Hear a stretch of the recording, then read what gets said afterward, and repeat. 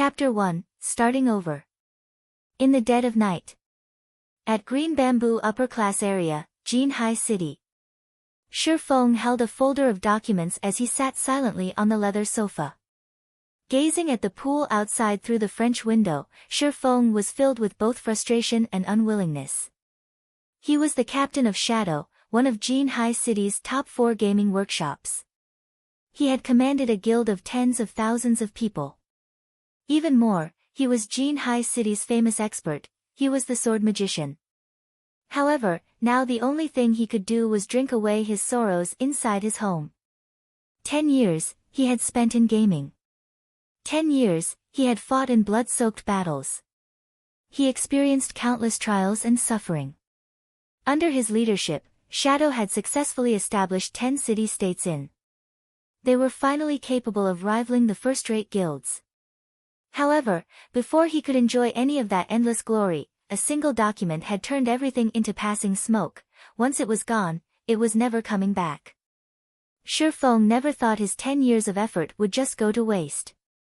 He sacrificed so much just for the game, and yet, all he did was pave the way for others to the very end. All of this culminated because he had opposed the decision for Shadow to join the Super Guild, World Dominators. It wasn't even the next day before Lanhua Financial Group gave him their reply. He had to delete his level 200 Sword King, the account he had spent 10 years of blood and sweat on, and to collect his settlement check from the financial department. All he received was 5 million credits and a single mansion. When compared to the established 10 city-states inside the money-generating virtual kingdom, it couldn't even be considered a drop in the ocean. Shifeng thought about how much he had contributed to Shadow. He thought about how his efforts had turned Lanhua groups into a large financial group. Then, he thought about how they still threw him away, as if he was no different from garbage. Shifeng swore he would take revenge for their actions. I won't just let this go. At worst, I'll just start over. Shifeng's eyes flashed with confidence and resolution. His hands tore the termination contract into little pieces. Grabbing the bottle of wine from the tabletop, he gulped down several mouthfuls. Even if he no longer had his Sword King account, even if he no longer had his team's support, the skills and knowledge he obtained from the game would not betray him. As long as his skills remained, he could still rise once more within God's domain. He could rebuild a virtual kingdom of his own. Early morning. The sun had just risen. D. The phone alarm continuously rang. Shifeng woke up resentfully. He helplessly reached for his phone by the bedside. The effects from yesterday's drinking still loomed over him. Hey, what's up? Brother phone, it's me, Blackie. You're still asking what's up? Didn't we agree to become professional gamers? Shadow Workshop is recruiting at our school today. Haven't you always wanted to become Shadow's core member? Shifeng was slightly confused. Lanhua Financial Group just fired him, so why would he attend Shadow's examination? Brother phone? Can you hear me? They're testing at 10 o'clock. If you don't hurry up, you're not gonna make it. Blackie, stop joking around, I just got fired from Shadow. Fired? Brother phone, how much did you drink yesterday? Even now, you're still not awake.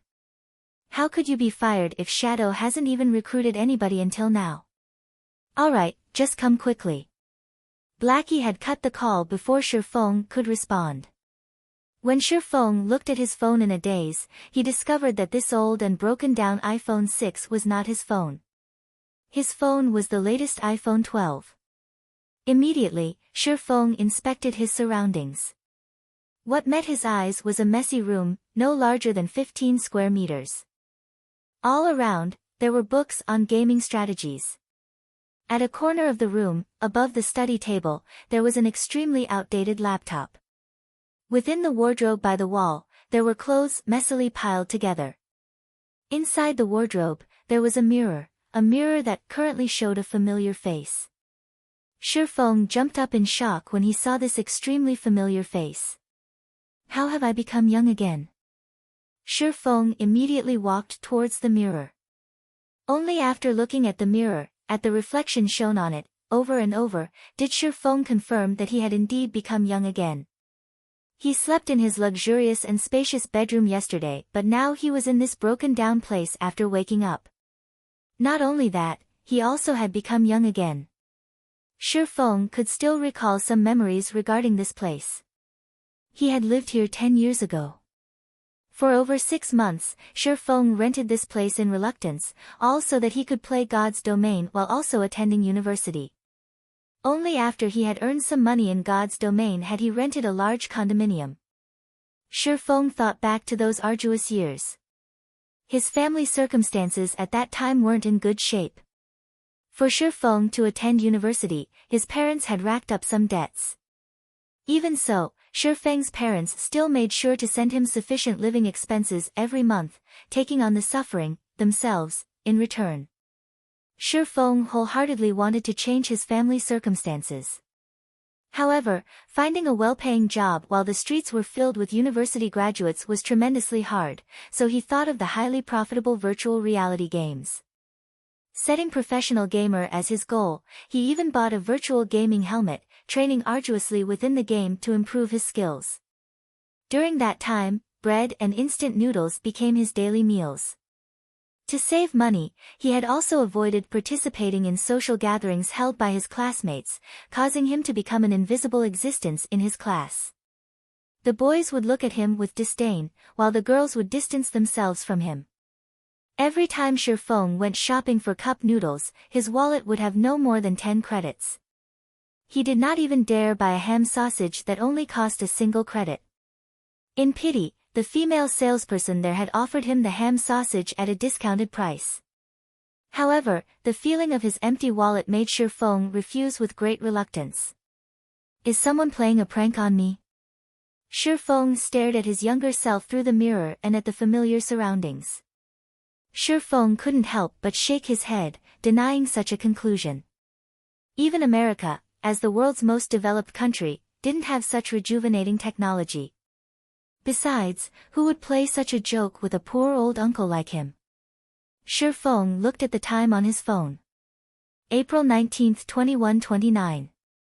Don't tell me I have been reincarnated. Shifeng's face revealed a bitter smile.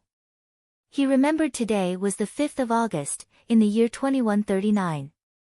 It couldn't possibly be April of 2129, the year he was still attending university.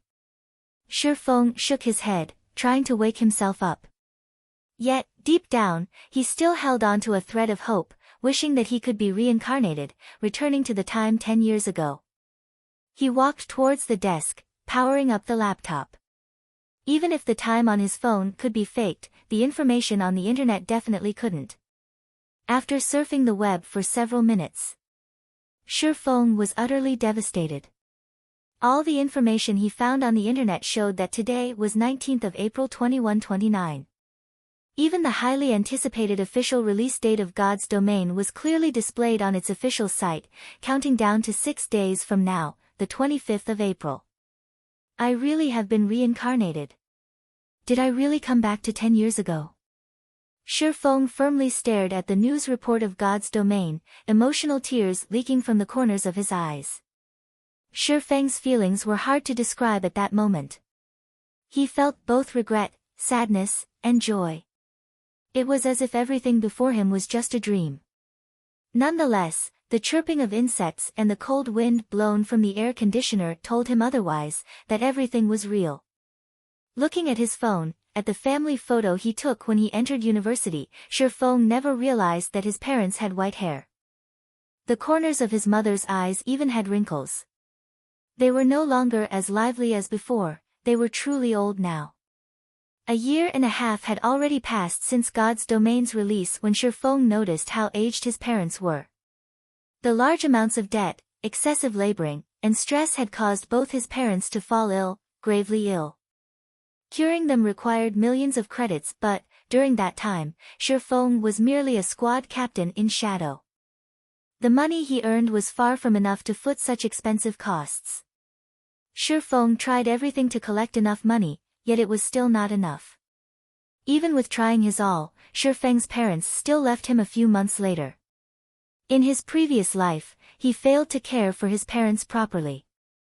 How could he have known of the pain and suffering?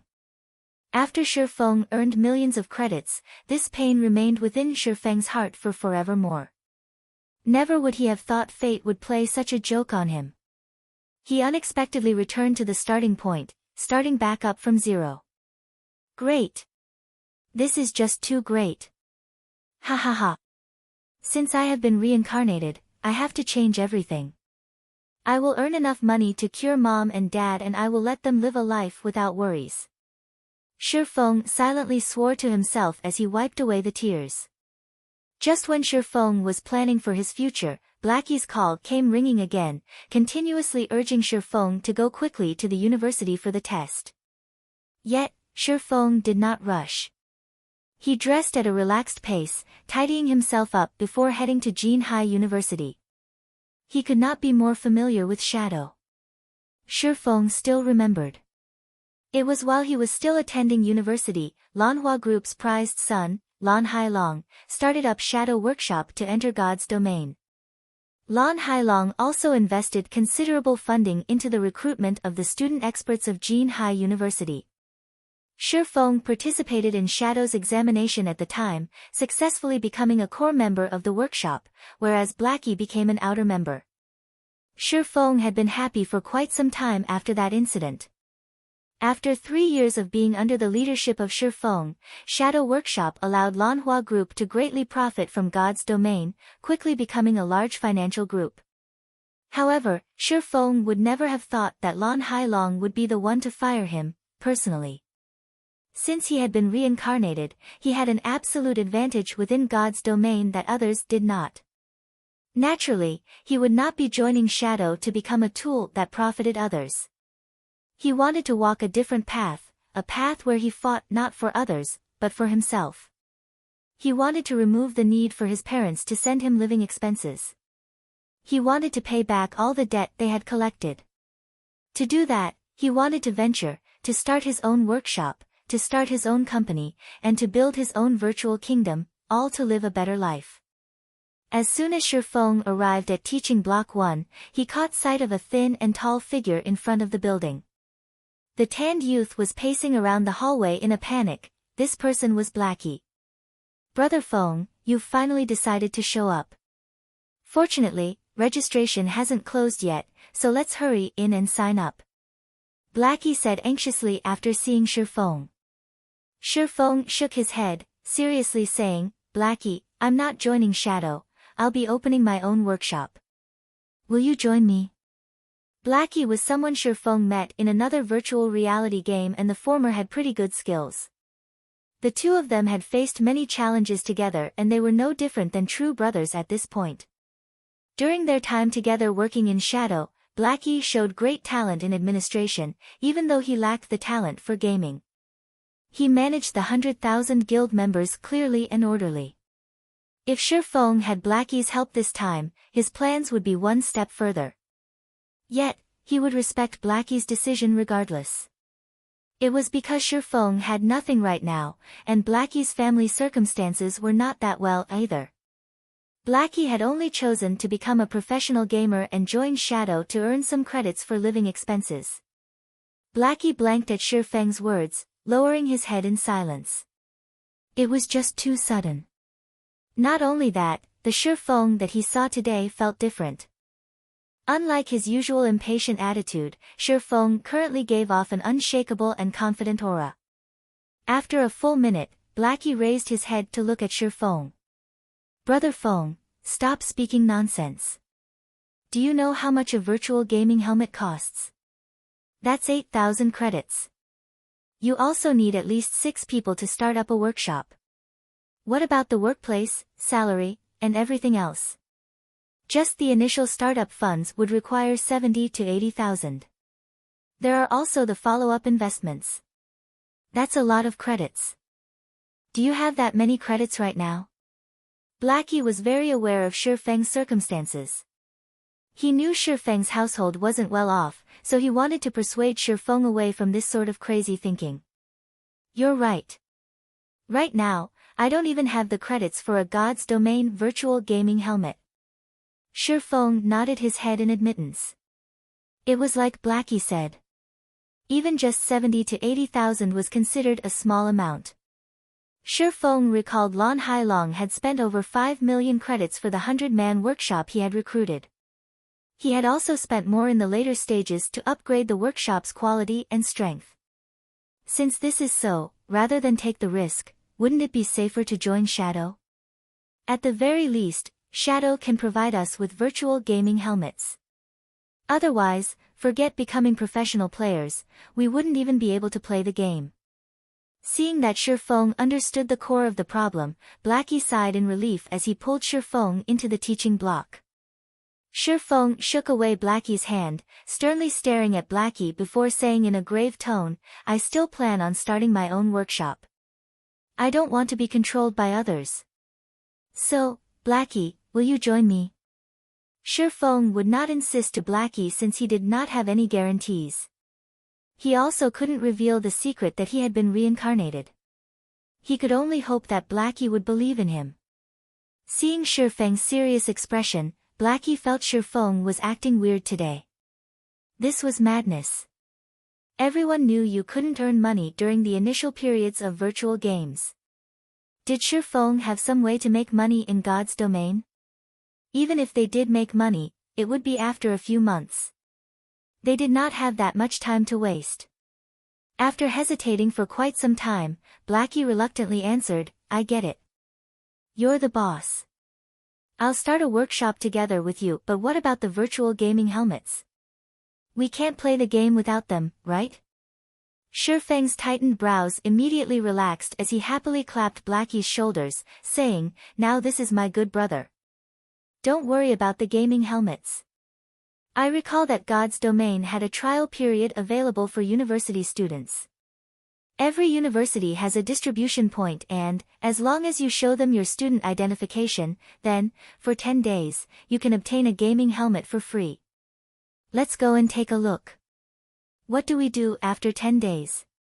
Blackie's tanned face turned ashen, suddenly feeling his future was pitch black. Why did he have to believe Sherfeng? Could it be Sherfeng's confidence and steadiness? There wouldn't be a problem venturing together with Sherfeng, right? What could you do with 10 days in God's domain? They would definitely miss out on the recruitment period of workshops after 10 days.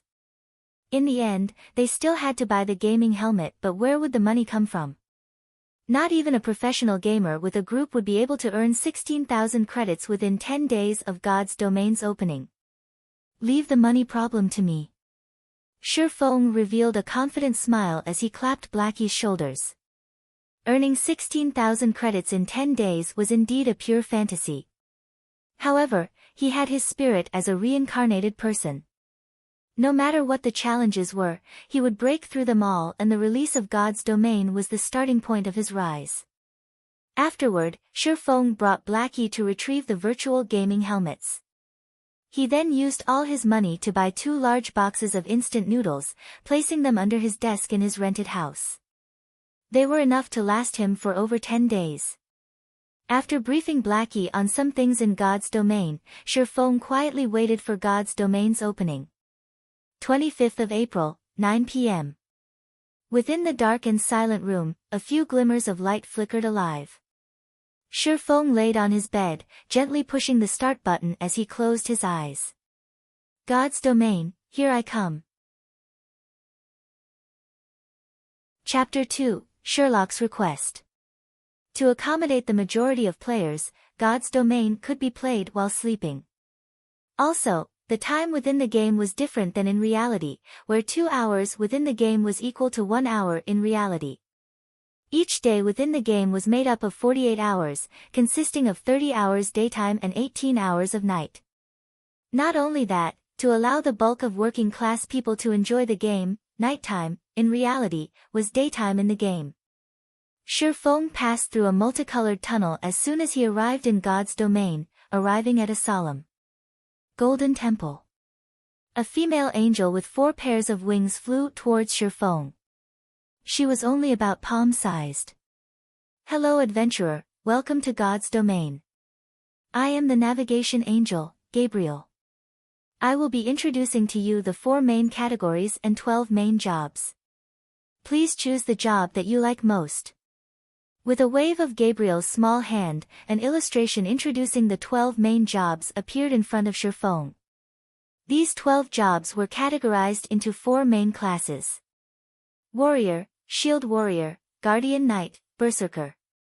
Weapons Specialist, Swordsman, Assassin, Ranger. Healer, Cleric, Druid, Oracle. Mage, Elementalist, Summoner, Cursemancer. Warriors specialized in defending against monsters, weapons specialists focused on physical damage output, healers focused on healing, mages focused on magical damage output. Every job had their own style of battle, which was one of the main selling points of God's domain. In his previous life, Sherfong picked the swordsman under weapon specialists, and he was even known as the sword magician. Sherfong had already invested too much in the swordsman job, so naturally, he would not choose any other job. He chose the swordsman class he was familiar with without hesitation. Job selection complete. Please designate a name for your character. Yifeng. Sherfong chose the same name he had in his previous life. Naming successful. Do you wish to adjust your appearance? Adjustment rate limited to 15%. Thinking about it for a while, Sherfong chose to adjust his character's appearance by 15% as to not stand out. With this, nobody could recognize Sherfong if they saw his character, though it wasn't as handsome as the original. Please select a birthplace in the Star Moon Kingdom. A map that displayed tens of cities belonging to the Star Moon Kingdom appeared in front of Sherfong. The opening of God's domain was globally synchronized. To accommodate for the hundreds of millions of players, the lands of God's domain were incredibly vast, measuring up to 2 or 3 times of Earth, and the kingdoms within were even more plentiful. However, a player's living area and city, in reality, determined the country they would start in, so players could only choose the cities within the country. White River City. Sherfong did not plan to choose any other cities, so he chose the White River City that he was most familiar with. White River City was Star Moon Kingdom's 5th-ranked city.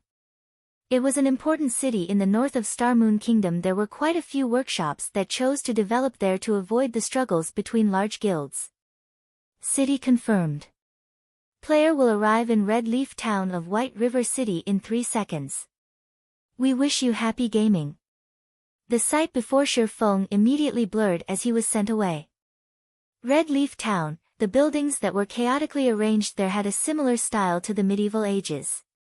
NPCs filled the bustling streets, making them feel as if it was another world.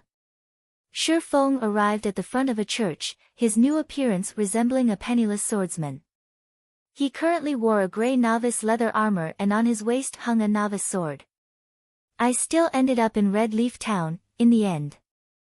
Sherfong smiled faintly as he looked at the familiar sight of the small town, confidence welling up within him. At that moment, many players had started wandering around the town, speaking to NPCs in hopes of obtaining a trail for a quest. There were also quite a few players that went out of the village, going out to the wilderness to kill monsters. Every one of them was carrying out their tasks as if their lives depended on it, and they couldn't help but wish they could split their time in two. Sherfong didn't pay attention to the other players. With a slight wave and touch of his finger, a player's attribute panel appeared before him. Character, Yifeng. Affiliated Kingdom, Star Moon. Title, None. Job, Swordsman. Level, 0, HP, 100/100. Physical attack power, 13. Defense, 4, attack speed, 3, movement speed, 4, attributes, strength 5, agility 3, endurance 4, intelligence 2, vitality 2. Free attribute points, 4, weapon mastery. One-handed sword mastery plus 5, apprentice rank, increases one-handed sword damage by 5%. Two-handed sword mastery plus 5, apprentice rank, increases two-handed sword damage by 5%. Free mastery points, 0, job talent. Swordsman talent 1, sword-related mastery plus 5. Swordsman Talent 2, obtain 8 free mastery points every 5 levels. Swordsman Talent 3, sword-related skills proficiency increased by 50%. Skills. Chop. Active skill. Requirement, sword. Additional 8 points of damage. Cooldown, 5 seconds. Skill level, 1, proficiency 0/300. Equipment. Swordsman's leather shirt, gray trash. Level 0. Defense +2. Durability 10/10. Novice sword, gray trash, one-handed sword. Level 0.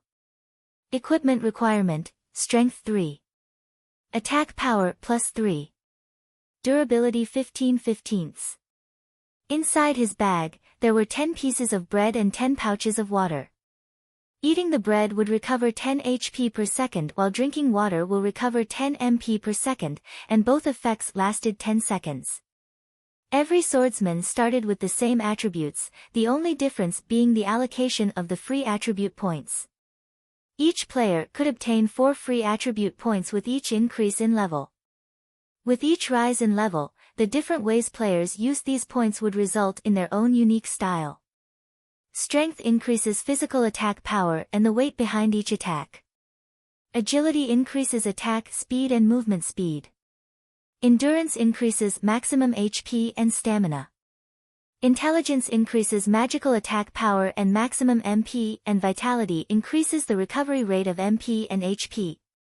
Every job places emphasis on different attributes. As swordsmen belonged to the physical damage jobs, most people would prioritize strength. In his previous life, Sherlock also made such a choice, adding 2 points to strength, 1 point to endurance, and 1 point to agility for every level. It was a very ordinary and commonplace choice. However, Sherlock did not plan to do so in this life. Without hesitation, Sherlock clicked on the plus sign, plus symbol, for agility, placing all 4 free attribute points into it. Sherlock's agility increased to 7 points, his attack speed changing to 4 and movement speed to 4. This method of point allocation was something not even assassins, who were widely known for their high agility, would do. They would prioritize strength first, as more damage meant an easier time leveling up. Unfortunately, Sherlock didn't think that way. For melee jobs, agility was the best choice at the early stages of God's domain. This was kept a secret, only being discovered several weeks after God's domain's opening. When it was finally made known, countless melee players couldn't help but hammer their chests in regret. After adding the attribute points, Sherlock took a look at his surroundings. Only a while had passed before another large group of players were sent here. Green rhombus-like symbols belonging to players filled the air of the central plaza, blocking out the yellow symbols belonging to NPCs. Such a situation made looking for an NPC an even greater challenge. D. Sherlock's voice communication rang, the caller's name showing Black Cloud. It was Blackie calling. Brother Fong, I chose Cursemancer and was sent to Falling Moon Town. Where are you? Now that he had entered God's domain, Blackie was extremely excited, itching to start his journey quickly. I'm in Red Leaf Town, not that far from Falling Moon Town. I'll help you level up, so come to Red Leaf Town. Sherlock said. Brother Fong, you must be crazy. Do you know how far Falling Moon Town is from Red Leaf Village? The map says that it'll take me 7 hours to get there. I'll fall behind all the other players by a lot if I go there. We should just level up on our own and meet up at White River City after reaching level 10. Blackie nearly coughed out blood in anger. Earning 16,000 credits in 10 days was already madness. Instead of frantically leveling up after entering God's domain, he was asked to waste 7 hours. He wasn't going to do that, even if he was beaten to death. Don't worry. You should just come over. You'll get back the time you waste very quickly.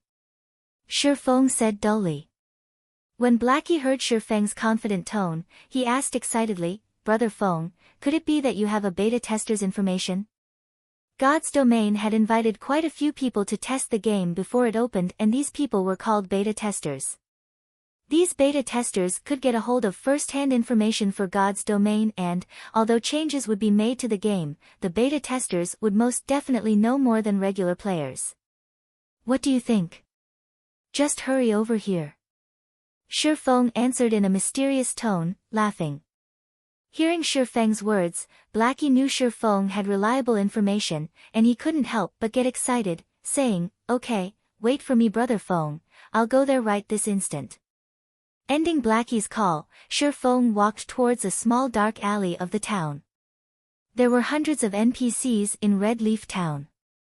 However, NPCs that gave quests only numbered in the tens, while hidden quests numbered 5, and unique quests numbered only 1. A unique quest would no longer be available once completed by a player. The unique quest in Red Leaf Town was only discovered 2 months after God's Domain's opening, and it had caused a sensation throughout the entire White River City the last time. As the quest was unique, the lucky player revealed the method to obtain it, earning the envy of many players. Unfortunately for them, the quest was no longer available, even if they wanted to do it. Of course, Shifeng wouldn't let this unique quest go in this life. Shifeng arrived at the dark alley filled with beggars in tattered clothing. The beggars were like wolves discovering fresh meat when they saw Shifeng walking over, quickly surrounding him as they begged for food. There was once a player who had given these beggars a lot of food. These beggars would ask for items after having their fill, and they would ask for more expensive items after each time. The player had agreed to all their requests, consecutively fulfilling more than 10 of their wishes. Unfortunately, the beggars gave absolutely nothing in return, causing the player to nearly pop a vein, becoming a joke for others. "Get lost!" Shifeng yelled as he pulled out his novice sword, causing the powerless beggars to quickly hide away. Shifeng walked to a corner after the beggars dispersed. A vagrant middle-aged man was lying there. There wasn't much of a difference between the man and the other beggars, but if there were one, it would be the man's unyielding integrity, as he was the only one not begging for food. "Do you need any help, sir?" Shifeng formally asked the man. "Can you give me some food?" "It's been 5 days since I've last eaten," the male beggar responded. Shifeng smiled faintly, seriously saying, "Unfortunately sir, I cannot agree to your wish." A normal person would probably spew blood out in anger if they heard such a reply. However, this beggar merely let out a sigh, no longer saying a word. "However, if you are willing to pay an appropriate price, I can give you the food you need," Shifeng said. The beggar lifted his head and looked at Shifeng, his eyes carrying a hint of anticipation as he said, "If I had the money, I would definitely be willing to pay this cost, but right now I have nothing. Although, if you are willing to help me, I will pay you a sufficient price." "Are you willing to help me? May I ask what you want me to do?" Shifeng questioned. The beggar said seriously, "Please help me kill the mayor of Red Leaf Town, Cross." Even though Red Leaf Town was just a small town, the town mayor was still a level 15 elite. There were also level 25 guards by his side. Aside from that, killing an NPC would result in being arrested. Killing the mayor was, without a doubt, a crazy action, and no player would believe this was a quest, as this was no different than telling players to commit suicide. Nobody would agree to such a damnable request. "Alright, I promise you." Shifeng unhesitatingly agreed with a smile. System, unique quest, Sherlock's request, accepted. Quest details: kill Cross, the mayor of Red Leaf Town, and bring the mayor's insignia back to Sherlock. Players must not exceed level 10. Shifeng turned around and headed towards the town hall, the place where the mayor was staying, after receiving the quest. Chapter 3, Lonely Snow. Shifeng walked on the path towards the town hall, crowded with people. The less than spacious road was filled with players. They were conversing with the NPCs, taking the chance to obtain a quest. Such a scene gave one a feeling of arriving at a market. Unfortunately, it was not an easy task obtaining a quest in God's Domain.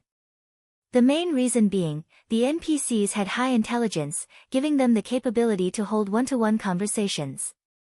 Also, players must watch what they say or risk being given the cold shoulder by the NPCs. And there was a tide of players as competition. Obtaining an easily found normal quest was truly difficult. After more than 10 minutes since God's Domain started, there had yet to be a single player within Red Leaf Town to receive a normal quest. In comparison, Shifeng's advantage as a reincarnated person was truly great. Not only has he received a quest, but it was a unique quest, albeit a slightly damnable one. However, a unique quest's reward was incredibly generous. Even top-tier players who had played God's Domain for a month would drool at the reward of this unique quest. As a person who had been reincarnated, Shifeng had the experience of leading thousands of people while he was in Shadow Workshop. They had even built 10 city-states.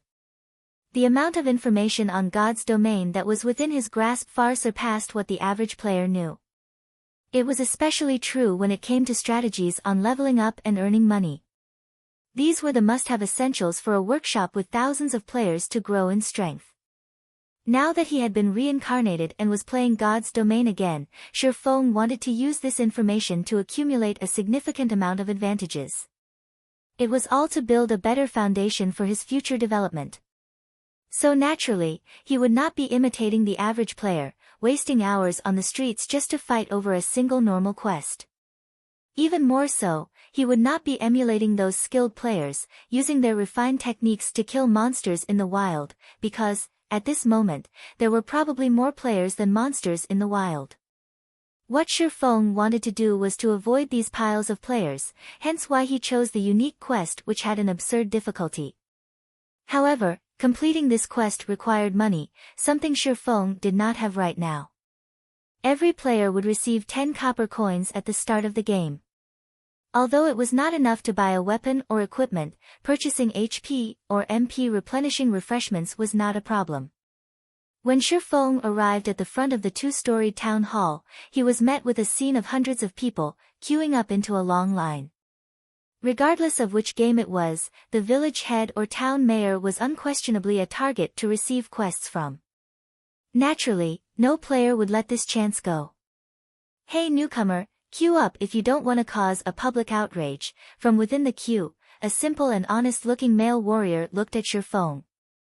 The warrior held up his hand, pointing towards the back of the line of people. "I'm not here to receive a quest," Shifeng said indifferently as he looked at the long line in front of the town hall. Compared to the other locations, this place had great order and efficiency. Although it would take more time to receive a quest, it was much better than some who could not receive one at all. The male warrior cautiously looked at Shifeng. Everybody was frantically trying to receive a quest right now, but there was someone who actually said that he wasn't interested towards it. Not even a ghost would believe that. "I'm honestly not here to receive a quest," Shifeng looked at the male warrior. Seeing the person's hostile eyes and how he thought Shifeng had wanted to jump queue, Shifeng said with a smile, "However, I advise you to receive a quest somewhere else. You'll just be pointlessly waiting here." "Why would it be pointless?" There were already a few people who came out after receiving a quest. After determining that Shifeng had no intention to jump queue, the male warrior let out a sigh of relief. He had already been in the queue for over 10 minutes now and he definitely would not want someone to cut in line. However, hearing Shifeng's firm tone made him curious as to why he would be waiting for nothing. Shifeng smiled but did not elaborate. Instead, he changed the topic saying, "Seeing as you're not a bad person, I'll point you towards a brighter path. Kill mobs in the fields. You'll have a better future than remaining here." "I'm not going. There are too many monsters in the wild and I can't compete with those other people." "This place is still better," the male warrior shook his head. He was not an idiot. At this moment, there were definitely tides of people out in the field area. With just his skills, he probably couldn't even snatch a monster, so he was better off just waiting here. "That's because you went to the wrong place. If you go somewhere with few monsters, naturally, there wouldn't be anybody to compete with you. Compared to the areas packed with both players and monsters, the leveling efficiency there is several times better. Not only that, the respawn rate of the monsters there is slow, so a single person could easily handle themselves, Shifeng said with a smile. Is there really such a place? The male warrior was excited after listening to Shifeng. He was extremely interested in such a location. He still needed to wait for more than an hour to receive a quest, and the rewards he could obtain would only be EXP and some meager amount of money. If he could grind on monsters for an hour unhindered, the EXP he could obtain would far surpass that from the quest. Of course there is. I'll give you a preferential price of 20 coppers if you want to go to such a treasured location. Don't mention EXP, after grinding for a day, the materials you could obtain would earn you more than 40 coppers. If you're lucky, you could make a ton more if a piece of equipment drops. Shifeng walked closer to the male warrior, whispering into his ears. You're not tricking me, right? The male warrior looked at Shifeng with hesitation in his eyes. If there was such a treasured location, he could definitely surpass the other players by a lot, but 20 coppers was not a small amount. The monsters in God's domain rarely drop money or equipment, so copper coins were incredibly precious. If you don't believe me, you can pay 10 coppers up front first. You'll know just from trying after you arrive at the spot. If it's true, you can then pay me the other 10 coppers. I'm only telling you this because I see that you're a good person. Just forget it, if you don't believe me. Shifeng turned and left after saying his piece. Shifeng wouldn't be doing this if he didn't lack money. At worst, he'll just use some other method to earn money. Just after walking a few steps away, Shifeng was stopped by the male warrior. Expert, hold on a moment. Let's talk about it, alright? Isn't it just a deposit of 10 coppers? Here, take it. I trust that an expert like you won't trick me. The male warrior revealed an honest smile, resolutely trading 10 coppers to Shifeng. Seeing your performance, I'll give you a good location. Although this place is slightly far off, there is only a single mage-type level 0 green gnome. It has low defense and a quick respawn rate. Chances are also greater of money dropping. A berserker would be great at killing there. Shifeng gave the warrior a good grinding location after happily receiving the 10 coppers. The male warrior was relieved when he noticed how familiar Shifeng was with the wild monsters, even to the degree of knowing the amount of money dropped. He never imagined he would be so fortunate as to meet an expert of God's domain, and not just any expert. Shifeng might even be a beta tester. The male warrior became even more excited as he thought of this possibility. Brother expert, do you know a location that drops skill books for berserkers? It's really hard to fight against mobs with only a single skill. The male warrior was more fond of Shifeng now, even treating Shifeng as his superior. It's fine if you want to know, but it'll cost you 2 silvers, Shifeng smiled. Who would give out such valuable information after only a short conversation? Shifeng would not unless there was money involved, of course. The male warrior paled when he heard the price. 2 silvers equaled 200 coppers. Not even the average guild would have that much money. Expert, let's add each other as friends. I'm Lonely Snow. I'll contact you again once I've saved up enough money. The male warrior sent Shifeng a friend request. Alright. Shifeng accepted Lonely Snow's request. Then I'm off to fight mobs, brother expert. I'll mail you the 10 copper immediately after I've saved up enough. Lonely Snow happily parted with Shifeng, leaving the long queue and dashing towards the grinding location. Now that Shifeng had money, he walked towards the fruit stall by the town hall. Boss, how much for this tomato? Shifeng asked as he held up a ripe, red tomato. Both fruits and vegetables could aid in recovering a player's HP and MP. Their tastes were also quite delicious. The only downside was the bad recovery rate. In normal circumstances, players wouldn't buy them at all, especially during such a period where money was a big problem. Spending money on fruits and vegetables was just wasteful behavior. 2 coppers each. Give me 10 of them. Shifeng paid the 20 coppers. He walked into the town hall after receiving the 10 tomatoes. Hey newcomer, queue up. Can't you see others are queuing up as well? Swordsman over there, what do you think you're trying to do? Do you know how many people are queuing up behind? The players in the queue became enraged and started criticizing when they saw Shifeng cutting the line, walking directly towards the town mayor. They would have long since murdered Shifeng, were it not for the fact that they could be jailed for attacking another player inside the town. Sorry, but I'm really not here to receive a quest. I'm just here to take a look. Shifeng smiled at the players. He turned to look at the fat town mayor, Cross. Cross, elite, friendly. Level 15. HP 2400/2400. MP 1500/1500. There was not a single player who could beat him at this stage. It was not possible, even with a team. Subsequently, Shifeng took out a ripe and red tomato, taking a bite out of it. What is this person doing? Hell! He's actually eating a tomato. Each of those costs 2 coppers. Such luxury. The other players could not understand what Shifeng was trying to do. By coming to the town hall to eat tomatoes, was he trying to show off how rich he was? Halfway through his tomato, Shifeng suddenly threw it towards town mayor Crossface. The tomato accurately landed on Crossface, spreading bright red liquid all over.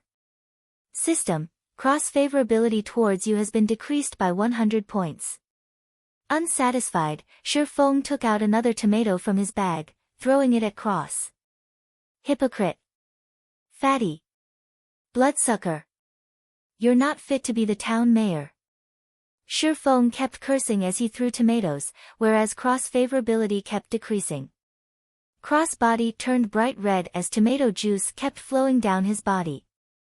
Adding to his enraged expression, it created an incomparably funny sight. However, nobody within the town hall was laughing, it was exceptionally quiet. All of the players became slack-jawed and dumbfounded at Shifeng's actions. Just after 20 minutes since God's Domain's opening, there was a player that dared to actually attack an NPC, and not just any NPC, he was attacking the leader of a town, the boss of the beginner's area.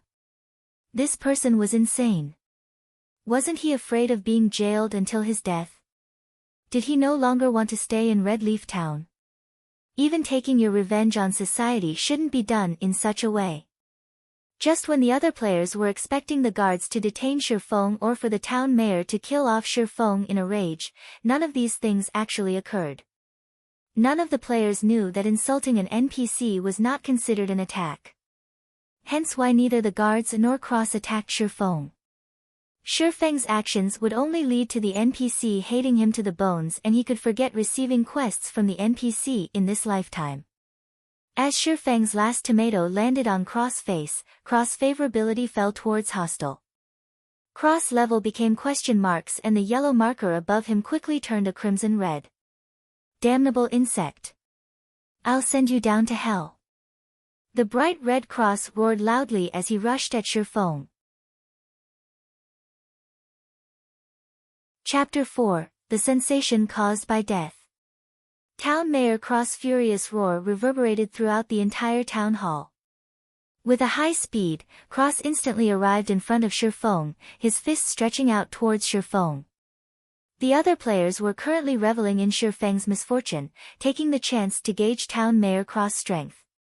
Cross was a level 15 elite, and a single slap from him was enough to swat the current players to death. However, Shifeng was foolish to the degree of actually angering the mayor. Not a single person in the entire Red Leaf Town could save him now. He would be jailed until he was on his deathbed, or he would be chased out of Red Leaf Town. However, Shifeng's surprisingly calm attitude puzzled the other players. Was he already prepared for death? When Cross was about to hit Shifeng, the stationary Shifeng finally moved. Like a hunter waiting for his prey, Shifeng immediately unsheathed his novice sword. With swift motions, he used the sword to defend his body. Pang!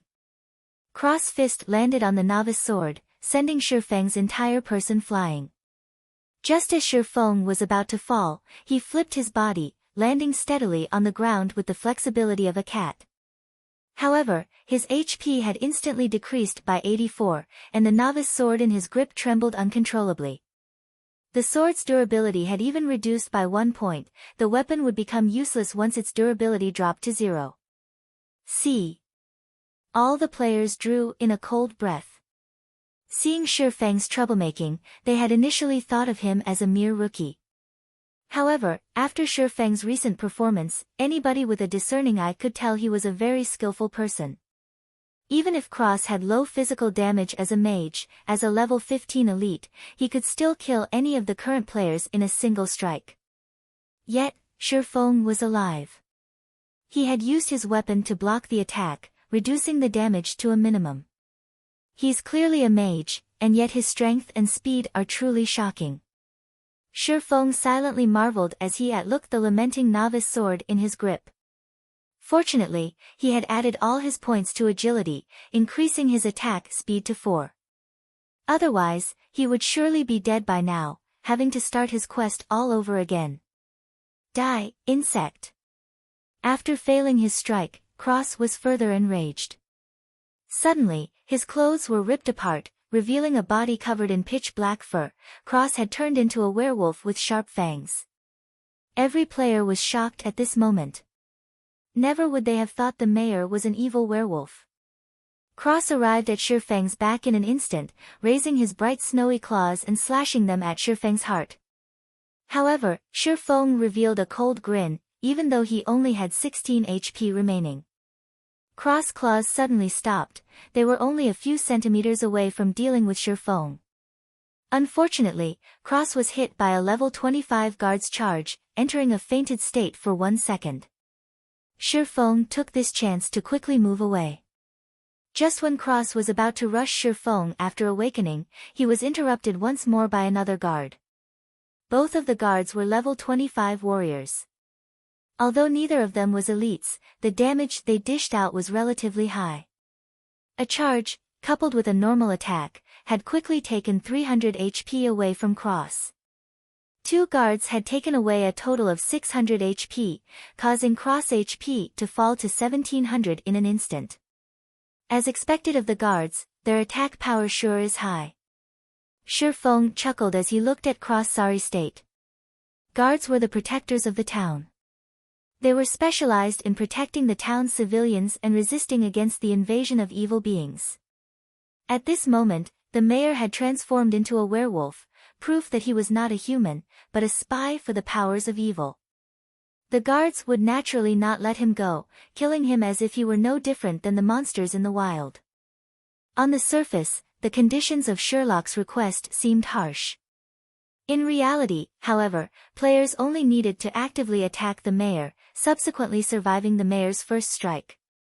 Afterward was just smooth sailing. The guards would handle the rest after the mayor revealed his true self in Sherfang's previous life. The reason this unique quest could shock the entire White River City was because the town mayor was a spy for the forces of evil. This quest had allowed players to have a new perspective towards God's domain. The NPCs were not entirely reliable, as they might be one of the forces of evil in disguise. Simultaneously, the player who completed the quest had shocked everyone with his method of baiting the town mayor. The player had racked his brain to complete the quest and, naturally, he wanted to show off his efforts by revealing his strategy. Now, though, it was being taken advantage of by Sherfang. As such, Cross was now being attacked by the 2 guards. Although the damage dealt by the guards was very high, Cross' target had never shifted away from Sherfang.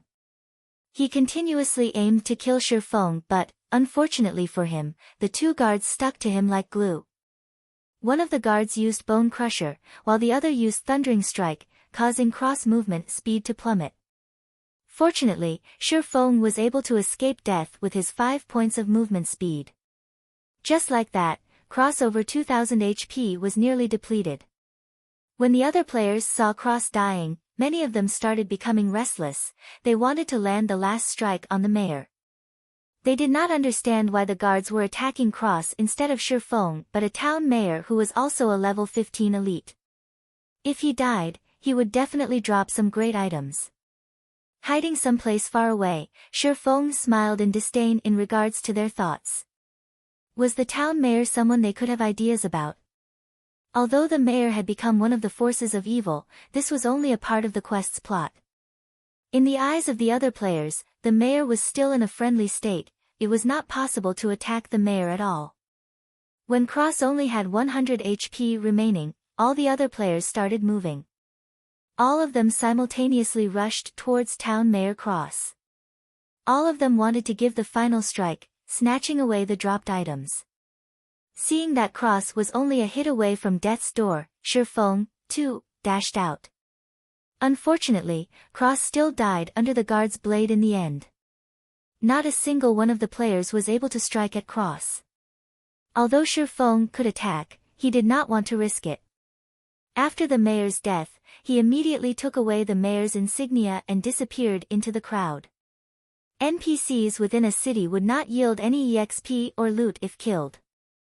Shifeng wouldn't even be able to obtain the mayor's insignia were it not for a quest. Crap. The system's bugged. Why can't I attack the mayor? I want to complain.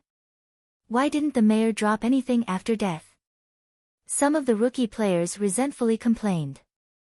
A level 15 elite had died before their eyes, yet they did not obtain a single advantage, they simply could not accept it. Moron. Don't you know you have a friendly relationship with the NPC? Players can't attack an NPC with a friendly relationship. If you don't even know such common knowledge, why bother playing God's Domain? After ridiculing the rookies, the competent players searched for traces of Shifeng. A player who could kill the town mayor in such a way was definitely an expert, someone they should associate with. However, they could not spot Shifeng, even after looking for a long time. They also did not know his name. They could not help but secretly feel pity. Meanwhile, news of Town Mayor Cross' death spread throughout Red Leaf Village, creating a sensation amongst all the players. At this phase of the game, where players were still worrying over grinding monsters for levels, the leader of a town was toyed to death so simply. This was just too mind-blowing. Not even 30 minutes since God's Domain's opening, a news thread appeared on the official site's forums. Mysterious swordsman kills off level 15 elite, Red Leaf Town Mayor. The leader of a town was actually a werewolf in disguise. Exactly what kind of game is God's Domain? This news thread instantly caused a sensation amongst the players. It only took a moment for the number of clicks to the page to go past 10 million. Everyone became interested with this mysterious swordsman. Unfortunately, they could not contact the person since nobody knew his name by now. Shifeng had already arrived at the dark alley. Mr. Sherlock, this is the mayor's insignia that you requested. Shifeng passed silver-colored mayor's insignia to the beggar, Sherlock. With the quest's completion, bad news came to both the players who had already received a quest and for those who were currently trying to receive one from the mayor. This was because Cross would not respawn.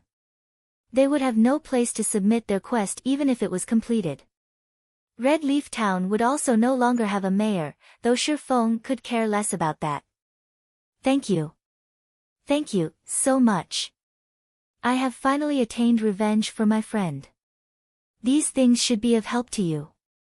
Sherlock passed Shifeng a delicate little box. Subsequently, Sherlock took the mayor's insignia and left the dark alley. System, unique quest, Sherlock's request, completed. Rewarding 2000 EXP, 20 free mastery points, 1 luxurious ornament box. With a hua sound, Shifeng became level 1, and he was only 1000 EXP away from level 2. Shifeng's level became Red Leaf Town's top 1, only 30 minutes after the start of God's Domain. In normal circumstances, the average player required 1000 EXP to rise to level 1.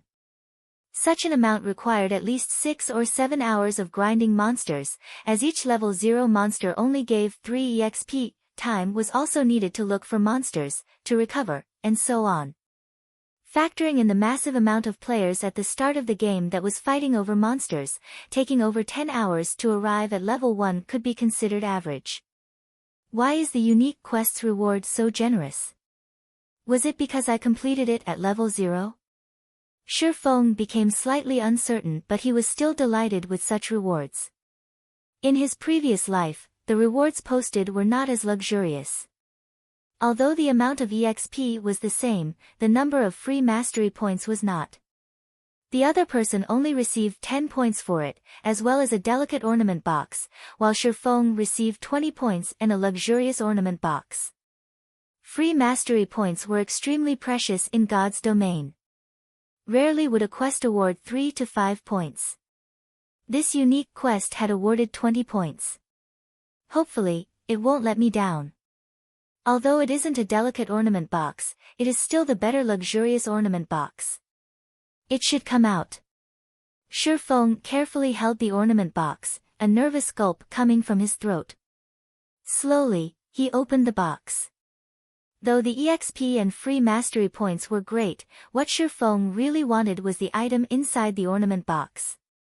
It was an essential item he needed to complete his leveling and money-making plans. It was also a top-tier item that many experts drooled over. Shifeng would cry to death if something went wrong. Chapter 5, Black Market Challenge. As the luxurious ornament box slowly opened, a dazzling array of multicolored light burst out from within. Fortunately, Shifeng was currently standing inside a dark alley. There were no players who would wander over here. Otherwise, such a spectacle would have incited the greed in their hearts and Shifeng would be killed and robbed.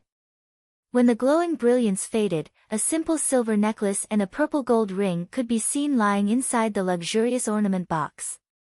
Carved on the ring's exterior were words resembling the ancient language of elves, and within them stored a tremendous magical power.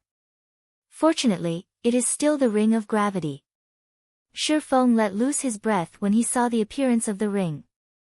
Carefully, he took the ring out of the box and inspected it. Ring of Gravity, Mysterious Iron Rank. Equipment Level, 0, Strength +2, Agility +1, Endurance +1. Additional Skill, Gravity Liberation. Greatly reduces the gravity acting upon the user. Duration 30 seconds. Cooldown 5 minutes. Great! It's not just bronze rank. After reading the item's introduction, Shifeng became extremely excited. The situation was far better than he had expected. The equipment in God's domain was categorized into trash, common, bronze, mysterious iron, secret silver, fine gold, dark gold, and epic. At the start of the game, players only received trash equipment from the system. This equipment was utterly worthless. At this stage of the game, however, there were no players who possessed common equipment. While you could buy common equipment in large cities, the prices were costly. As for bronze ranked, those were extremely rare and they also came with additional attributes.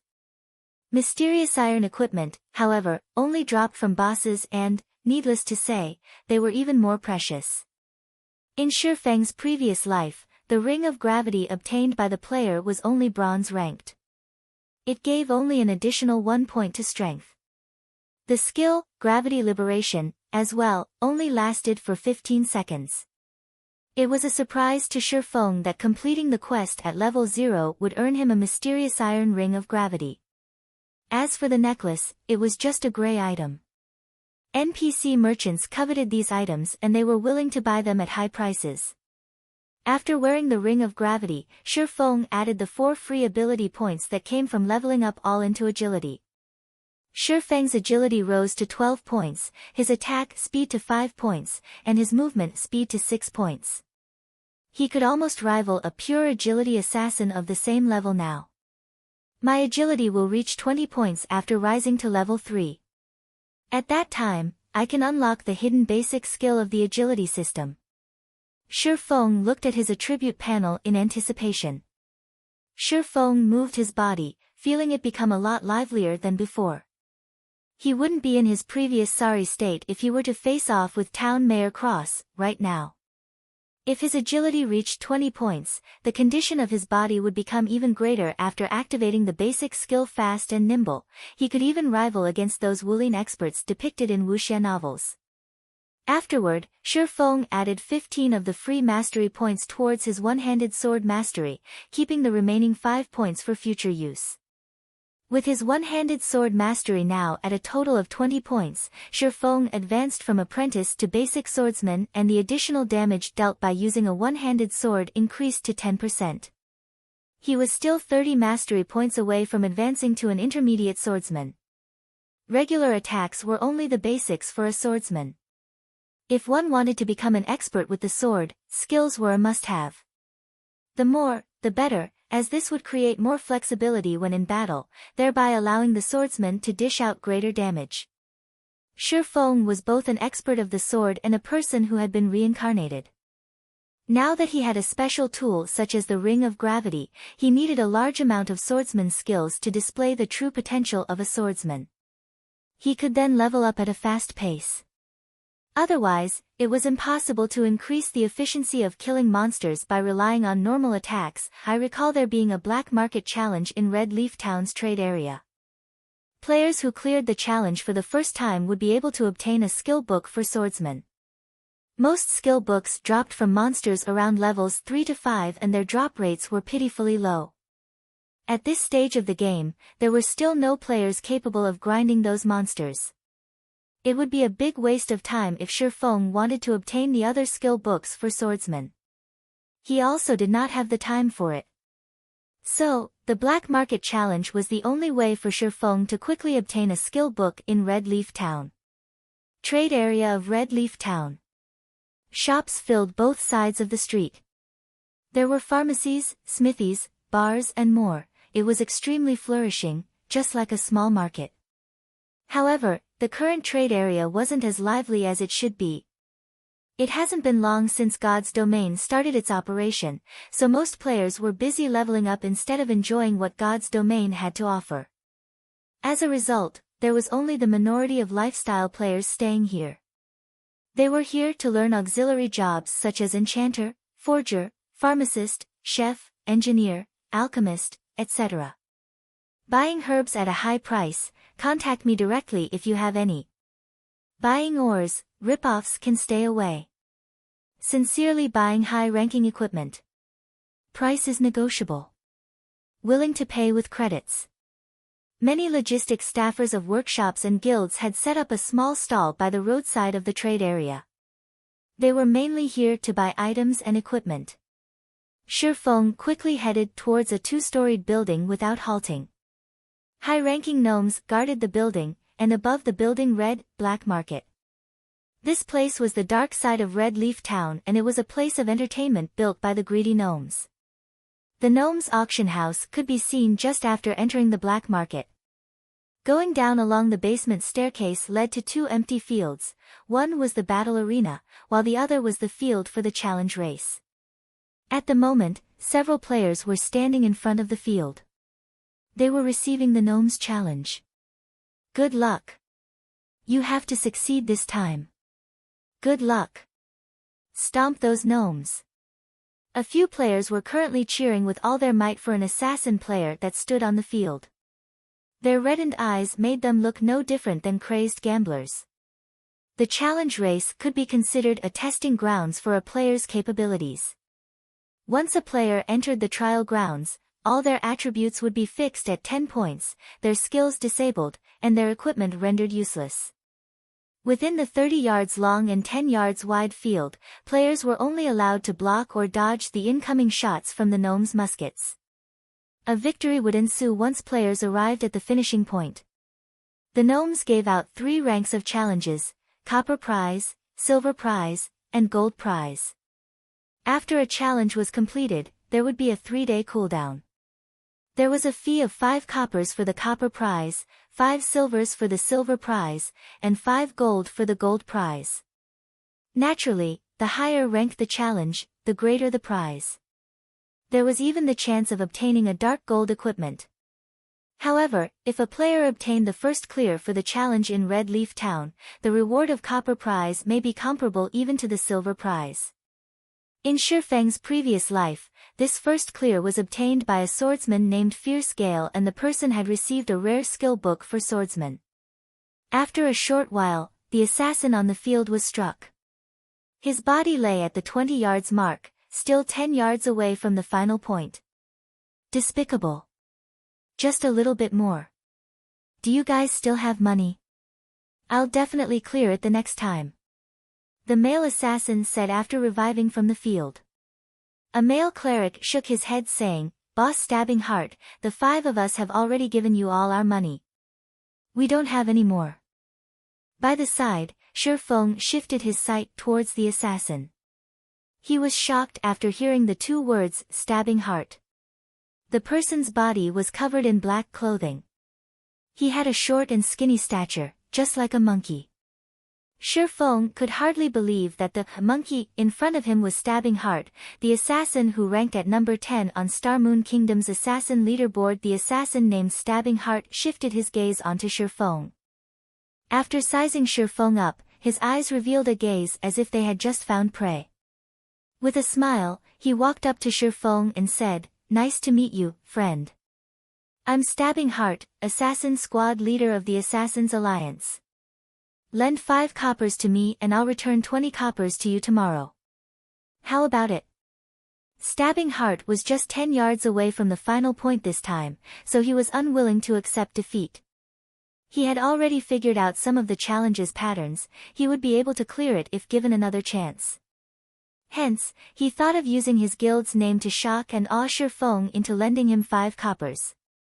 The Assassin's Alliance was a large guild that was well known in the world of virtual gaming. Any veteran gamer would know this name. Someone capable of becoming the squad leader for assassins was definitely a great expert, a figure that was respected by many players. Instead of lending, the average player would definitely just give the 5 coppers to gain some favors. 5 coppers is it? After some thinking, Shifeng answered, "I can lend you the 5 coppers, but you have to pay back 50 coppers tomorrow." Stabbing Heart was surprised. He was Stabbing Heart, the Assassin's Alliance's famous assassin squad leader. However, Shifeng's uncourteous reaction was completely different than what he had imagined it would be. Could Shifeng be a rookie gamer? Seeing Stabbing Heart staying silent, Shifeng asked, "Still borrowing?" "I'll borrow." Stabbing Heart wanted to weep. Other players would be going expert when they met him, yet Shifeng showed no such reaction. However, when he thought about the bountiful reward awaiting him, even 50 coppers was worth it. "Here's 5 coppers. Let's add each other as friends. Don't forget to return 50 coppers to me tomorrow." Shifeng took 5 coppers out of the 60 he obtained from selling the necklace, not forgetting to remind Stabbing Heart to return the 50 coppers. With tears flowing down his face, Stabbing Heart received the 5 coppers and said, "Fine. I won't forget." Not knowing what Stabbing Heart was thinking, Shifeng walked away after the trade was completed. He headed towards the green-skinned gnome who was the challenge race's administrator. "Sir, time is money. What business do you have?" The gnome administrator said so in a lofty tone. "I want to enter the copper prize challenge," Shifeng said as he handed over 5 coppers. After flipping the copper coins a few times, the gnome nodded his head in approval. He opened the wooden door to the challenge race, allowing Shifeng to enter. "Ladies and gentlemen, we have a new challenger on the field. Please let us welcome this brave swordsman," the gnome loudly announced. "Boss Stabbing Heart, the kid that lent you money is participating in the challenge race," the male cleric pointed out. The resting Stabbing Heart laughingly said, "That kid's just a rookie. Does he think the challenge race is so easy?" Even though the distance is only 30 yards, the gnome's attack pattern will change after you get past 15 yards and their attack rates greatly increase. Not to mention, even I have difficulty facing them. That's for sure. Even an expert such as Boss Stabbing Heart could only reach 20 yards.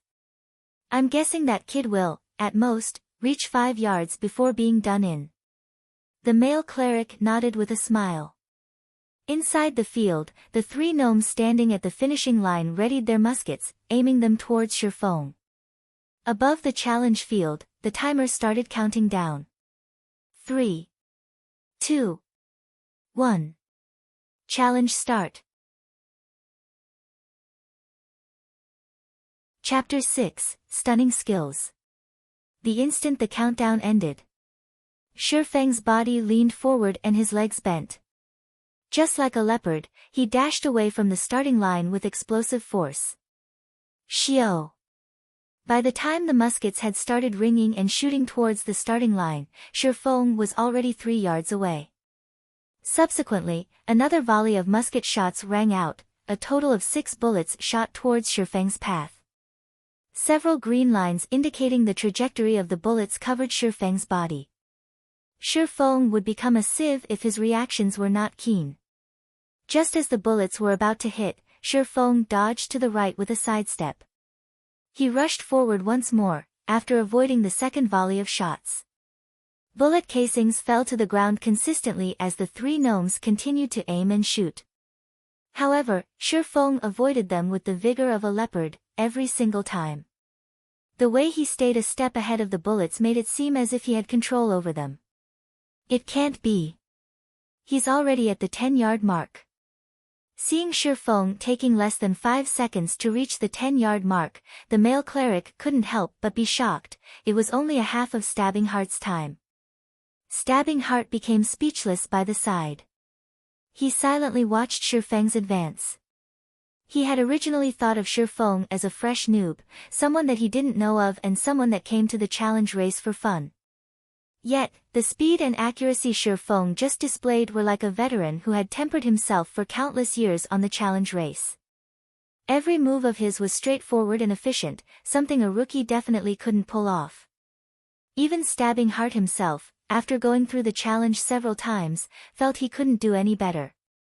Stabbing Heart had the pride of an expert. He did not think that Sherfong could be stronger than he was. He explained, with such nimbleness, maybe this rookie is an athlete or someone who trained in martial arts. However, the gnomes will change their attack patterns after he goes past 15 yards. He won't be able to hold it by that time. You're right, boss. If it's someone that isn't known to our Assassin's Alliance, he definitely isn't an expert.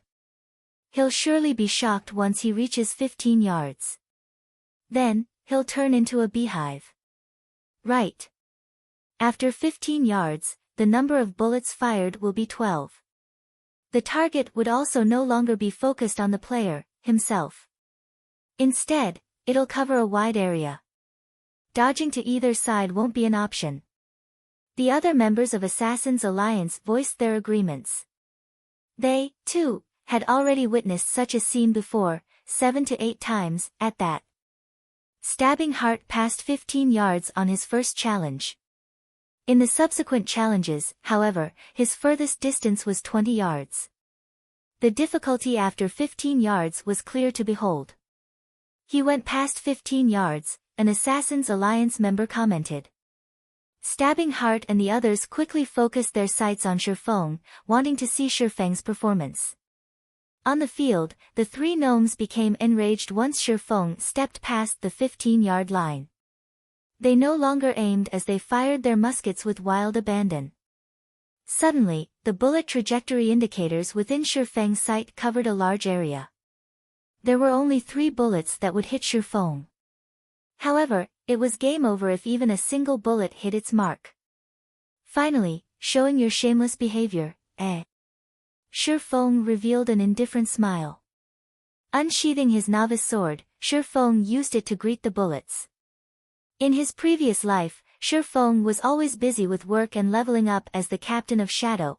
He had no time to play the challenge race. However, he had seen it quite a few times, so he still had a clear understanding of the challenge race. He knew the gnomes would change their attack patterns after the 15-yard line. The 15-yard distance of the Black Market's challenge race was a bar that tested a player's operating skills. Only those who passed it could be considered to have entry-level operating skills. However, A majority of the players required 2 or 3 months before being able to reach this level, a minority took a month. There were only a scant few experts capable of passing it in one try. Stabbing Heart was one of those few experts. 3 bullets were about to hit Shifeng's head, chest, and arm, 3 locations. As expected, this kid's no good. The bullets are too numerous and too spread out. He's already forgotten to dodge them. He's even dashing ahead like an idiot. Stabbing Heart knew it was foolishness when he saw Shifeng rushing towards the bullets. Did he think the challenge would continue if he were just shot by 1 or 2 bullets? Right this moment, Shifeng's head shifted. He waved his novice sword, creating a white streak of light. Pang! A spark was created. Shifeng had waved the novice sword just at the right spot, effortlessly hitting the bullet that aimed at his chest. The threat of the 3 bullets was simply resolved by Shifeng. He had, once more, advanced another section of the distance. Yet, the 3 gnomes did not stop firing. The muskets in their hands were like machine guns, firing volley after volley of bullets. Within an instant, Shifeng faced off with another 5 bullets. There were also bullets all around that prevented him from dodging. Dang! Dang! Dang! Shifeng swiftly moved his body while waving his sword to deflect the unavoidable bullets. As the bullets passed by his body, his ears could even hear the air being split. Only 3 seconds went by and Shifeng had passed through the 20-yard mark. He was only 10 yards away from the finishing point. Crap!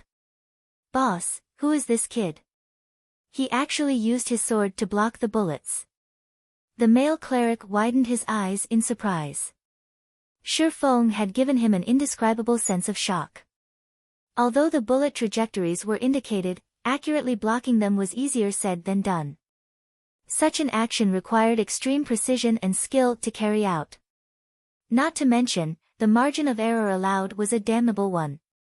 Stabbing Heart suddenly became speechless. Deflecting bullets with a weapon was like walking on a thread of wire high up in the sky. A single misstep would send you plunging into the abyss. As if he was enjoying it, Shifeng blocked the oncoming bullets over and over. Whereas, the bullets seemed to have a life of their own, intentionally avoiding Shifeng's body as they flew past. Boss, that swordsman has run past 25 yards. He'll definitely pass the finish line at this rate. The male cleric's heart became a chaotic mess as he watched Shifeng dance forward, sparks occasionally flashing in front of his body. I have eyes. I don't need you to remind me. Stabbing Heart said in annoyance. He was deeply drawn in by Shifeng's actions. The moment Shifeng went past 25 yards. Die, challenger. One of the gnomes at the finish line laughed. The gnome took out an automatic musket, sending a wave of bullets towards Shifeng. Suddenly, the number of bullets increased to 24. Not only that, their distance from Shifeng was a mere 5 yards. It was an unavoidable distance for players. Hell! This is cheating! Stabbing Heart unwillingly shouted. The other players became extremely nervous when they saw the scene and they couldn't help but curse at the shamelessness of the gnomes. Facing the hail of bullets, Shifeng quickly turned grave. Although he had known about the second change at the 25-yard mark, even he would panic in the face of so many bullets. Shifeng bent his knees, leaping forward like a leopard. He darted headfirst towards the area with the least amount of bullets, reducing the surface area of his body that would come into contact with the bullets. Following which, he madly waved the novice sword, simultaneously creating 4 streaks of white light. Pang! Pang! Pang! Pang! After a series of sparks, Shifeng's body passed through the storm of bullets. The moment his body was about to make contact with the ground, his free arm pressed downwards. Shifeng quickly stood up with all his might, rushing past the finish line like a bolt of lightning. Total time spent, 14 seconds. Estimated record time of 18 seconds for copper prize broken. Ing. I'm really not used to this soft and weak body, Sherfong slightly lamented after passing through the finish line. If he was over level 100, with his body's constitution, he could easily carry out the 4 simultaneous sword slashes with great ease. Ladies and gentlemen, a round of applause. This swordsman has passed the challenge. The gnome administrator announced loudly. System, player was the first to pass the copper challenge and break the record. Rewarding player with 1 silver coin and swordsman skill Thundering Flash. It can't be. It actually gave out the super rare skill, Thundering Flash. This is a skill that even a swordsman over level 100 can't get. Sherfong thought he was hallucinating.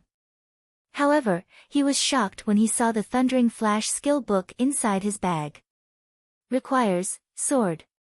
Rapidly send out 3 sword lights to 10x 2 yards forward. Each hit will cause 130% damage and also give a damage amplification effect, amplifying the damage of your following attacks by 20% for 15 seconds. Cooldown, 30 seconds. Without a second thought, Sherfong clicked and learned the skill. Swordsman was a job that mainly focused on dealing damage to single targets. It didn't have many powerful AoE skills. Thundering Flash was one of the few powerful AoE skills a swordsman possessed. If it were learned during the early periods, it would definitely create a huge gap from the other swordsmen. After learning Thundering Flash, Sherfong started to feel himself gaining the makings of a swordsman. You guys continue playing, I'll be leaving first. Don't forget my 50 coppers. Sherfong looked towards the dumbfounded Stabbing Heart, leaving the black market after calling out to them. Stabbing Heart indifferently nodded his head. Boss, he's gone. He took away the prize, as well. Should we chase after him? The male cleric asked. Stabbing Heart's shock gradually faded after Sherfong left. He stared at the male cleric, scolding, Are you an idiot? We'll be lucky if we have time to even curry up to such an expert swordsman. Making enemies of him? Are you courting death? Not good. I have to tell this to guild leader. Luckily, I added him as a friend. Is he called Yifeng? I can't believe I've never heard of such an expert. Could he be some sword expert in disguise? Stabbing Heart acknowledged that he could not pass the challenge in such a magnificent way. Especially the last bout after the 25-yard mark, that was just cheating. It was impossible for players to block or dodge. Yet, Sherfong had done it. At the trade area, Sherfong met with Potion Master Kevin. He spent 120 coppers purchasing 20, instantly shrinking his wealth down to 30 coppers. However, he still spent it, all to level at the speed of a rocket. Sherfong took the exploding berries and left Red Leaf Town, running westward. At that moment, all players were at level 0, and all of them were killing level 0 monsters around Red Leaf Town. There were also a few with good techniques killing level 1 baby wolves in a party. A warrior tanking at the front and a damage dealer and healer behind, fighting together in an orderly manner. Although the EXP was shared between several people, the efficiency was a lot higher and there were fewer competitors. However, Sherfong did not plan to compete with these people. Passing through the level 1 monster area, followed by the level 3 monster area, Sherfong headed straight towards Red Leaf Forest, a level 5 monster area. There were no players who would go there. There were still no players who dared to challenge level 5 monsters at this stage of the game. Not only was there the suppression due to the difference in levels, but there was also the significant disparity in HP and attack power. A level 5 monster could easily steamroll over a level 1 player. Even a 6-man party was no match for a level 5 monster. There was a heavy penalty whenever a player died. Not only would they lose an entire level's worth of EXP, but their skill proficiency would also be decreased. There were simply no players who would take the risk. Otherwise, hours of their hard-earned EXP and proficiency would become pointless. Chapter 7, Leveling with Ease. Red Leaf Forest was made up of beautiful maple trees. Level 5 monsters roamed around the woods. To a player below level 3, this was a restricted area. Sherlock, as well, was no match for these level 5 monsters, even though he had reached level 1. However, Sherlock ran into the red leaf forest without hesitation. Cautiously, he advanced towards the inner reaches of the forest. Level 5 forest wolves could be seen patrolling around the woods from time to time. Sherlock was currently just level 1. If he did not stay a sufficient distance away from them, the forest wolf's sensitive nose would smell him out. A level 5 forest wolf had 400 HP. It also had high attack power. It would only take 2 bites from the wolf for Sherlock's 120 HP to meet its end. Sherlock's only option was to stealthily avoid the forest wolves, taking a big detour around them. Aside from the forest wolves, Sherlock also met with adorable bear cubs. The little cubs fumbled and tumbled around on the grassy plains, giving an innocent and cute look. However, they were still level 5 monsters, and they were hated by melee players. This was because of their high HP and defense, making a fight with the cubs very exhausting. As Sherlock used a tree to route past a bear cub, he heard a wolf's howl coming from behind him. Damn! A wolf den. As calm as Sherlock was, he still couldn't help but call out. In his previous life, many players came in parties to the Red Leaf Forest. Most of them were level 4 or 5. Aside from grinding a large number of monsters, the main reason players came here was because of the bountiful loot. Skill books, leatherworking materials, and equipment were such examples. There were also a large amount of herbs and ore that were attainable in the forest. However, a single mishap could still cause a party wipe in the Red Leaf Forest. One of the dangers that caused such situations were wolf dens. A wolf den was hidden and hard to notice. If players did not pay close attention, a pack of forest wolves would pounce forth once the players entered the wolf den's area of alertness. If less, there would be 3 to 5 wolves, if more, 6 to 8. It was a party wipe trap. Sherlock's luck was bad. All at once, 7 forest wolves rushed out of the den. The meat on Sherlock's body wasn't enough for them to share. The speed of the forest wolves was fast, but Sherlock wasn't slow either. With his attribute points all going into agility, his movement speed was at 6 points. He was still a level 1 swordsman, in the end. Even if he was a pure agility 1, his speed was still a notch slower than the forest wolves. Seeing the wolves catching up, Sherlock stopped caring as he activated the life-saving skill, Gravity Liberation. Sherlock suddenly felt his body becoming as light as a feather. His speed increased by a massive leap, easily shaking off the forest wolves behind him. In the end, a common monster was still a common one.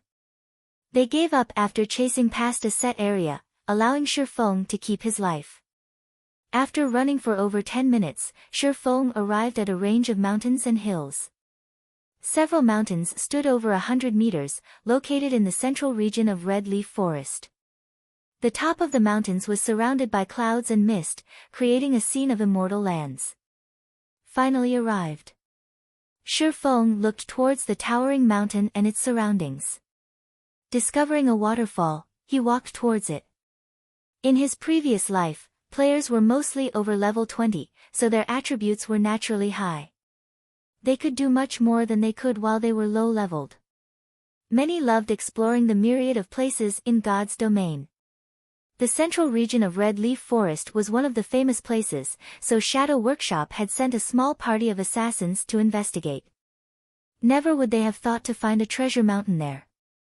On one of the mountains, they discovered many items, rare ore, herbs, and even treasure chests. At the peak of the mountain, there was a secret silver treasure chest. There were many secretive places in the wild of God's domain. Most of these places housed treasure chests, awaiting to be discovered by players. The items within treasure chests varied considerably, ranging from copper coins to dark gold equipment. The quality of treasure chests could be categorized into common, bronze, mysterious iron, secret silver, fine gold, and dark gold. However, even the loot from a common treasure chest could rival the drops of elite monsters. Not to even mention how good the loot from a secret silver treasure chest could be. This secret silver treasure box quickly allowed Shadow to become a well-known workshop in White River City. This allowed Shadow to amass quite a fortune during the initial periods of the game.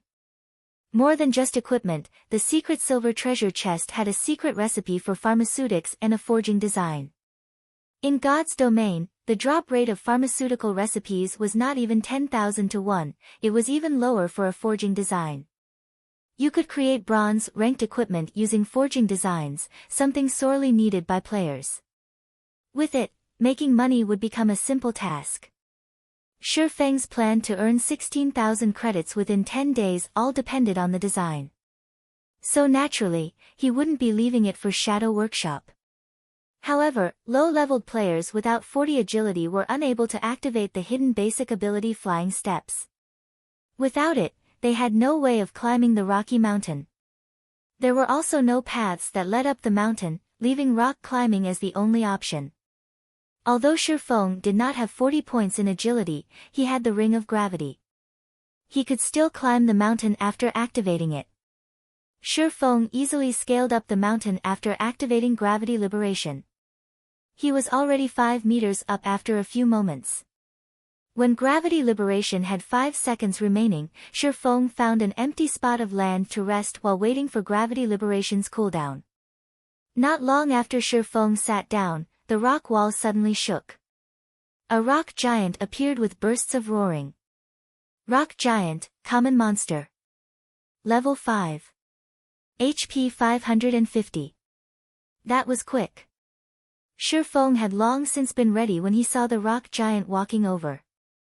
He took out an explosive berry from his bag and threw it towards the rock giant's feet. Sticky orange-colored juice erupted all over the ground. As a level 5 monster, the rock giant had extremely high attack power, HP, and defense. However, it had low attack speed and reaction time. Its body's turn rate was even slower. A player only needed 20 points in agility to easily toy with the rock giant. There were plenty of assassins who loved dealing with such dumb monsters. They could easily be killed without wasting a single HP. Although Shi Feng did not have 20 agility, he had the explosive berries. Each had an effective area of 3x3 yards, reducing movement speed by 30%, and turn rate by 70% for 1 minute. It was a godly tool used to counter dumb monsters. 2 months after God's Domain started, a lot of players would use such a method to kill high-leveled monsters that were slow-moving.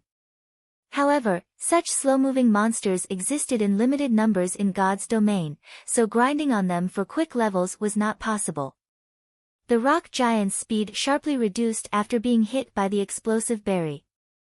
Shi Feng pulled out his novice sword and rushed towards the rock giant's back, chopping down at it. Above the rock giant's head, 3 points of damage appeared. It was a hardly mentionable damage when compared to its 550 HP. The rock giant also regenerated 1% of its HP every 5 seconds, that was 5 HP every 5 seconds. It was very challenging to kill it within a minute. The rock giant tried to turn around when Shi Feng attacked it. However, its body's turn rate was slow, to begin with. Now that there was an extra 70% speed reduction, it was just abominably slow. Shi Feng attacked it twice more, following up with another chop, causing a series of -3, -3, -6 to appear. The effect of chop was not that great due to the level suppression. However, because the rock giant was 4 levels higher, there was an additional bonus towards skill proficiency. Coupled with one of the swordsman's natural talents, a single usage had increased Chop's SP by 3 points. This was an absolute location for raising skill proficiency. After much trouble, the rock giant turned around to face off against Shi Feng. However, Shi Feng did not give it any chance, quickly circling to its back where he continued attacking Thundering Flash. Suddenly, a single sword light caused 4 damage, followed by another that dealt 5 damage, and the last one that dealt 7 damage. After all 3 streaks of thunder hit its mark, Thundering Flash's SP increased by 3 points. Another few slashes followed. A series of -4, -4, -4 damage was dealt. Though each strike only had an increase of 1 damage, the totaled up damage would still be great. Although the effect of Thundering Flash lasted only for 15 seconds, it had greatly increased the speed of killing the rock giant. The battle could be ended within a single minute now, saving up a precious explosive berry. Even if the rock giant had high HP and attack, it was no different than a practice dummy if it couldn't land a hit on Sherfong. It was just giving Sherfong EXP and SP. Skill proficiency could not be increased just by using the skill. When using it on a monster of the same level, there was a 20% chance to increase it by 1 point. For monsters of a higher level, there was a 40% chance if it was 1 level higher, 70% for 2 levels, 100% for 3 levels, 150% for 4 levels, and 200% for 5 levels. The maximum limit was 200%.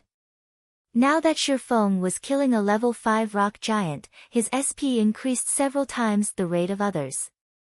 Not even a full minute had gone by before the rock giant finally fell. System, level 5 rock giant killed. Level difference of 4. EXP obtained increased by 400%. Obtained 120 EXP. Sherfeng's EXP bar increased by a chunk. He was now 880 EXP away from level 2. That meant he needed to kill another 8 rock giants to reach level 2. These mountains in the central region were a great place for leveling up and looking for treasure. Unfortunately, 2 months had passed before people discovered them. Sherfong searched the rock giant's body after killing it, obtaining a bronze organ. It was a material used to make bronze equipment. He also acquired a piece of hard stone. Subsequently, Sherfong searched around the empty land. A few moments later he found a rare herb called 100 Souls Flower. It was one of the core materials used to make. Just as he got close to it, another rock giant spawned. Sherfong threw out another explosive berry. Thundering Flash. Chop. In just a short moment, Sherfong obtained another hard stone, 120 EXP, and a large amount of SP. Sherfong continued climbing up when the cooldown finished on the Ring of Gravity. On his way up, he searched for rare herbs while killing rock giants. Following the fall of the 8th rock giant, Sherfong became level 2. He added all his points into agility, letting it reach 16 points. He was just 4 points away from unlocking fast and nimble. The SP for Chop has also reached 300 points, raising the skill to level 2, the next level required 600 SP. The skill now increased damage by 12 points, and its cooldown was reduced by 1 second. The other players would go crazy if they found out about Sherfeng's leveling speed. Just going from level 0 to level 1 required more than a handful of hours. As for going from level 1 to 2, at the very least, doing so would require 7 or 8 hours. Sherfong spent less than 20 minutes to reach level 2. His leveling speed was like a rocket launching. Sherfong walked towards a dead rock giant and searched it. Seems like my luck isn't bad at all. It even dropped equipment. Sherfong discovered a piece of cloth armor, though he was somewhat disappointed. Level 4. Defense plus 3. Mana plus 10. Durability 20/20. God's Domain had just started operating. The drop rate of equipment was extremely low.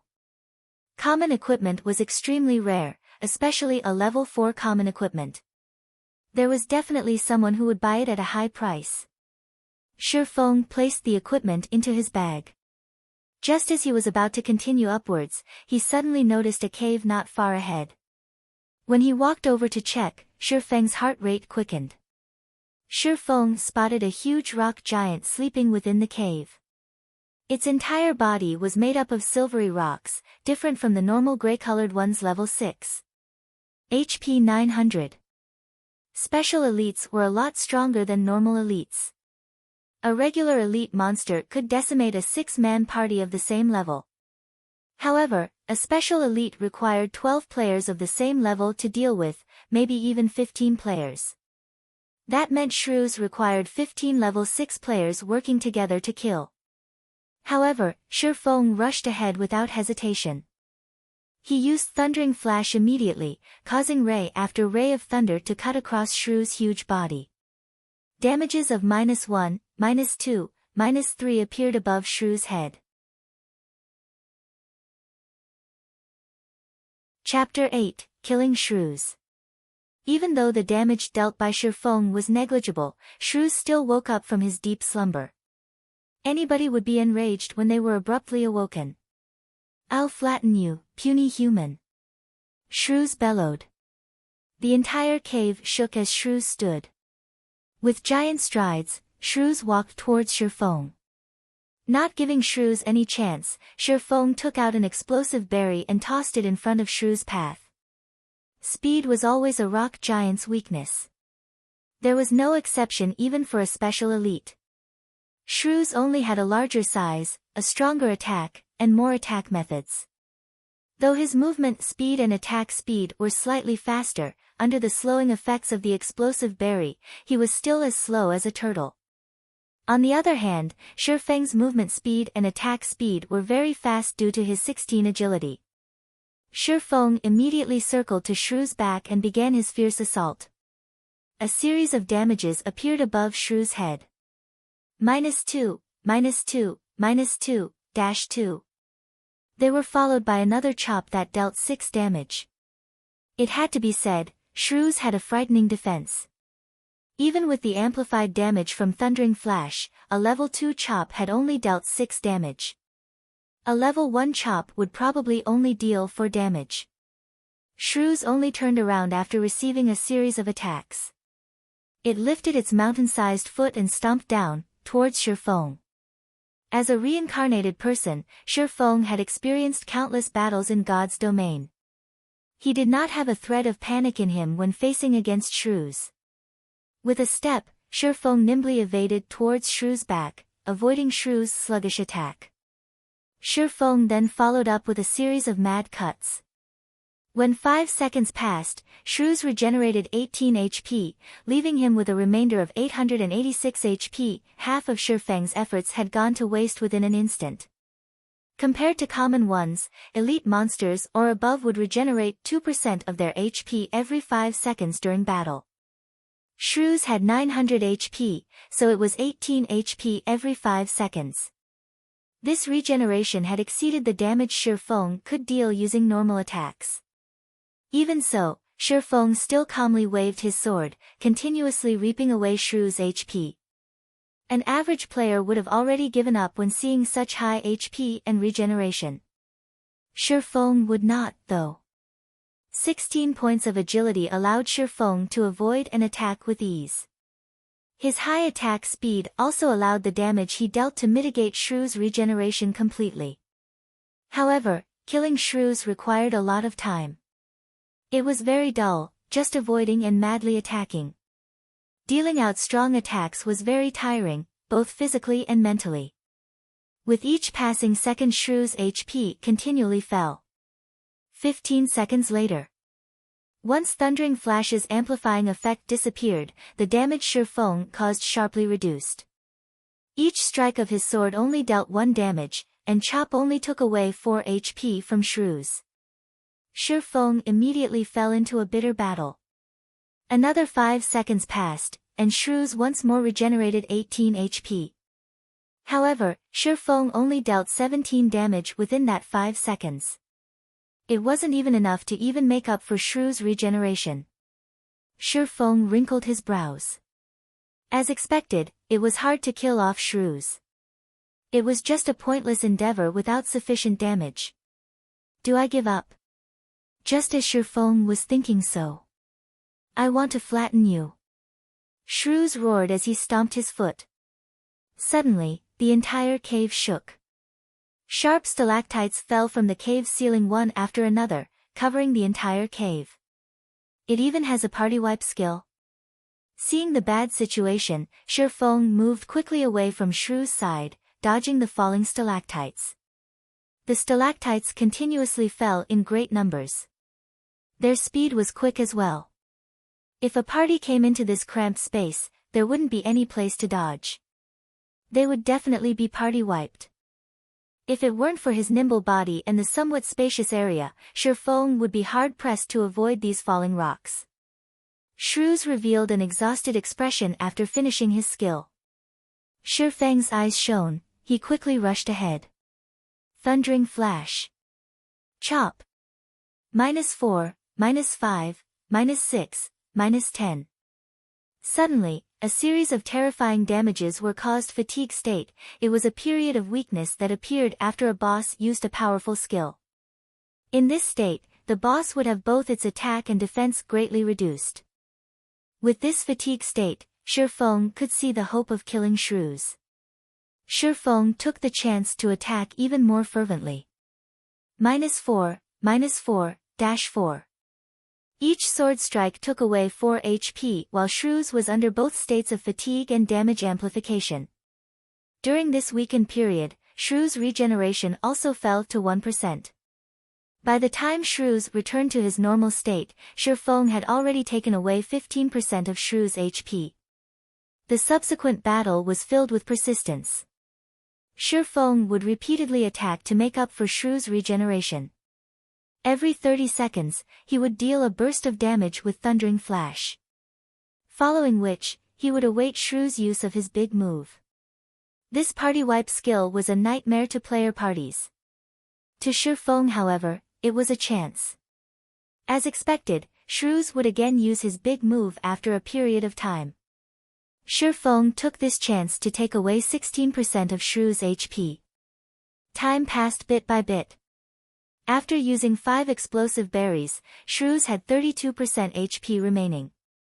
When Shrews activated his big move once more, Shrews took away another 16% of his HP. Shrews was quickly left with 16% HP remaining. Just as Shrews' HP fell to 15%, a sudden change occurred. Shrews' body continuously shrunk, his attack and defense reducing as well. However, his movement speed and attack speed kept increasing. This change was very disadvantageous to Shrews. Although the explosive berry was still in effect, Shrews' attacks were becoming faster.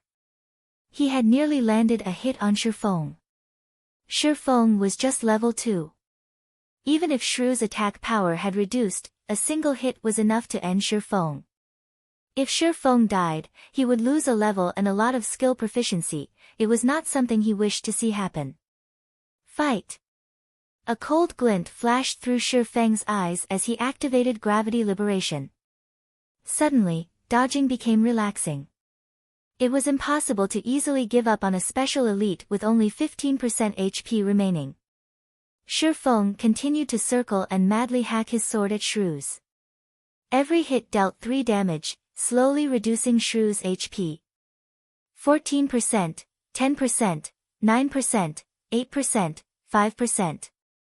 Gravity liberation's duration became shorter and shorter. When there were only 7 seconds left, Shrews still had 5% of his HP. Shrews would definitely be one-shot as soon as gravity liberation ended. Quick! Quick!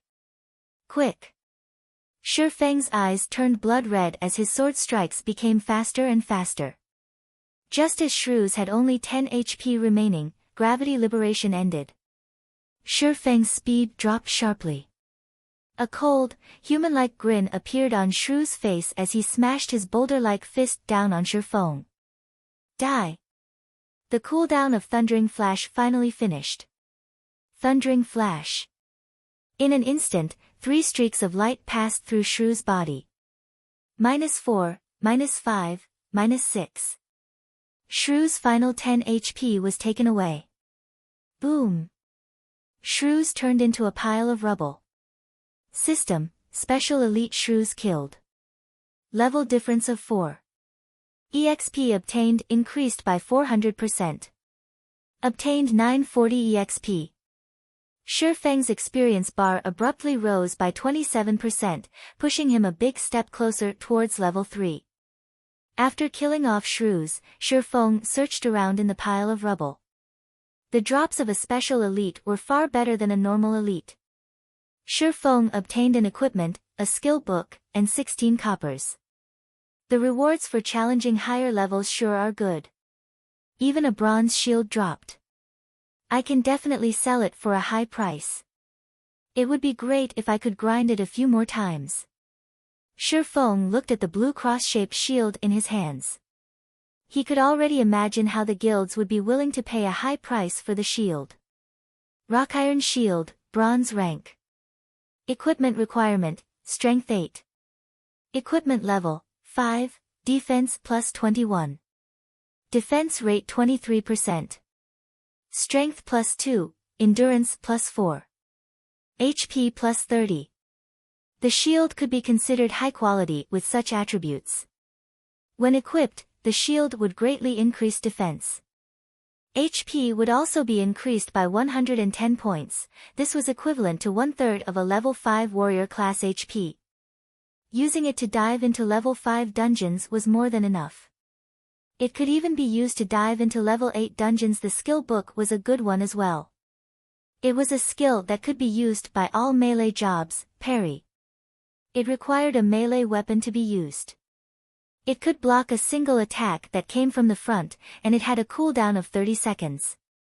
Parry was a popular skill among all melee jobs. It was a must-learn skill for warrior classes. The skill had a low drop rate, and it was almost never seen being sold on the market, as it was a life-saving skill. You could activate it at a crucial moment, and it might even help you through a crisis. It was especially true when battling against a boss. If the healers could not keep up, then you could use Parry to block an attack, giving the healers more time to heal you. Taking a look at skill, Sherfeng decided to learn it. Although he could get a better price if he sold the skill book together with the shield, the action was no different than killing the chicken to get the egg. It was something Sherfeng wouldn't do. Sherfeng continued climbing upwards after killing Shrews. The bronze shield was worth only a meager amount of money. The real fortune was the secret silver treasure chest. Sherfeng only had 4 explosive berries remaining. However, he was not even a third of the distance to the peak. It was also very easy to meet up with a monster at the resting points. This caused Sherfeng to choose his path more carefully. Half an hour later. After cautiously advancing the entire way up, Sherfeng was finally at the peak of the mountain. The visibility at the top was very poor with all the white clouds and mist. Sherfeng could only see 20 yards in front of him. On his way up, Sherfeng had used all 4 of the remaining explosive berries on rock giants. If another monster appeared, Sherfeng could only give up and start all over again. Just as Sherfeng walked ahead a few steps, a few blurry shadows could be seen up ahead. At this moment, an emergency notification came from the system. System, player has discovered the Lost Lands.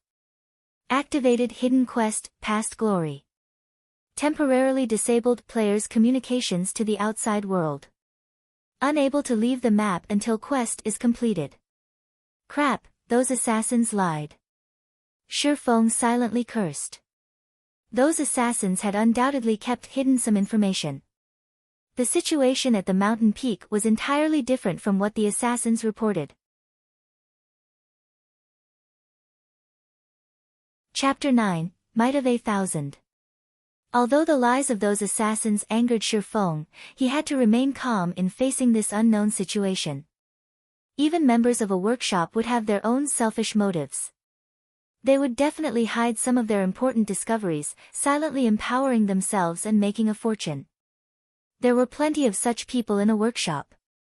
Be they outer members or core members, after some time, there were always some exceptionally strong people who suddenly appeared, their social statuses abruptly rising. Sherfeng was one such example. Otherwise, he wouldn't be able to turn from a core member into the workshop's captain. They only told others about seeing a secret silver treasure chest after coming to the Lost Lands and nothing else. There is definitely something more important than that secret silver treasure chest. Is it this hidden quest? Sherfeng called out the system's quest panel. Hidden quest of the Lost Lands, Past Glory. Aside from the name, there was no other information about the quest. Sherfeng did not even know what he had to do. Is it a region-activated quest? With his 10 years of experience in God's domain, Sherfong quickly discovered the essence of hidden quests. There were some quests with special characteristics in God's domain. They were only triggered in certain areas. Not only that, these quests did not provide any information. Players were required to search for it themselves. After the quest was completed, it would no longer be triggered again, even if another player came to this place. It could be called as a special kind of unique quest. At the same time, it was a quest filled with extreme danger. Searching for the method to complete the quest in an unknown region also meant dealing with the unknown monsters of the region. For such special quests, the region's monsters were usually several levels higher compared to the surrounding areas. An average player had no chance in completing the quest. There were 6 assassins over level 20 that came to this place last time. The quest was also triggered in this region with level 5 monsters, so the assassins could complete the quest. There's no point in bothering. Since I can't get out, I might as well look around. At worst I'll just die and be sent back to the town. Sherfong advanced in large strides after thinking it through. A few moments after walking through the mists, Sherfong spotted a few blurry figures up ahead. It was a city. A city which had been abandoned ages ago. All around, there were ruined houses. Judging from the size of the city and the magnificence of the buildings, it seemed this city once flourished. It was even more prosperous and brilliant than White River City. However, this flourishing city did not have even a shadow of a person now. Sherfong silently entered the city. He observed the surroundings while looking for clues about his quest. Looking through a city that could fit millions was like looking for a needle in a haystack. Hours quickly went by. After searching through tens of streets and hundreds of houses, Sherfong had yet to find a single clue for his quest. God's domain had just started. It was the best time to widen the gap with others, yet Sherfong had wasted hours exploring this place. There were plenty of players who had already reached level 1, but Sherfong was still paused at 34% of level 2. Sherfong hesitated. Should he continue looking for clues to the quest, or should he just end himself here and revive back at the town? I'll look for another hour. If it's still no good, then I'll return to the town. Sherfong laid down a time frame for himself. Although quests like these were precious, he did not have that much time to waste. He still had a ton of quests he could do. There was no need to waste away in this place. Time slowly passed by, bit by bit. Sherfong arrived at the central tower of the city. This place was once a sacred ground for mages. It was the best place to learn magic. Now, however, it was irreparably ruined. Even the magic crystal at the tower's peak had shattered. Sherfong went up the tower. He stood in the tower's observatory, filling his eyes with the city's scenery. Sherfong would have slowly savored the sight were he not in a rush. After taking a look around, he still did not find any special locations. Just as Sherfong was about to leave. Young adventurer, welcome to the city in the sky. A white-bearded, old man suddenly appeared. The old man's voice was filled with vicissitudes and wisdom. The sudden appearance of the old man shocked Sherfong into a jump. He had even thought the old man was some monster that had appeared. However, he let loose a breath after noticing the yellow indicator above the old man.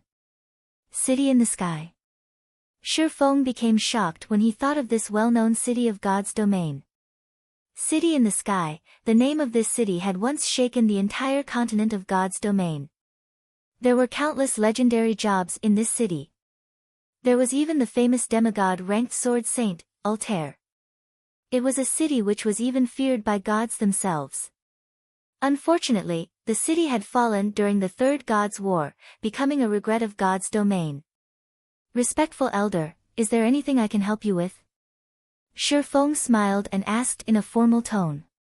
Help? The white-bearded elder shook his head, smiling as he said, No, I don't need any help. I imagine you wish to become stronger. I can help you with that, but are you willing to accept a test of mine? Of course, I'm willing to receive your test. Shifeng felt relieved. The trail to the quest, past glory, was here. He didn't have to die back to town, losing both levels and SP. The elder nodded his head in satisfaction, gravely saying, I'll give you 3 choices. The first one is the normal difficulty. After you pass it you'll get a mysterious iron treasure chest. The second one is the hard difficulty, where you'll get a secret silver treasure chest. In addition, you can get additional rewards depending on your rate of completion. The third option is the hell difficulty, where you'll be rewarded a fine gold treasure chest. You'll also receive additional rewards depending on your rate of completion. Young adventurer, which do you choose? 3 choices. Each harder than the other, and each more attractive than the other. The 6 assassins who were over level 20 had chosen the hard difficulty. They returned with the secret silver treasure chest but chose to hide the additional reward. This meant that the additional reward was even better than the secret silver treasure chest. After some thought about it, Shifeng decided to bravely challenge it. A person who had been reincarnated should have courage. Respected elder, I choose the hell difficulty. Shifeng was confident he could manage this difficulty. If he could complete it, then it would have a great effect on his future developments. Ha ha ha. Young people sure are full of energy. I truly admire you, but be sure not to regret your choice. The elder disappeared after his hearty laughter. System, quest, past glory, accepted. Face off against 1,000 monsters of the same level. Considered passed after killing 500 monsters. Time limit of 4 hours. Quest failure penalty, all attributes permanently reduced by 10 points. Attributes are the essence of a job. If Shifeng's attributes were all reduced by 10 points, then he was as good as crippled. This penalty sure is ruthless. Shifeng's scalp started itching as he looked at the countless specter warriors appearing below the tower. The countdown started. There were 5 seconds remaining before the monsters attacked. Specter warrior, common monster. Level 2. HP 230. Fighting against one of them would be easy. Against an ocean of them, however, even Shifeng would start to panic. Rushing in was just plain suicide. Shifeng would quickly become surrounded and killed. The only choice was to fight the monsters one by one. Shifeng had a wealth of experience in battling. He quickly ran down the tower and stood at the staircase. The stairs only allowed 2 monsters to pass through at a time, so it was the best place to attack from.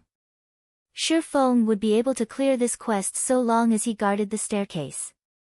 Once the 5 seconds were up, every single specter warrior rushed the tower with wild abandon. However, the staircase was too narrow. As a result, they were blocking each other. Shifeng only had to face 2 specter warriors at a time. With regards to the warriors' attacks, Shifeng could dodge them with relative ease. Thundering flash. Chop. 3 streaks of light flashed across, instantly causing a high damage of 60 to all specter warriors within a 2 by 10 yard area. The chop that followed dealt 33 damage. Within an instant, the first specter warrior had only half of its HP remaining, whereas the tens of others behind had lost a quarter of their HP. Previously, Shifeng faced off against high-leveled monsters with very high defense. The effects of Thundering Flash and Chop were both greatly reduced. Now that Shifeng was facing monsters of the same level, Thundering Flash could vividly display its prowess as a powerful AoE damaging skill. With Thundering Flash's damage amplification effect, Shifeng only needed 5 strikes from his sword to finish off the first Spectre Warrior. In order to increase his killing speed, Shifeng activated Gravity Liberation to increase his attack speed.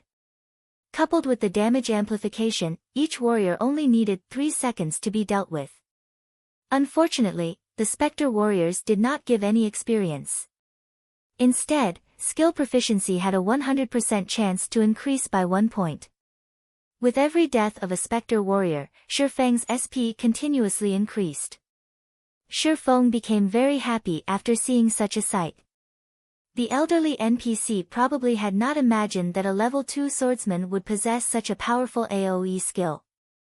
With such a skill, Feng feared crowd tactics the least. Feng could also easily dodge attacks in a 1 versus 2 scenario. Other players would have most likely failed the quest, yet Feng was able to complete it with perfection. After 2 hours had gone by, Thundering Flash had reached level 2 after its SP increased to 300 points. The skill's damage increased from 130% to 135%, and its cooldown reduced from 30 seconds to 28 seconds. Chop's SP had also increased to 426/600. It would reach level 3 with just a little more. Feng's monster grinding speed increased once more after Thundering Flash reached level 2. The Spectre warriors fell in batches. When there were only 20 over warriors remaining, there was still an hour and a half remaining for the quest. With another use of Thundering Flash, the last remaining 20 Spectre warriors fell as well. Not bad. Here's your reward, youngster. The elder appeared once more with a chuckle. Looking at Feng, the elder took out a fine gold treasure chest and a pitch-black longsword. System, quest, past glory, completed. Rewarding 1 fine gold treasure chest, 1 magic weapon, job related. Obtain title, Might of a Thousand, title. When this title is in use, allies in a 30-yard radius will receive an attribute increase of 10%. Simultaneously, title user will obtain an additional effect of strength +5 and endurance +5. I've given you your reward. You can go now. The old man waved his hand after finishing his piece. Feng's vision blurred. When he opened his eyes once more, he was back in the plaza of Red Leaf Town. D. Feng's system communication continuously rang. Blackie was contacting him. Brother Feng, you've finally picked up. How come I couldn't contact you before? What should I do now? I'm already behind others by a level. Blackie was extremely panicked. However, he still patiently asked because he believed in Feng. He had wasted 7 hours just to run to Red Leaf Town. While he was still at level 0, the players that filled the streets were already level 1. How was he to make up for this gap? Nobody would want him in a party now, their minimum requirement was level 1. A level 0 noob like him would just be pushed aside. My bad, I was doing a quest. Come to the central plaza, I'll take you with me to level. Feng apologized. It had already been over 8 hours since God's domain started, and Feng had spent over 5 hours doing his quest. At this stage of the game, most players had already risen to level 1, while some professional players were already close to level 2. As a person who had been reincarnated, helping Blackie level up was an easy task. It wouldn't take long before Blackie would catch up to the professional players. Chapter 10, Abyssal Blade. Feng observed his surroundings after hanging up on Blackie. Seeing that nobody paid attention to his sudden arrival, he quickly entered an empty alley. Opening a fine gold treasure chest would definitely cause a commotion. Opening and showing off a fine gold treasure chest at the crowded plaza was a bold action. It was something only noobs would do. Compared to the real world, there were no constraints within the game world. It went without saying, the great powers in the game hungered for great treasures. If a player did not have the capability, one of the best-case scenarios was one being killed back to level 0 for the treasure. However, if the treasure did not drop out, then congratulations, you can only live in the city for the rest of your life. While other players were out in the wild leveling up, the only thing you could do was to hang around in the city. After a few months, you could proudly be promoted to city guide. Feng was not an assassin who was capable of stealth, hiding, and assassination. Currently, he did not have the sufficient strength to protect himself, so keeping a low profile was necessary. Feng quietly observed the empty alley for some time. After he made sure nobody followed him, he took out the black longsword. Feng's brows wrinkled when he looked at the black longsword. Abyssal Blade, magic weapon. Job requirement, Swordsman. Do you wish to bind the equipment? Should I equip it or not? Shifeng became frustrated when he looked at the abyssal blade. Shifeng was very familiar with magic weapons. Magic weapons were different from normal equipment. They did not have any rankings to differentiate them, and they were even rarer than legendary equipment. Its power was without question. However, a magic weapon was a double-edged sword. This was because the weapon had a side effect called backlash. If the player using the magic weapon was not cautious, a single mistake could cripple their account. In his previous life, there were a few experts in Star Moon Kingdom that became top-tier experts because of magic weapons. Even during his peak, Shifeng could only look up to them. However, after a period of time, 2 of those experts crippled their accounts because they did not deal with the backlash properly. Their only choice was to start a new account. Forget it, let's just set it aside for now. I can't take the risk right now. Shifeng shook his head as he kept the abyssal blade. He had to earn 16,000 credits in 10 days. The pressure on him was huge. If any mistakes were to happen, then all his efforts before would become wasted. Shifeng took out the fine gold treasure chest. Shifeng looked at the gold-plated treasure chest, unable to suppress the excitement in his heart. The secret silver treasure chest they brought out the last time already contained a pharmaceutical recipe and blacksmithing design. I wonder what a fine gold treasure chest would give. Shifeng had been playing God's Domain for 10 years now, and the number of fine gold treasure chests he had seen did not exceed 20. Wars were fought over for every fine gold treasure chest. Shifeng would not even dare to dream that he could be in possession of one. Shifeng slowly opened the treasure chest. Suddenly, golden rays of light leaked out from the chest, illuminating the small alley. It would definitely be a dazzling beacon of light if it was night time. It would attract everyone's attention. Not daring to take any risks, Shifeng quickly retrieved all the items from the chest. The dazzling lights slowly faded away after the chest was emptied. Fortunately, it was an empty alley, so nobody would notice the short period of radiance. The settings for treasure chests in God's Domain really are damned. Luckily it's daytime here. Shifeng glanced at the treasure chest by his side, then shifted his gaze towards the 3 treasures in his hands. There were 2 ancient books and a battle armor. The battle armor was a secret silver equipment. It was much worse than Shifeng had imagined it to be. Sky armor, secret silver rank. Plate armor.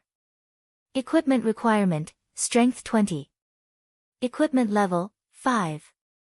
Defense plus 25, strength plus 6, endurance plus 3, agility plus 3. Durability 30/30. Additional attribute, power weakening. Reduce physical damage received by 15% after equipping. Shifeng became shocked after looking at the battle armor's attributes. Although the level of the equipment was a lot lower than the one in his previous life, its attributes were top tier. If it was worn by a warrior class, the high defense coupled with power weakening would make tanking physical bosses no longer a problem. If this armor was sold now, its price would definitely be astronomical. This is too great. Now I have armor for level 5. Shifeng happily stored the sky armor. Swordsman wore plate armor as well. When Shifeng wore it at level 5, he could definitely become a shield warrior. Shifeng shifted his gaze to the 2 ancient books, becoming shocked once more when he saw their names. Book of Forging and Records of Potions. These 2 were both extremely rare treasured books. Everyone knew that forging and potion making were extremely hard to learn. Every forging master and potion master were the symbols of strength of a guild. Even Shadow, a guild that possessed 10 city-states, only had 2 forging masters and 5 potion masters. Every one of them was treated like princes. With these 2 books, Shifeng could create a forging master and a potion master. I remember there being a hidden quest in Dark Moon Valley. Not only would it teach forging for free, it would also reward a forging talent. If I have both the forging talent and book of forging, I could quickly become an advanced forging apprentice. Then I could make bronze equipment and earn a lot of money. Shifeng recalled a member of Shadow called Hammer Trading. The person had become a forging master because he completed that hidden quest. Dark Moon Valley was a level 4 monster area. The quest as well was a difficult one and would take up a lot of time. It seems I have to buy some items and make proper preparations. Shifeng stored the 2 books and sent a mail to Blackie, telling him to meet up at the trade area. Shifeng then headed to the trade area, himself. At this time, there were quite a lot of players at the trade area. Players who were tired of killing monsters would come to the trade area to rest, having a drink and chatting. There were also players selling their loot from grinding. Shifeng searched for an empty spot, covering the ground with a piece of white cloth. He placed down the equipment and herbs he picked, starting his stall. The level 4 common cloth armor was priced at 1 silver 20 coppers, while the bronze shield was priced at 21 silvers. It was a fair and cheap price at this stage of the game. Rare herbs, high-level equipment, those interested come and take a look. Shifeng shouted. There were quite a number of players in the trade area. However, most of them were selling materials such as herbs, ore, etc. Until now, there had not been a single player selling equipment. Shifeng's shout immediately became everyone's focus. It can't be. There really is equipment. A bronze shield even. What unbelievable luck. I don't even have common equipment yet he's already got a piece of bronze equipment. This is level 5 equipment. Is this a joke? I'm not seeing things, right? What's so great about it? Don't forget, there was an expert that killed the town mayor. That was a level 15 elite. Now nobody can receive a quest from the town mayor. Some players that received the town mayor's quest are also fuming with rage, all of them want to eat that expert alive. 21 silvers, this price is too high. I don't even have 1% of that money. The surrounding players were all in shock. God's domain hadn't been open for 10 hours till now, yet someone could obtain such top-tier equipment. The most unbelievable part was that it was even being sold. It should be known that most guilds and workshops would wear the equipment they obtained, increasing their advantage as much as possible. They would definitely not sell them. Right now, players were, on average, level 1. Level 5 equipment was something impossible to imagine, not to mention a level 5 bronze shield. However, 21 silvers was too high of a price. The income of the average player did not exceed 20 coppers, and 21 silvers equaled 2,100 coppers. It was an impossible price for them to shoulder. Shifeng silently smiled as he looked at the increasing number of spectating players. He never hoped for these average players to buy it. What he wanted was the advertising effect. It was only a moment before a party of players rushed over. Leading them was a shield warrior. Give way, give way. Now that we, Shadow, are here, we are buying everything on the stall. Everybody else can just leave. The party members of Shadow created a path for the shield warrior to walk through. Shifeng sent them a glance, discovering that the shield warrior was someone he knew. The man was called Flaming Tiger. He was the team leader for Shadow in Red Leaf Town. In his previous life, Shifeng was constantly used as cannon fodder, preventing him from rapidly rising. Flaming Tiger was responsible for 3/10 of that effort. Shifeng never thought he would meet up with this man so quickly. You the stall owner? Flaming Tiger became excited as he looked at the blue cross-shaped shield. He then looked at Shifeng. He did not have the observing eyes skill, so he could not tell Shifeng's level. However, Shifeng was only clad in novice equipment, and he did not have any guild's insignia on him. He was definitely just an average player. Obtaining such equipment should be due to good luck. Shifeng nodded his head saying, "That's right." "Good, I want everything here for 1 silver." Flaming Tiger proudly stated. He said it as if everything on the stall was just unworthy garbage, and that giving 1 silver for them was looking up to 1. I don't negotiate prices. Please don't hinder my business by acting like a lord. Shifeng did not get angry, choosing to ignore Flaming Tiger. At this moment, Flaming Tiger's face became livid. He glared at Shifeng, coldly saying, "Are you sure you want to oppose us, Shadow? I'll give you one more chance, think carefully before you speak." Suddenly, all 5 other members of Shadow surrounded Shifeng. Shifeng rolled his eyes at Flaming Tiger, saying in a straightforward manner, "Fools." He actually dared to threaten Shifeng inside Red Leaf Town.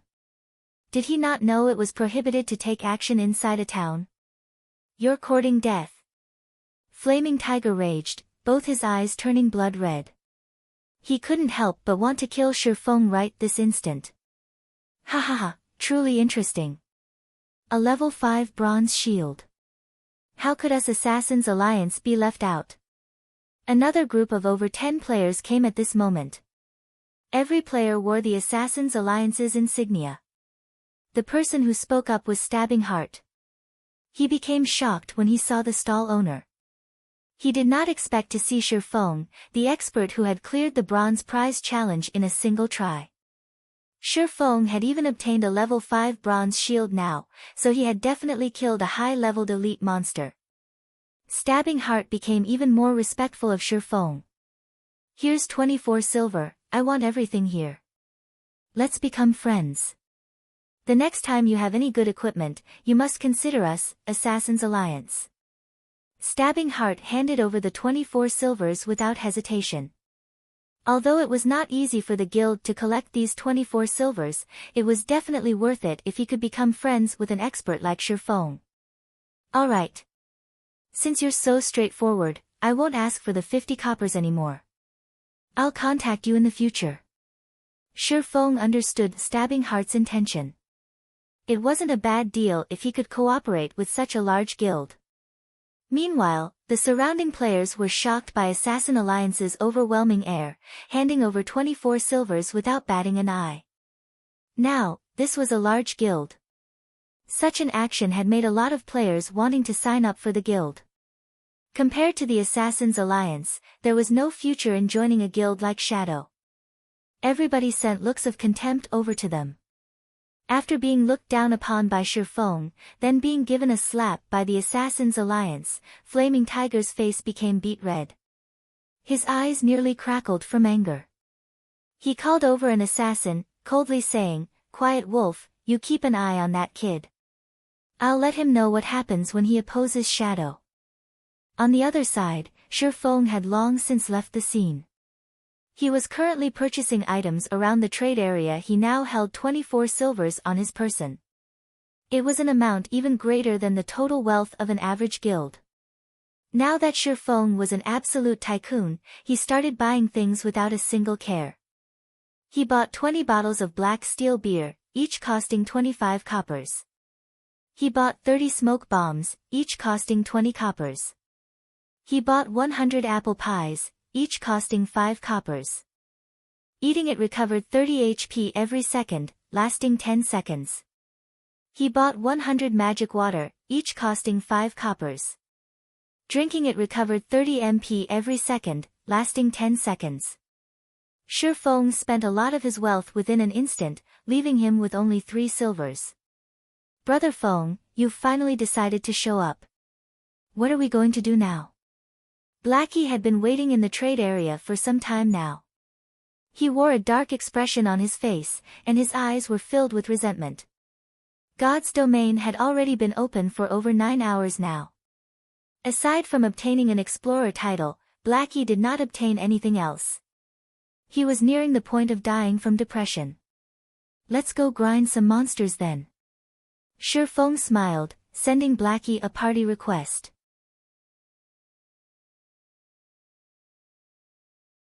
Chapter 11, Black Steel Beer. After leaving Red Leaf Town, Shifeng brought Blackie along as they headed straight towards Dark Moon Valley. "Brother Feng, we're on the path towards Dark Moon Valley. That's a level 4 monster area. Can't we choose a safer place?" Seeing that Shifeng's target was level 4 monsters, Blackie couldn't help but ask nervously. Challenging higher levels in God's domain was extremely difficult. Usually, players would just challenge monsters that are one level higher than themselves.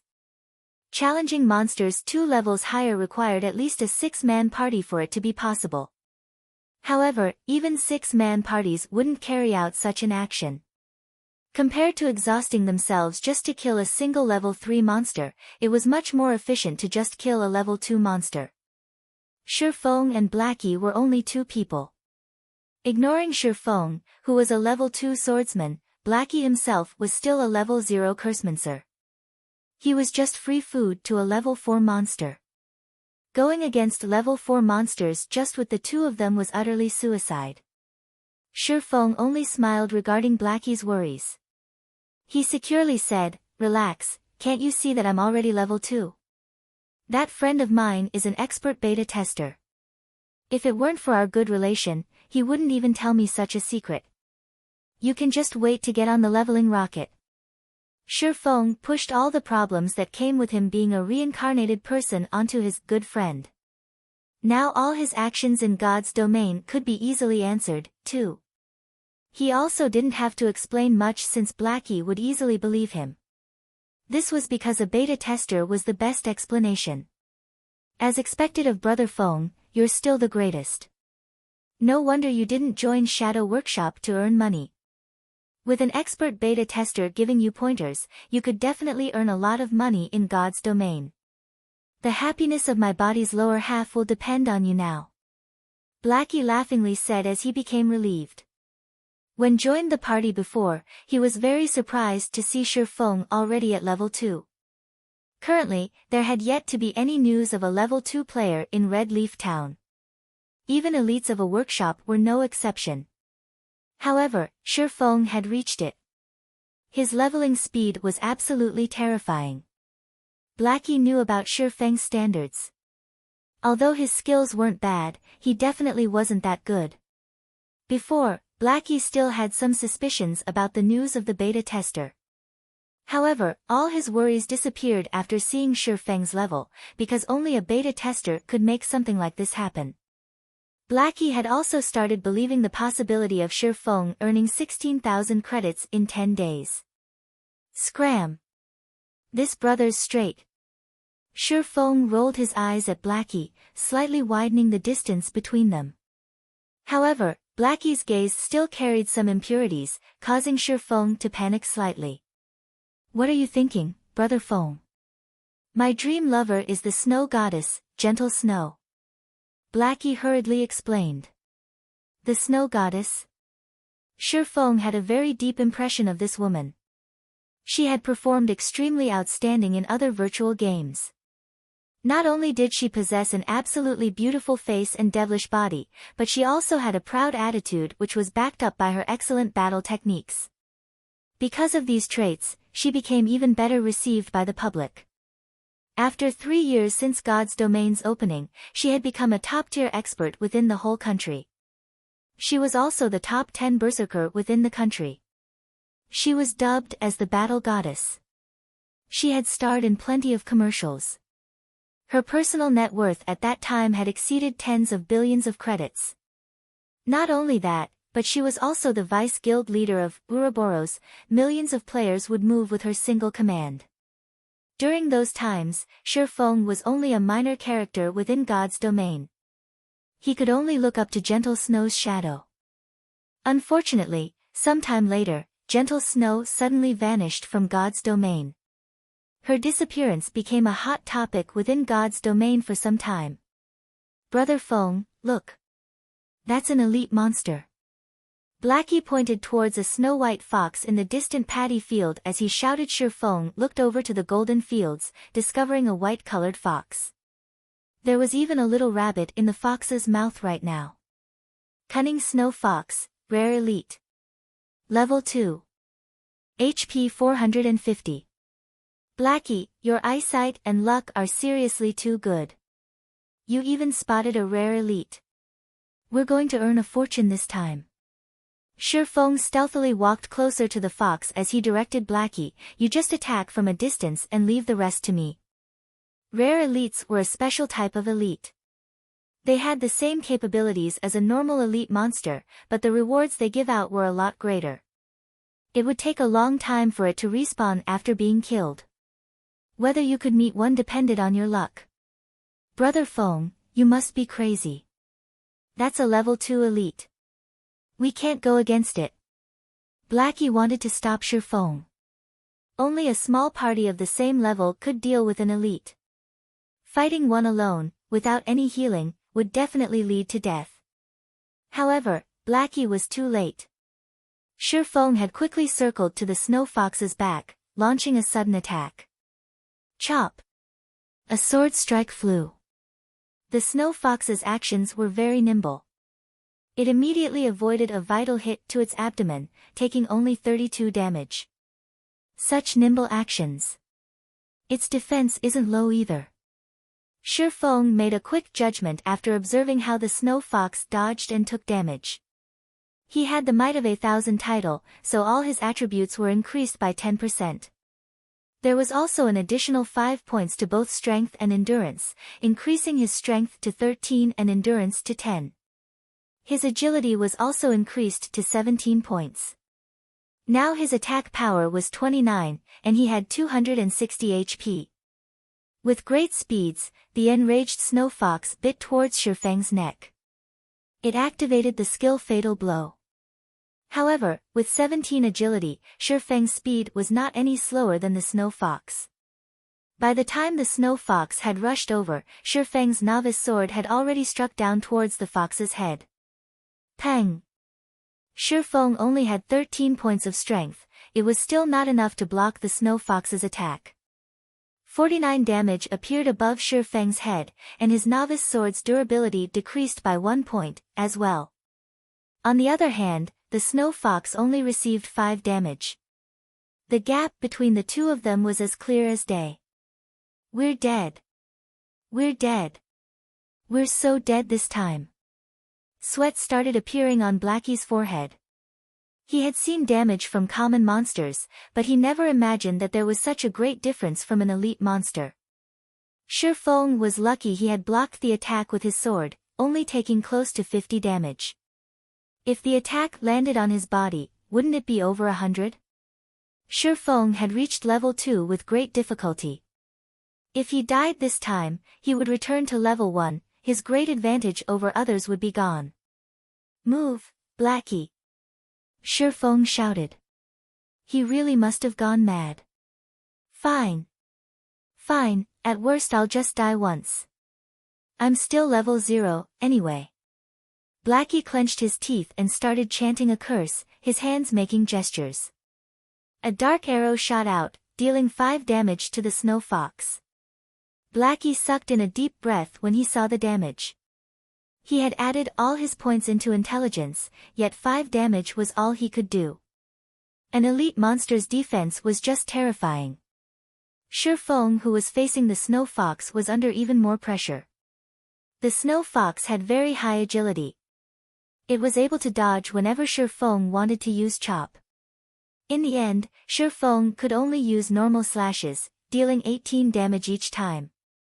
However, each successful bite from the snow fox would deal over 100 damage. It was greatly disproportionate. 10 seconds later, Feng's HP fell to 31, while the snow fox still had 244.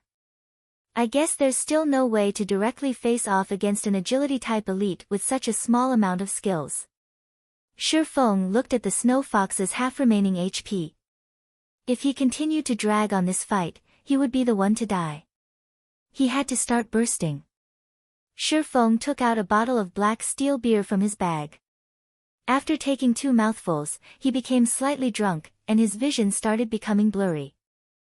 He then activated gravity liberation, his speed increasing by a huge leap. He arrived at the snow fox's side with lightning speed. When Feng looked at the snow fox's level again, it displayed level 0, whereas he was level 2. Suddenly, the suppression due to level difference was removed, letting Feng's damage rise. Similarly, however, his body became difficult to control. Die!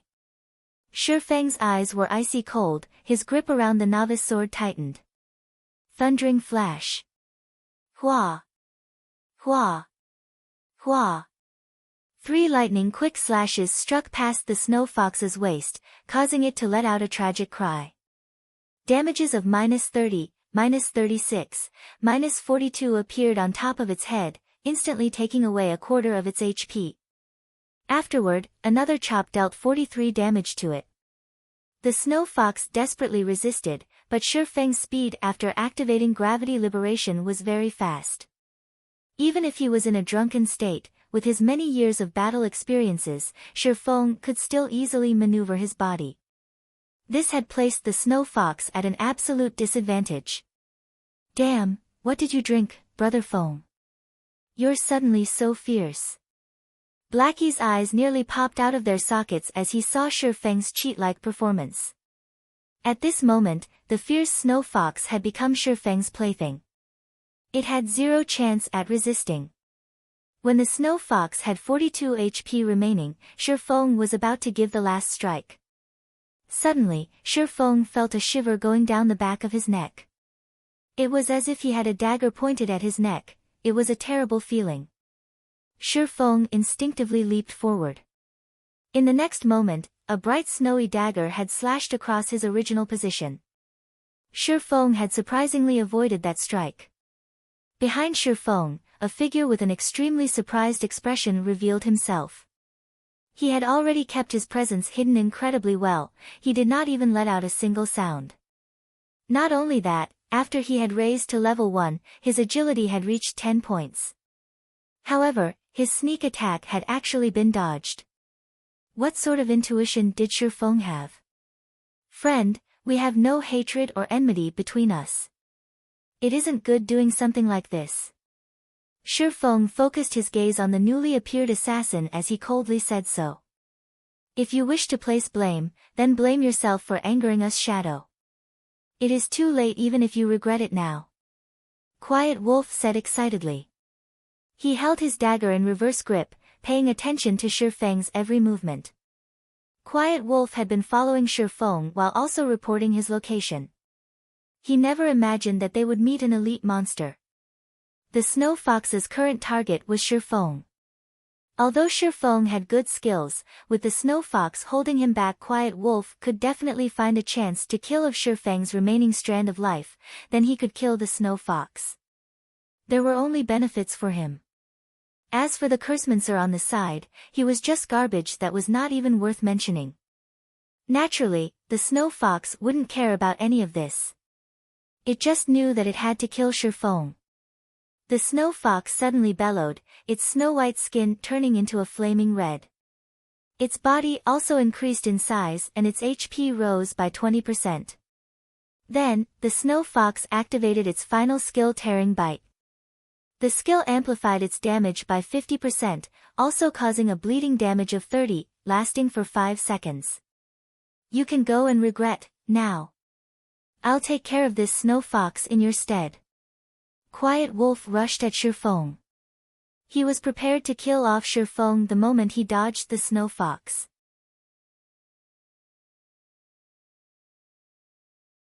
Chapter 12, A Timeful Parry. System: Player Quiet Wolf has attacked you and entered a yellow name state. Duration of 1 hour. Any players who attack yellow name players will not receive any penalty. Shifeng only had 31 HP remaining. Being attacked from both sides by the snow fox and Quiet Wolf put Shifeng in a very dangerous position. Despicable. Standing at a distance, Blackie scolded Quiet Wolf for sneaking an attack at such a moment. However, he couldn't change a thing about it. The two of them were too far apart. It was too hard for him to land a hit on Quiet Wolf. He could only aim his attack on the snow fox, hoping to kill it off a second earlier and not letting Quiet Wolf profit off of them. Although mages had high output, compared to hitting monsters, it was far harder to land a hit on players unless they stood still without moving. This was because the moment the dark arrow shot out, there would be a prediction line appearing. In a situation where the distance was great, players with good standards could usually dodge it. If it was an expert, then dodging it would be a piece of cake. Just as the snow fox and Quiet Wolf were about to rush up, the corners of Shifeng's mouth revealed a cold smile. He had been interacting with Quiet Wolf in shadow for years now, so he was extremely familiar with Quiet Wolf's strengths and habits. Shifeng took 2 steps back, forming a perfect triangle between the Snow Fox and Quiet Wolf. Shifeng gripped the novice sword tightly in front of his chest. He stood there without moving as he awaited the arrival of their attacks. Did he give up? Quiet Wolf started looking down on Shifeng when he saw Shifeng preparing to block with his sword. Although players could reduce the damage received by defending the attack, the Snow Fox was an elite. Even if Shifeng could defend it, the attack would still cause around 50 damage. With just 31 HP remaining, Shifeng couldn't even take a hit. The Snow Fox was a step ahead, biting towards Shifeng. Tearing bite. Just in time. Instead of retreating, Shifeng advanced. He rushed towards the Snow Fox. The novice sword blocked the Snow Fox in its mouth. Using the life-saving skill Parry, Shifeng could block a frontal attack once. Shifeng then continued by lifting the Snow Fox. The Snow Fox had low power, so Shifeng had easily tossed it towards Quiet Wolf. Everything happened too quickly. Quiet Wolf, who was rushing towards Shifeng, could not react in time. In an instant, his shoulder was bitten by the Snow Fox. A damage of -164 appeared on Quiet Wolf's head. His HP was instantly cleared down to 0. How? Quiet Wolf was unbelievably shocked. His heart was filled with unwillingness as he stared at Shifeng's ridiculing smile. He never imagined that players could do such a thing. If he had known about it, he definitely wouldn't rush forward, just to get himself killed. At this point, regardless of how unwilling Quiet Wolf was, his HP had turned to 0. His body could only fall and turn into starlight. He had even dropped a piece of equipment. In the distance, Blackie became dumbfounded. He had even forgotten to attack the Snow Fox. Blackie, stop daydreaming. Hurry up and attack the Snow Fox. Shifeng yelled and rushed at the Snow Fox again. After Blackie started reacting again, he chanted a curse, madly attacking the Snow Fox. Without Quiet Wolf's disturbance, the near-death Snow Fox was just a decoration. Within 10 seconds, the Snow Fox released a wail before falling down. System, Rare Elite Cunning Snow Fox killed. Obtained 130 EXP, Shifeng was level 2 now, so this amount of EXP was nothing to him. What Shifeng was concerned about was the loot. Rare elites were the love of all God's domain players because of their shocking drop rates. Furthermore, this was the first kill of the Snow Fox, so the loot must be even better. It can't be. It actually dropped a weapon. Shifeng obtained a staff and arm guard. Blackwood Staff, Bronze Rank. Level 1. Equipment requirements, Strength 5. Attack Power +8. Intelligence +3, Vitality +1, Mana +30. Durability 2020. This equipment would greatly strengthen a mage. Not only was its attack power high, it even gave an additional 3 intelligence. If a mage equipped it, then their damage might increase up to 2 levels. Fox Skin Gloves, Common Rank, Leather Armor. Level 1. Equipment requirements, Strength 3. Defense +4. Durability 2020. On the other hand, Quiet Wolf had contributed a pair of level 0 common leathered shoes with +3 defense. And here I thought it was some grey trash equipment. It seems Quiet Wolf's luck isn't that bad, being able to obtain a piece of common equipment. Shifeng had a different view of Quiet Wolf now. Obtaining a piece of common equipment at the starting period of the game definitely depended on luck. However, Quiet Wolf's luck now benefited Shifeng instead. Swordsman could wear both plate armor and cloth armor. Now that Shifeng had 2 of these new items, his defense had increased by a lot. Blackie, your equipment. Shifeng passed the Blackwood Staff to Blackie. However, Blackie did not receive the equipment. He had a hesitant look on his face. Killing the Snow Fox depended entirely on Shifeng. Blackie wasn't of much help, yet he had received the best equipment, a piece of bronze equipment no less. At this stage of the game, there weren't many players capable of owning such an item. It was extremely valuable. What's happened to you? Aren't we good brothers? Why are you being courteous with me? Besides, you're a curseman, sir. Once you've reached level 1, you can fully exert the staff's greatest capabilities. With that, we can level even faster. Sherlock said in a serious tone as if he knew what Blackie was thinking. After some thought, Blackie was able to make sense of it. He no longer refused it, saying, "Thanks. I'll definitely use it properly. Now." "That's much better." Sherlock laughed. "Let's go. We're going to Dark Moon Valley. Red Leaf Town." "Quiet Wolf, what were you even doing? Not only did you die, you've even dropped a piece of expensive equipment. Do you know how precious that equipment is?" Flaming Tiger snapped as he cursed. Quiet Wolf's expression was as gloomy as dark water. That pair of shoes was something he had obtained after grinding for 7 hours, and now he had actually lost it. Even his heart was bleeding right now. Although he had wanted to explain, he did not know how to. Should he say how he was toyed with by Sherlock? That wasn't something he was willing to admit. However, even if he wanted to snatch the equipment back, he wasn't an opponent for Sherlock. "Brother Tiger, I discovered a rare elite in the wild. I didn't think I would be discovered by that kid when I was about to kill off the elite. That kid had even brought along another person. In a 1 versus 3 situation, I wasn't their opponent at all." Quiet Wolf pretended to be enraged as he turned black into white. He continuously tempted Flaming Tiger. That brat should have killed the rare elite by now. He must have obtained some good equipment. They were on the path towards Dark Moon Valley. We could still catch up to them if we chase after them. We might even be able to get back the equipment. Rare elite. Flaming Tiger's eyes started to shine. He no longer questioned Quiet Wolf. Instead, he was extremely interested in the loot of the rare elite. He said excitedly, "Let's go. We'll immediately chase after them. They actually dare to steal my equipment. I will make them regret even playing God's domain."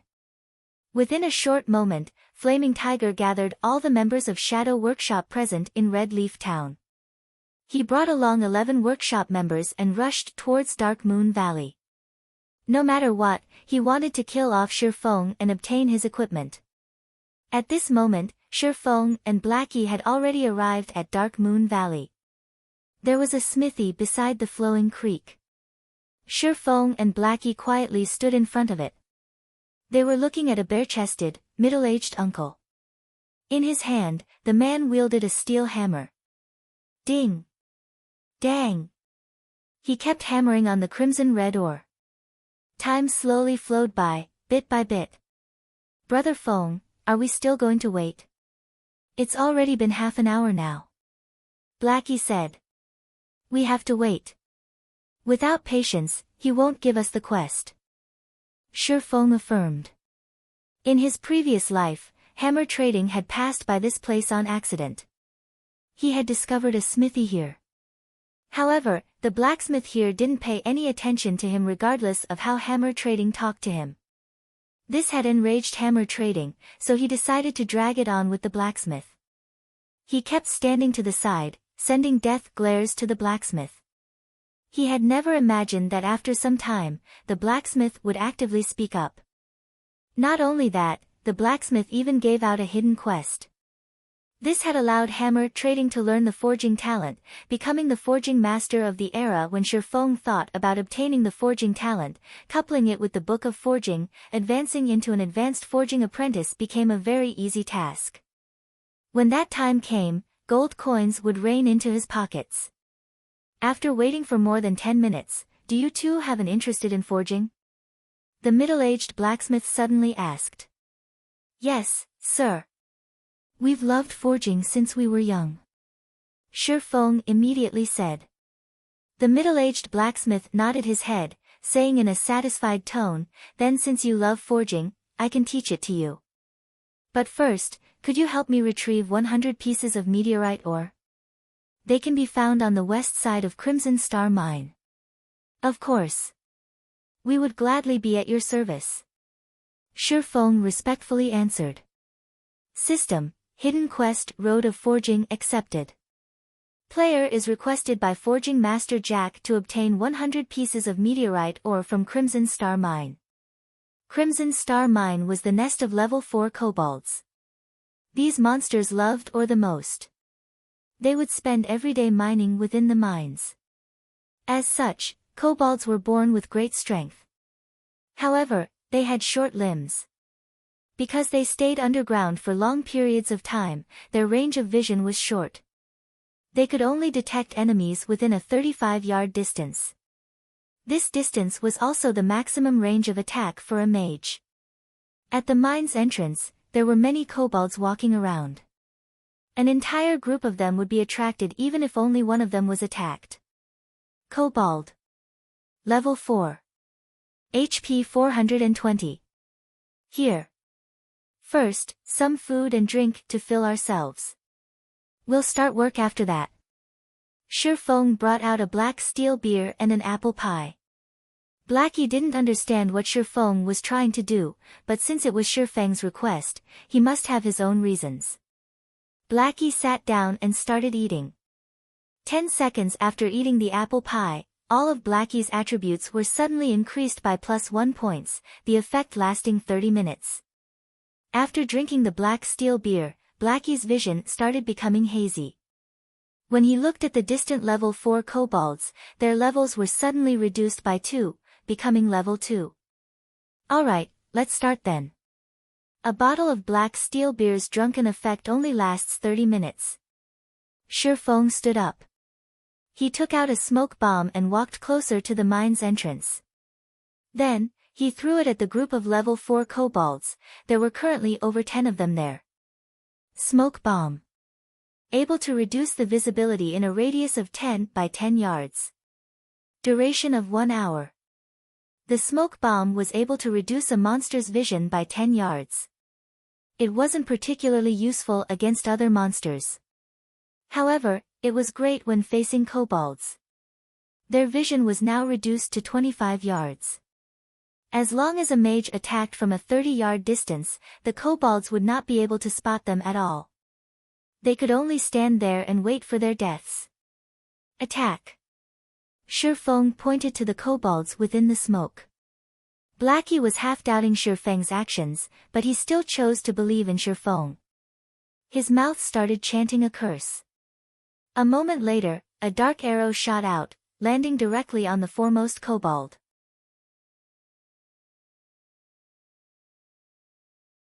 Chapter 13, Blackie's Good Luck. The kobold within the smoke was hit, 21 damage appearing above his head. The kobold became furious after being inexplicably attacked. Like a searchlight, the kobold looked around in all directions with his blood-red eyes.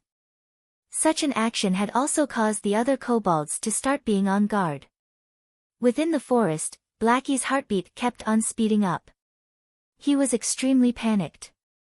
Although the kobolds looked to be level 2, their attributes 100% belonged to a level 4. Drinking the black steel beer allowed a player to become drunk, significantly increasing the player's courage.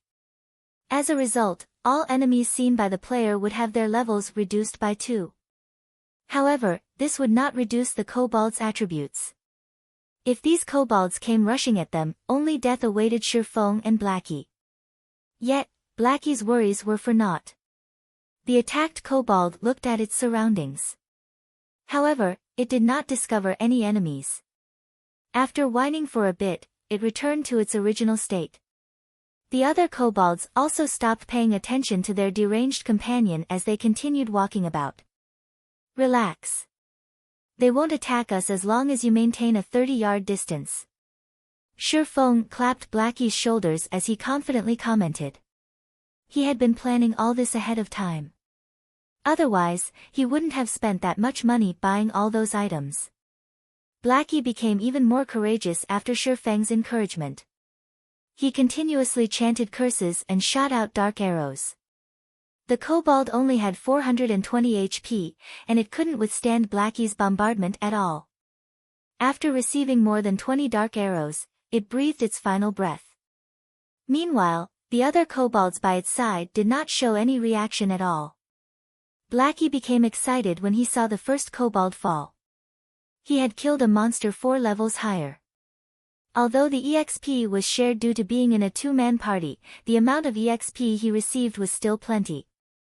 His experience had risen by 5% within an instant. This meant that Blackie would level up after killing 20 kobolds. He was even safe and unharmed.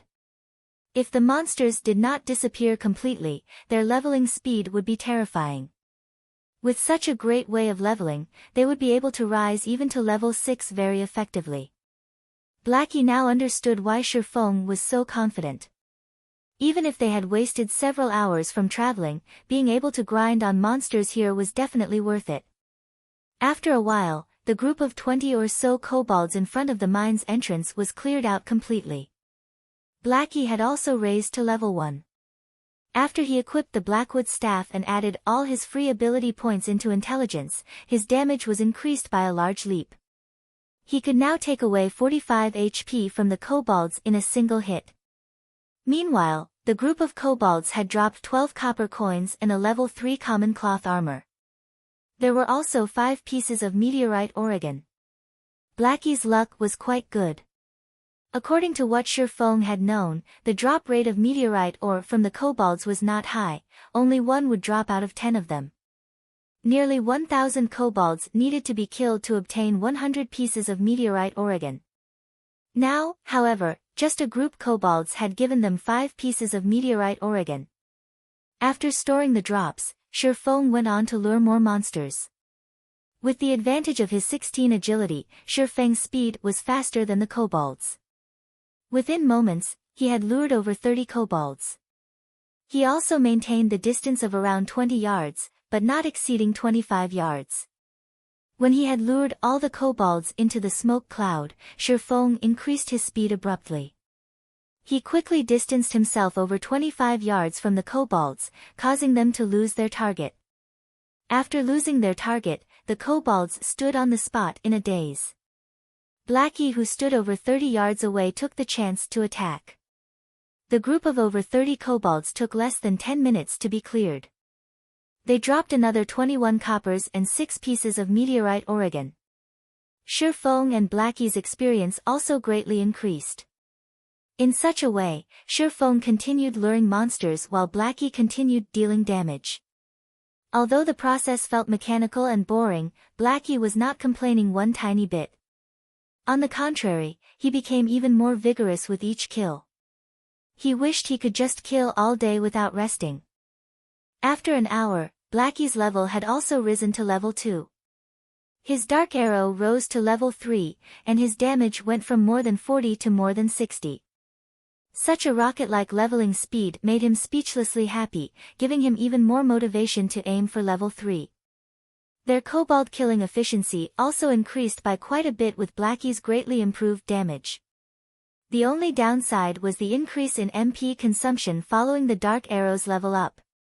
Fortunately, there was the magic water that Sherlock had bought. With it, Blackie could fully regenerate his MP before Sherlock had lured a new group of monsters, allowing him to deal damage without pause. Meanwhile, Sherlock was observing Blackie's condition while he lured a suitable number of kobolds. Other than that, he was just picking up the loot. The number of copper coins and meteorite ore were steadily increasing.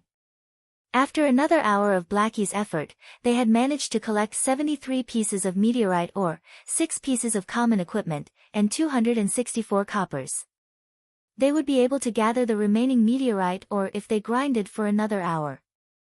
The system notification rang out just at this moment. System, player Lonely Snow has sent you 10 coppers. Subsequently, Sherlock received a communication request. The person contacting him was Lonely Snow. You are. Sherlock had just finished luring a group of monsters. Since he had nothing to do, he accepted the call request. Hello, brother expert. I'm Lonely Snow. We met before at the town hall, and you've even pointed me to a grinding spot. That place was just too great. There wasn't anybody stealing mobs from me, and I could also easily handle them. I'm already level 2 now. I've also looted a lot of materials and copper coins. I've already mailed you the 10 coppers. I wonder if you've received it. Lonely Snow was extremely excited. Previously, he was worried that this expert would not bother with him any longer. This was because experts were usually very proud, they wouldn't even look at minor characters like him. Lonely Snow had earned over 60 coppers from that treasured location he purchased. His level had even risen to level 2, leading the other players by quite a lot. Spending 20 coppers for this were definitely worth it. So it was you. I've received the 10 coppers. Shifeng only remembered about it after being reminded. Indeed, there was such a matter. However, that was when he needed the money to kill the town mayor a little earlier, so he had just casually given out some pointers. He didn't really mind regarding the remaining 10 coppers. Brother Expert, the level 2 dungeon Deathly Forest has already been opened, so I wanted to invite you to dive into the dungeon. My friends are all veterans, and they're all level 2 now. They will definitely not drag you down. Of course, all swordsman equipment obtained from the dungeon will belong to you. Do you perhaps have the time? Lonely Snow was slightly nervous. Experts usually disdained bringing along other people, especially rookie newbies. It was the reason why Lonely Snow mentioned that there were level 2 veterans in the party. He was afraid Shifeng would just outright reject him. Deathly Forest? Shifeng had a deep impression of this dungeon. As long as the number of level 2 players in Red Leaf Town reaches a certain amount, the first level 2 dungeon in Red Leaf Town, Deathly Forest, would be opened. Along with the Deathly Forest's opening, players of God's Domain were made known to the difficulty of dungeons. Deathly Forest was only conquered after many players had reached level 4 or 5. Meanwhile, Deathly Forest's true purpose was to increase the number of skills a player could possess. The monsters within the dungeon mainly dropped the basic skill books for every job. However, the most precious item within the dungeon was the forging design. Only the final boss, Werewolf Fellet, dropped it with a very low probability. Shifeng was very interested in this forging design. If he could learn it, then he would be able to further progress in his plans. Fine. However, I have a condition of my own. I will be bringing a Cursemancer, so all Cursemancer and Swordsman equipment will belong to me. Also, I want all materials and design papers that the boss drops. If you all are willing to agree to this condition, then I can go with you. Shifeng had just casually asked for the majority of the profits. However, he did not feel anything wrong with it. Lonely Snow started sweating all over after hearing Shifeng's condition. As expected, an expert's asking price was definitely high. However, when Lonely Snow considered the strengths of a beta tester, he still reluctantly agreed. All right then, I agree. I'll tell it to the others. Expert, when will you be free to come? We'll meet at the dungeon's entrance in another 2 or so hours. Shifeng estimated Blackie's killing speed. In over an hour, they would definitely be able to finish gathering the 100 pieces of meteorite Oregon. That's good. Then I'll start preparing over here. I'll see you at the dungeon's entrance, Brother Expert. Lonely Snow ended the call, a heavy weight being freed from him. At this moment, there were 3 other people standing beside Lonely Snow. Every one of them was level 2. What did that expert say? A handsome ranger asked. Lonely Snow explained it to them word for word. What dog's fart expert? He's just here to take advantage and rip off equipment from us. What's the point of inviting him?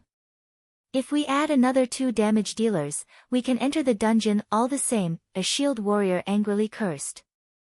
The male cleric standing at a side curled his lips, saying in a bad mood, then he's saying that all mage class equipment belongs to his friend. Lonely Snow advised, that person is a real expert. He's also a beta tester. He definitely has a deep understanding of the dungeon. He might even be able to guide us through it. Don't you all want to clear the deathly forest? So, what if he's a beta tester? He just had an extra month of experience in God's domain and a rough understanding of it. Besides, the data has long been changed after the game's official release. Even if he knew a lot about the deathly forest, how much use could there be? The shield warrior asked in disdain. He felt that those beta testers were only lucky. Their actual skills and strength might not even be comparable to them. We'll see how it goes after they arrive. If it's no good, then by that time there will be a lot more level 2 players. It won't be too late, even if we find someone else by then. The leading ranger said. After hearing this ranger speak, the others nodded their heads in agreement. At this moment, there was a flash of light in Dark Moon Valley. Sherlock had finally raised to level 3. Unfortunately, the leaderboard for levels had yet to be opened. Otherwise, he would definitely be ranked first on Red Leaf Town's leaderboard for levels. Finally level 3. Sherlock hurriedly added 4 attribute points towards agility, letting his agility reach 20 points. System: player's agility has reached 20 points. Activating agility hidden basic skill Fast and Nimble. Fast and Nimble, active. When activated, possess a body exceeding the normal man. Body's degree of freedom is completely released. Sherlock suddenly felt a gush of strength from his entire body. He also felt his body becoming unspeakably agile. His 5 senses also received a great improvement. These improvements allowed Sherlock to better exert his body's potential. Besides Sherlock reaching level 3, the last kobold that Blackie killed had unexpectedly dropped a level 1 bronze equipment, war boots. Sherlock couldn't help but admire Blackie's luck. Common monsters of level 1 to 3 would not drop any bronze equipment. The drop rate of bronze equipment from level 4 wild monsters was 1 out of 10,000. Yet Blackie had actually got it. His luck was just heaven-defying. Brother Fong, what are the attributes? Let me see as well. Blackie said so excitedly. The warboots attributes are quite good. Sherlock displayed the attributes. Recruits warboots, bronze rank, plate armor. Level 1. Equipment requirement, strength 6. Defense +8. Strength +1, endurance +1. Movement speed +1. Durability 20/20. This is too great. With this equipment, Brother Feng's speed would become even faster, Blackie happily said. Before, it was only him who obtained a bronze equipment. It had troubled him to no end. Now that Sherlock had one as well, his heart became relieved as he said, Brother Feng, how many meteorite ore are we still missing? Not many. Just 4 more pieces. We'll be okay after another wave. Sherlock looked into his bag. Unknowingly, there were already 96 pieces of meteorite ores in his bag.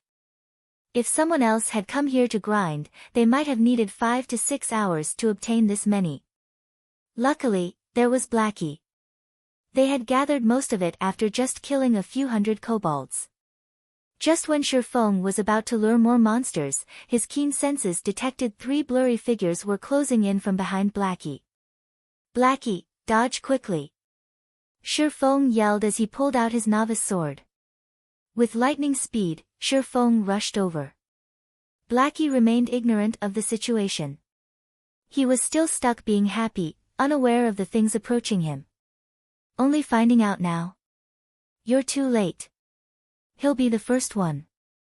3 figures suddenly appeared.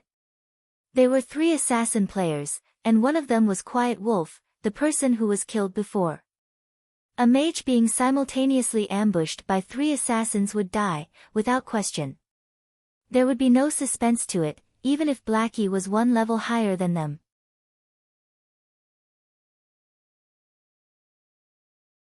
Chapter 14, Extraordinary Player's Physique. The simultaneous attacks from the 3 assassins caused a lot of damage to Blackie. Even though he wore several pieces of common cloth armor, he had still lost nearly half of his HP. System: Guild Shadow has attacked your party. All party members are allowed to attack members of Guild Shadow without penalty. Duration of 1 hour. I'll fight you guys. Blackie knew he was sure to die. His speed was not comparable with an assassin's. However, he also wanted to retaliate before he died. Blackie started chanting a curse, firing a dark arrow towards Quiet Wolf at 0 distance.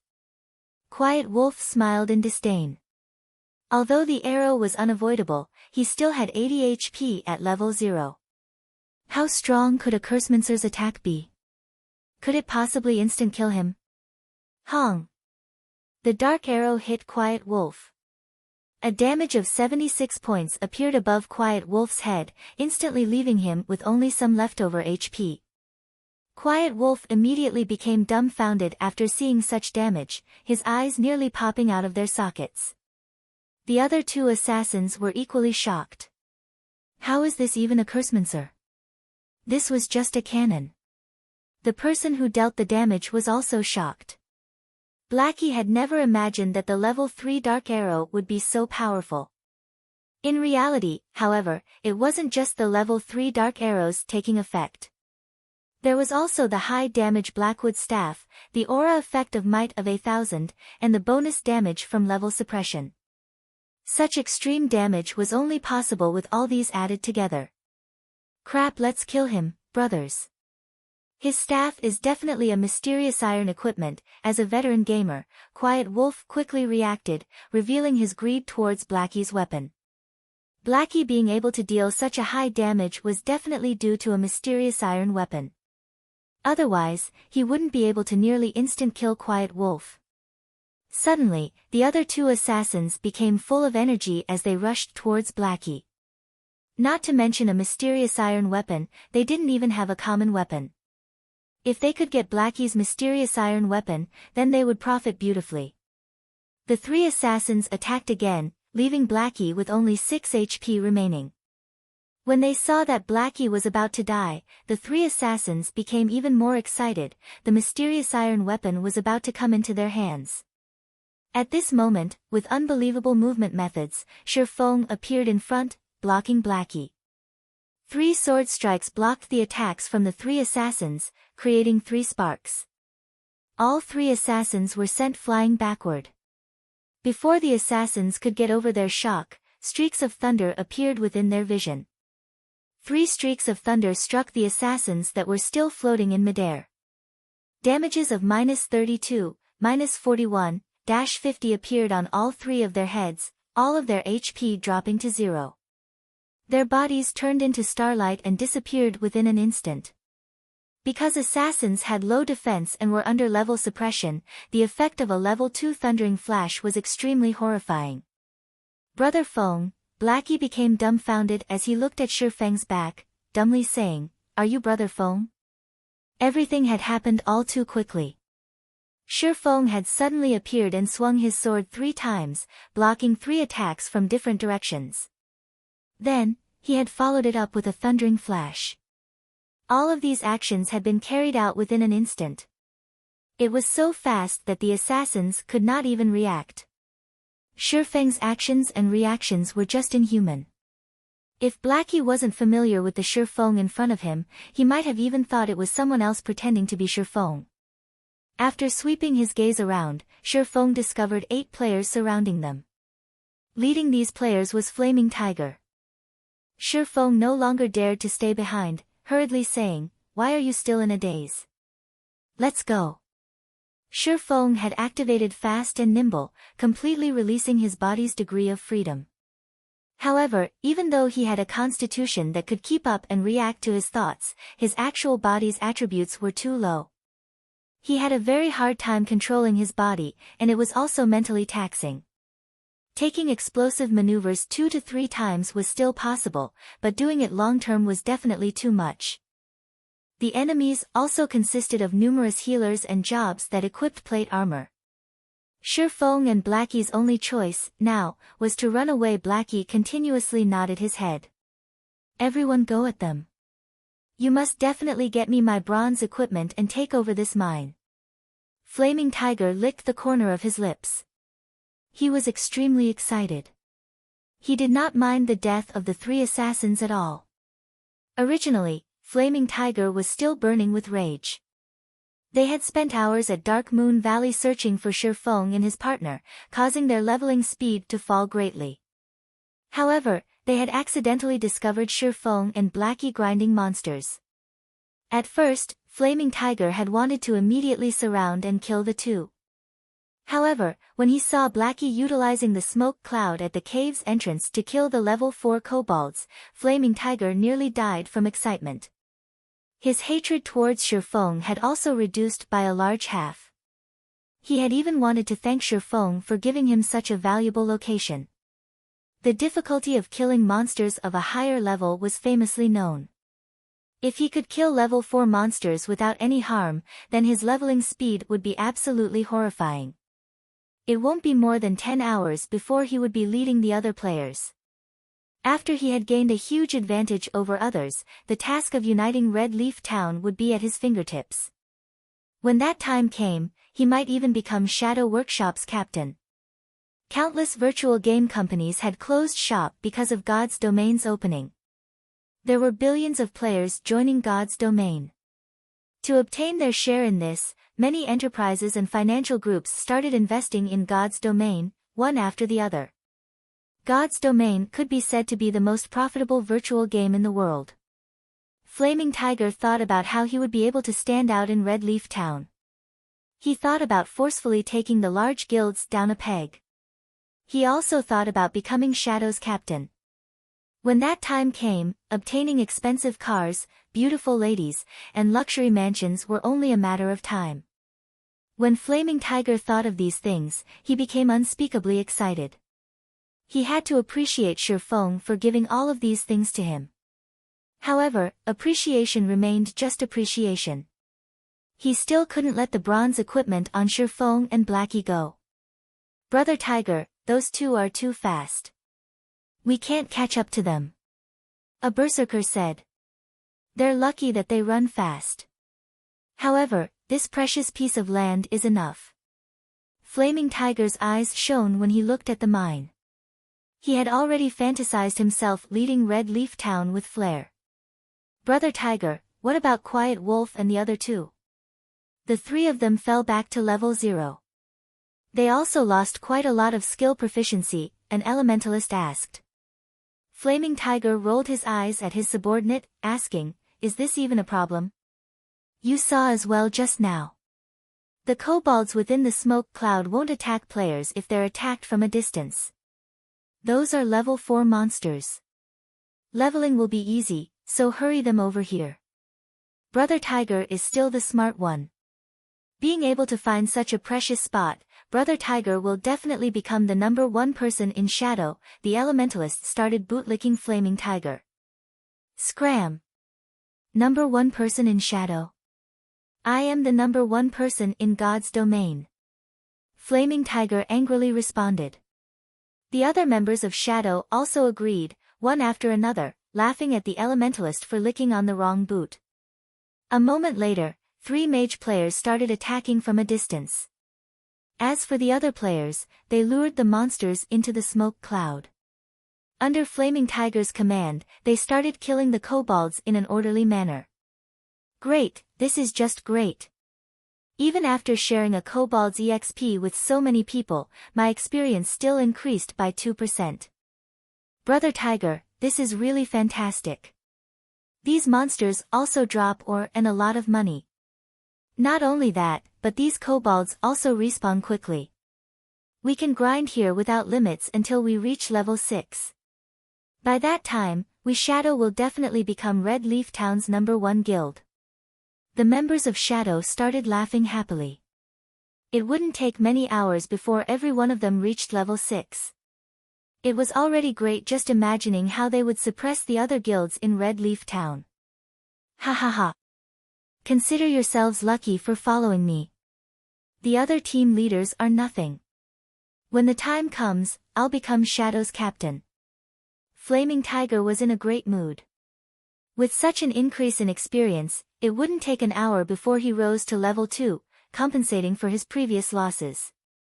Meanwhile, at the nearby location of Crimson Star Mine, Blackie was grinding his teeth in anger. Brother Fong, are we just going to let this go? That was hard to obtain information that came from a beta tester, but now it's just profiting these people. I get angry just from thinking about it. These people from Shadow are just shameless. Fortunately, I didn't join them.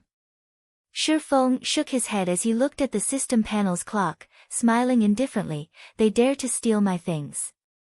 We'll let them enjoy it for now. In a moment, we'll let them know after happiness comes sorrow.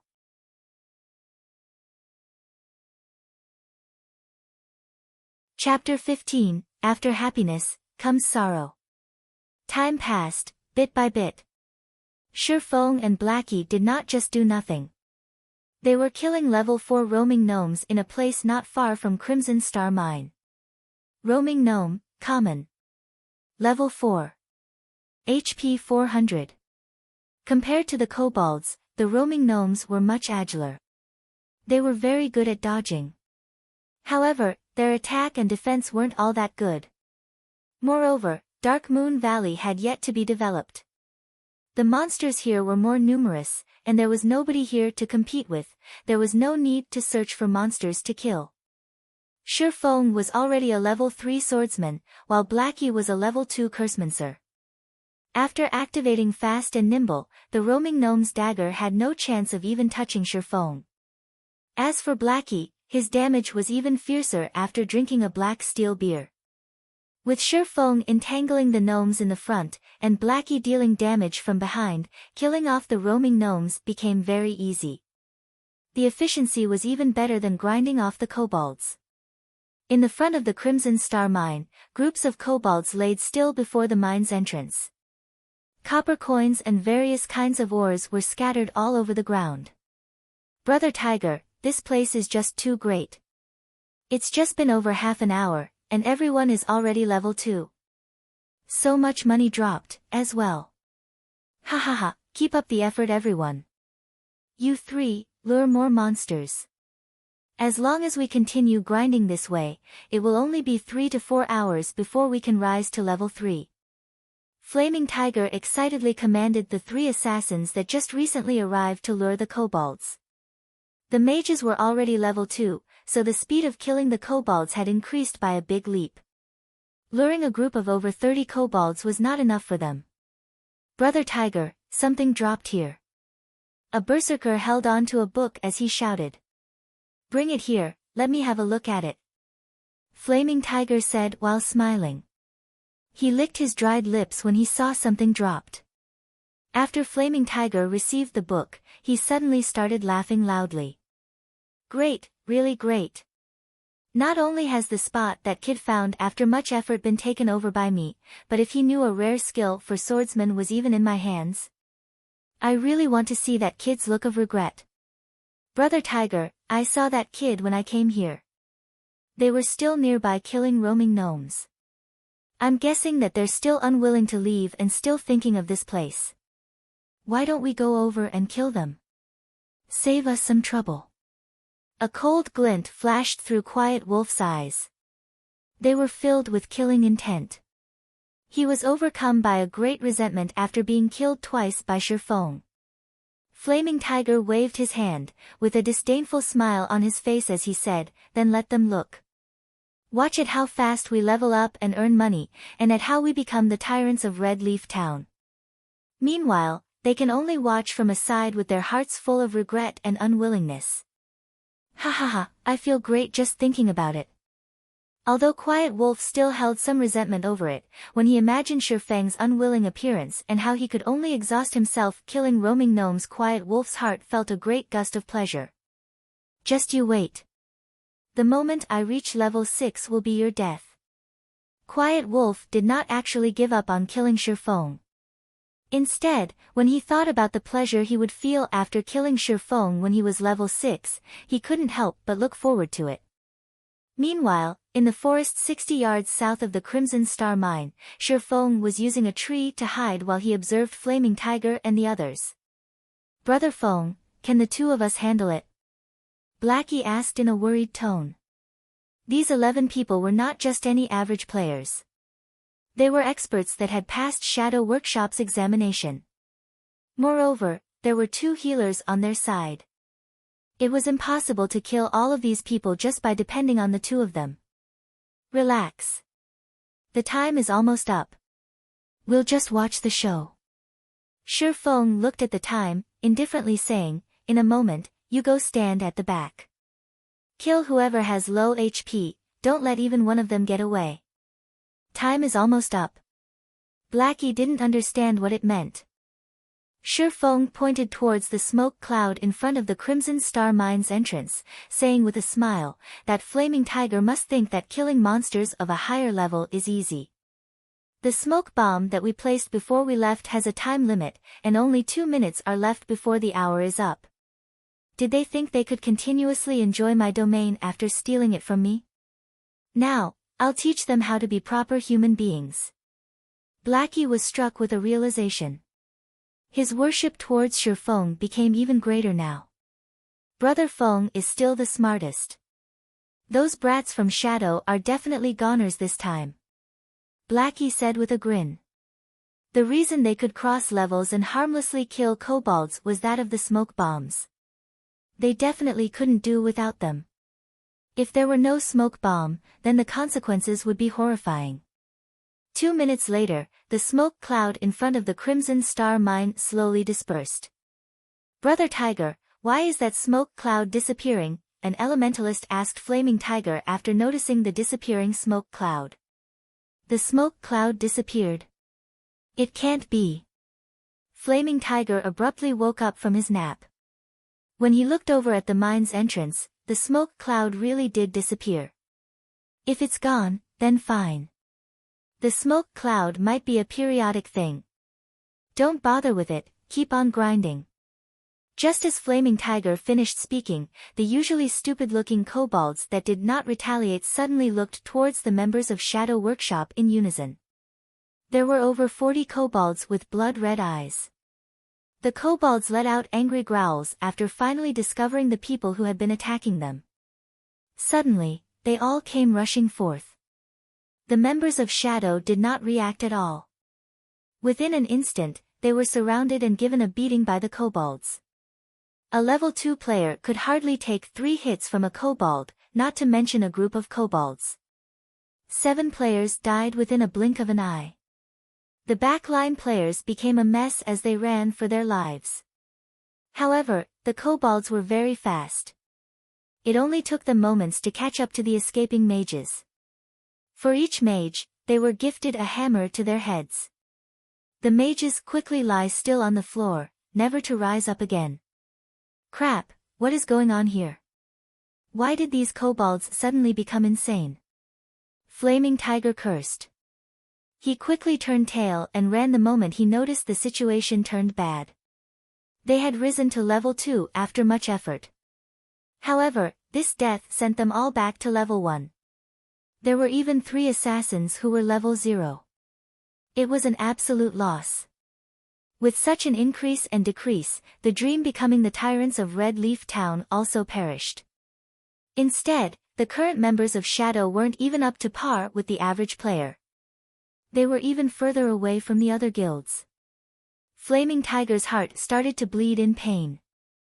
We meet again, Brother Tycoon, Shifeng said with an indifferent smile. He currently blocked Flaming Tiger's escape path. After seeing Shifeng sneer, even an idiot would understand that the kobold's rebellion had something to do with him. You're dead for sure, kid. You dare to actually scheme against me. If I don't kill you back to level 0, then my name will be read backward.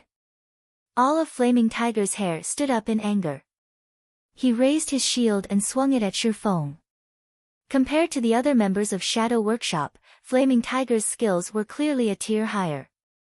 With one hand, he used his shield to block Shifeng's vision, while he used the other to stab his short sword towards Shifeng's vital point. It was simple, yet sinister, and it was very hard to stop. However, Flaming Tiger's confident strike struck air. Where is he? Flaming Tiger fixed his gaze to the front. However, there wasn't even a shadow of a person present. Over here. Shifeng stood behind Flaming Tiger, his sword waving down. Chop. A damage of -36 appeared above Flaming Tiger's head. His HP had instantly gone from 220 to 184. When Flaming Tiger was hit, he hurriedly spun around and used Shield Bash. However, Shifeng had long since seen through Flaming Tiger's movements. He took a step backward and spun his body around, hiding by the shield. Then, Shifeng arrived once more at Flaming Tiger's back, giving him another sword slash. Without the use of any skills, Shifeng could only deal 23 damage to a shield warrior with high defense. You coward! Don't hide if you have the ability. I can kill you anytime I want. Flaming Tiger could not land any hits on the agile Shifeng. His HP was constantly decreasing, and only 83 points of it remained now. He had no way of dealing with Shifeng's attacks, so he decided to start ridiculing Shifeng in hopes of provoking him, allowing Flaming Tiger the chance to kill Shifeng. Sure, I'll stand here without dodging. Come attack me then. Shifeng answered without hesitation. Flaming Tiger silently smiled. He never imagined that Shifeng was such a fool, taking the bait with just a small amount of stimulation. Watch how I'll toy with you to death. Flaming Tiger raised his shield and used charge at Shifeng. If Shifeng didn't dodge, then he could only take the hit forcefully. In terms of strength, Flaming Tiger wouldn't lose to Shifeng. However, only disappointment was waiting for him. Just when Flaming Tiger was 2 yards away from Shifeng, Shifeng immediately used Thundering Flash. 3 streaks of thunder went past Flaming Tiger's shield, directly landing on his body. 3 high damages appeared above Flaming Tiger's head, -28, -35, -41, his HP instantly dropping to 0. You! Despicable! Flaming Tiger glared at Shifeng. He was furious to the point of spitting out blood. If it weren't for himself rushing towards Shifeng on his own accord, he wouldn't have been struck by all the attacks of that skill. Are you alright, Brother Tycoon? I said I would stand here without dodging, but I've never said I wouldn't move my hands. How could you be so gullible, even rushing over, yourself? Shifeng spread out his arms, showing that it was all a mistake, saying, oh, right. I still have to thank Brother Tycoon for earning me so many ores. You've saved me a lot of time. Flaming Tiger pointed towards Shifeng, wanting to say something. However, his body had already turned into starlight and disappeared. He couldn't even utter a single word, only leaving behind a pile of ore and a single book.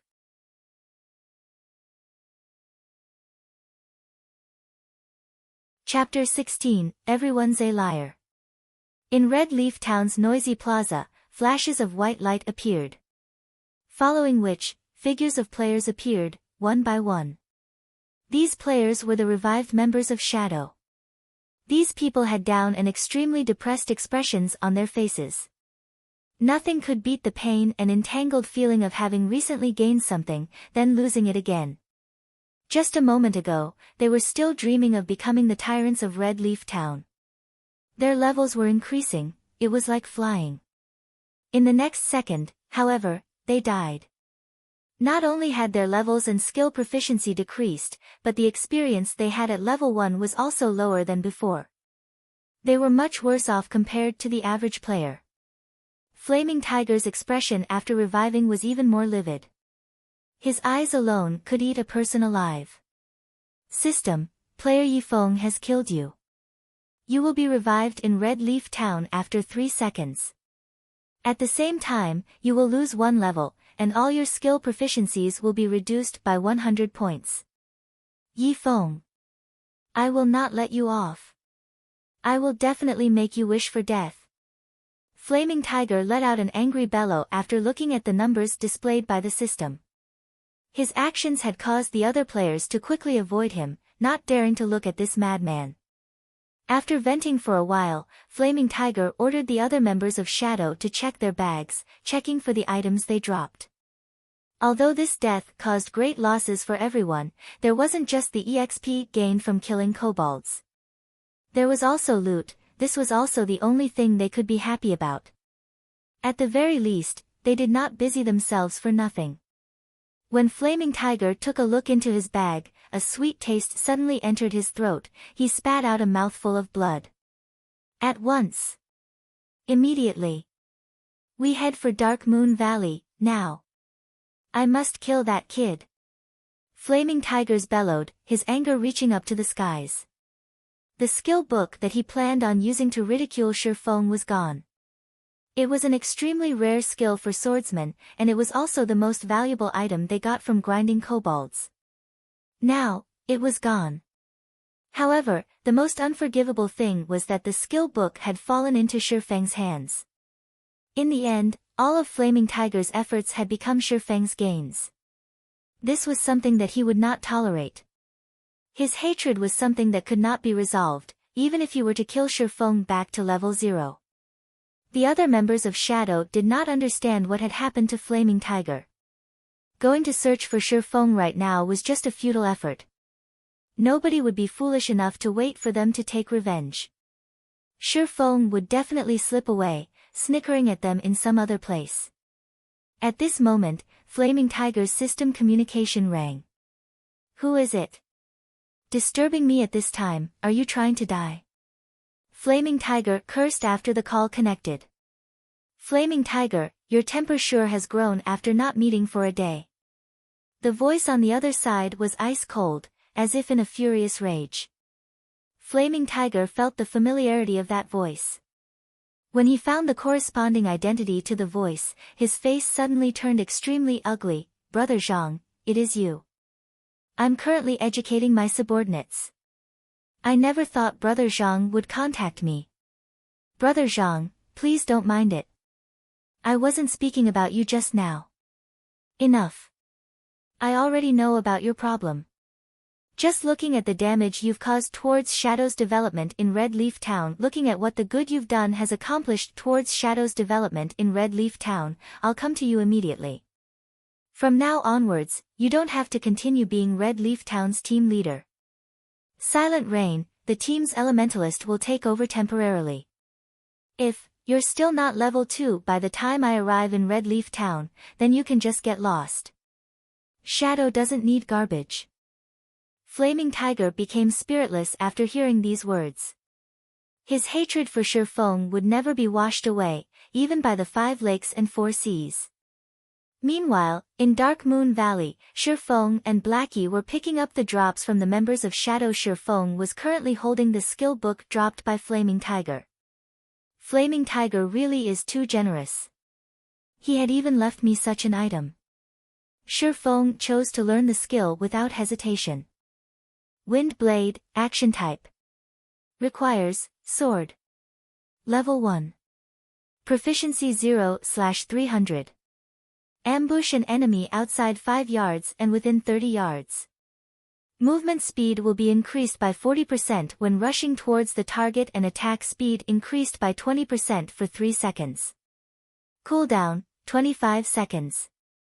A swordsman mobility would be greatly increased with this skill. It was a great counter to rangers and mages who love to kite. Brother Feng, the meteorite ore we need are all here. There are also quite a few bronze. Oregon Shadow really helped us big this time.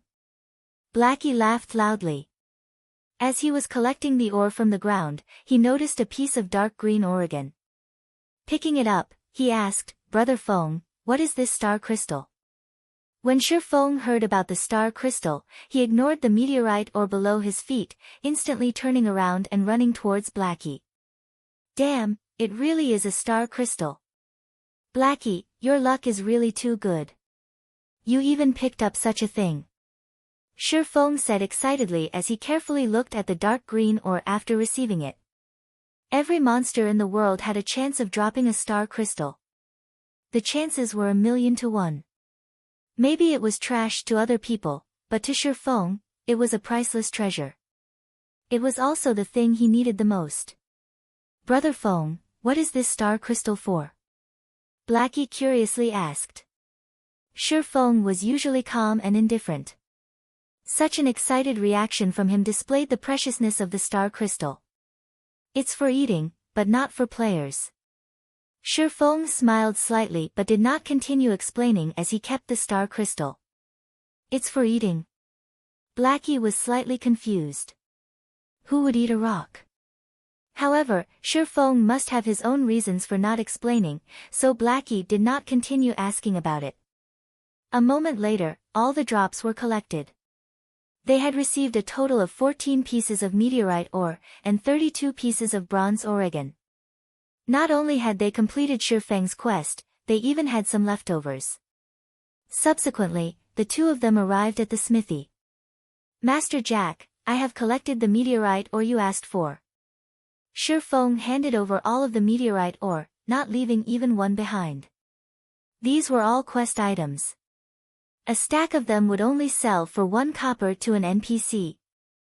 It was utterly worthless. Not bad, young man.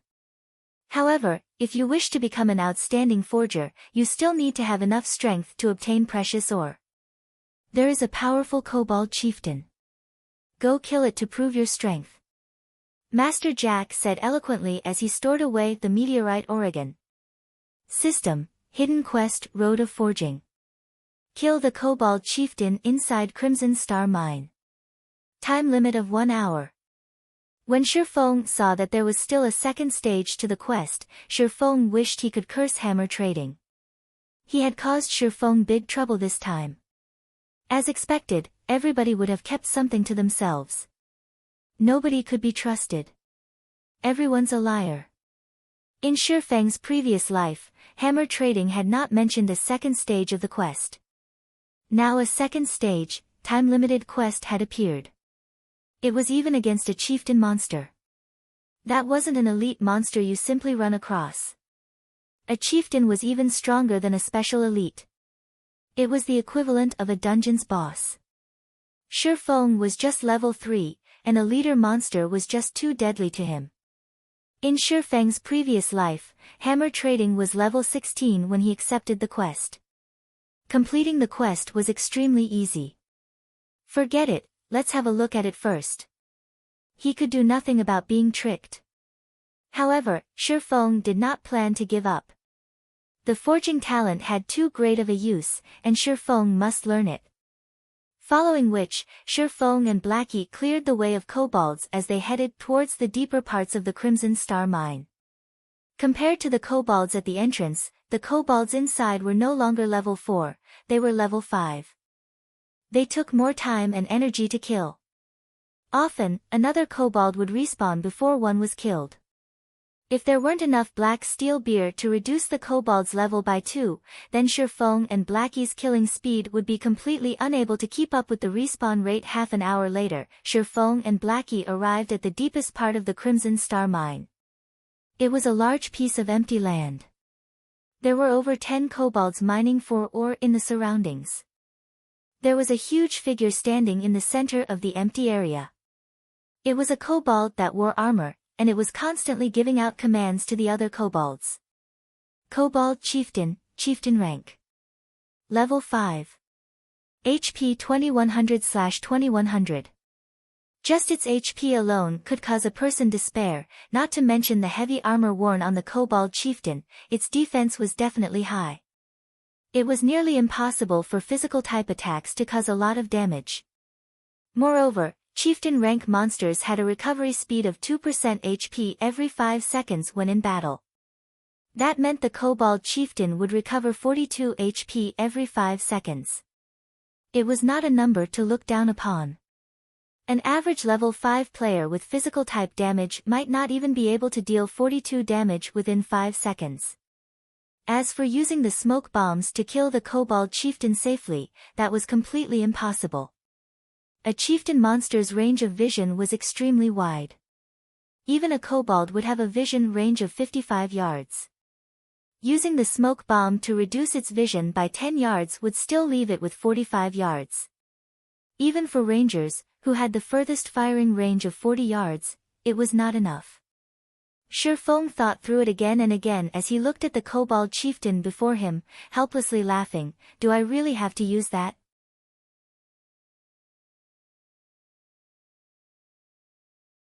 Chapter 17, magic weapon released, famed swordsman born.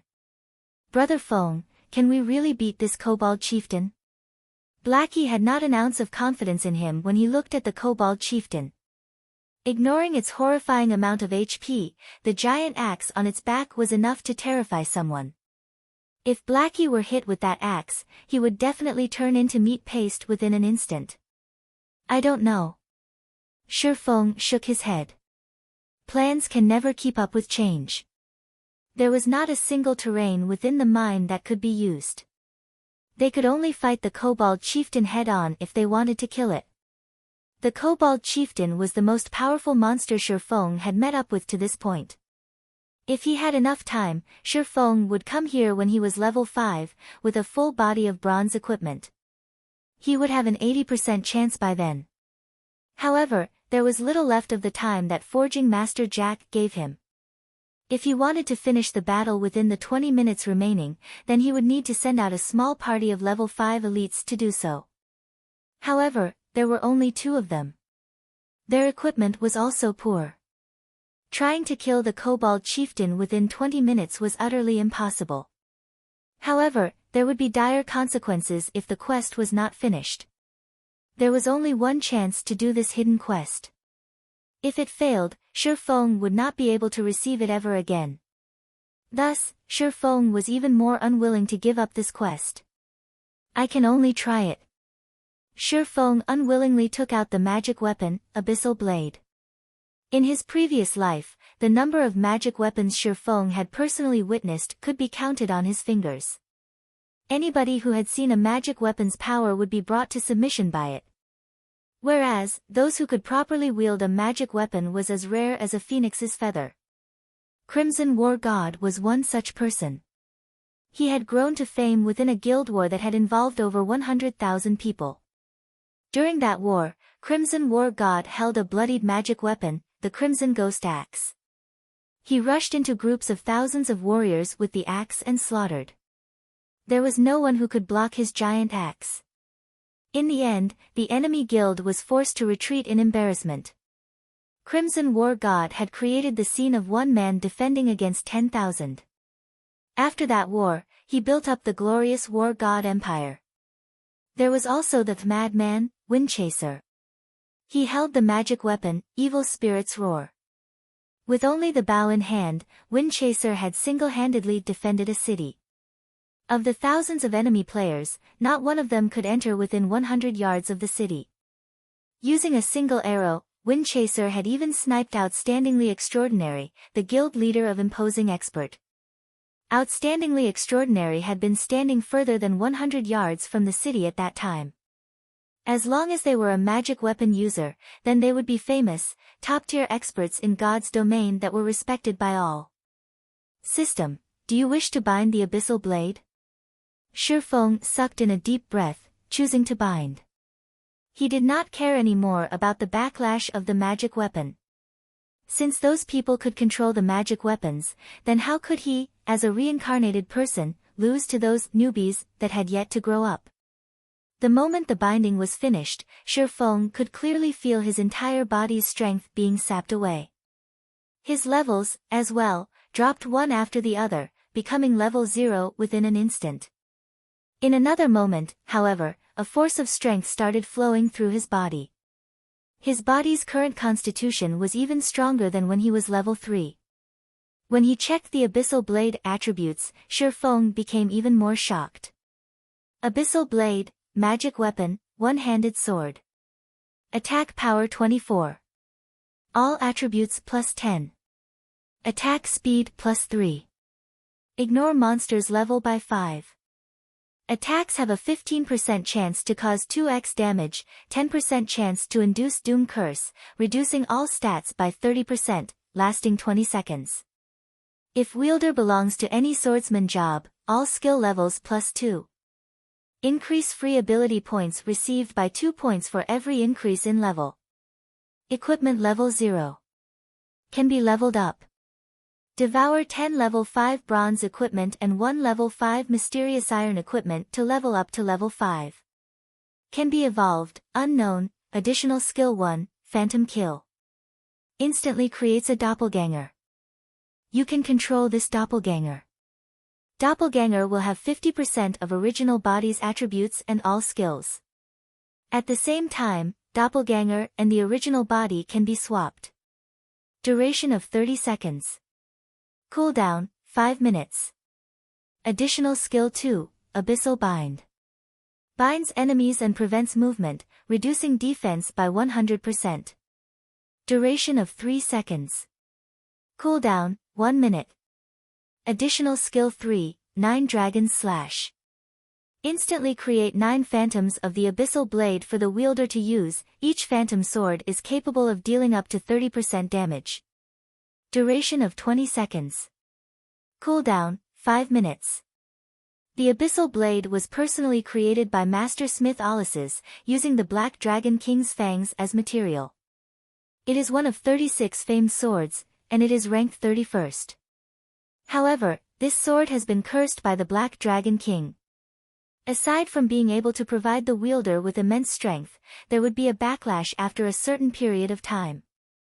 If the wielder is unable to suppress the backlash, the wielder will receive the curse of the Black Dragon King, permanently reducing all attributes by 50%.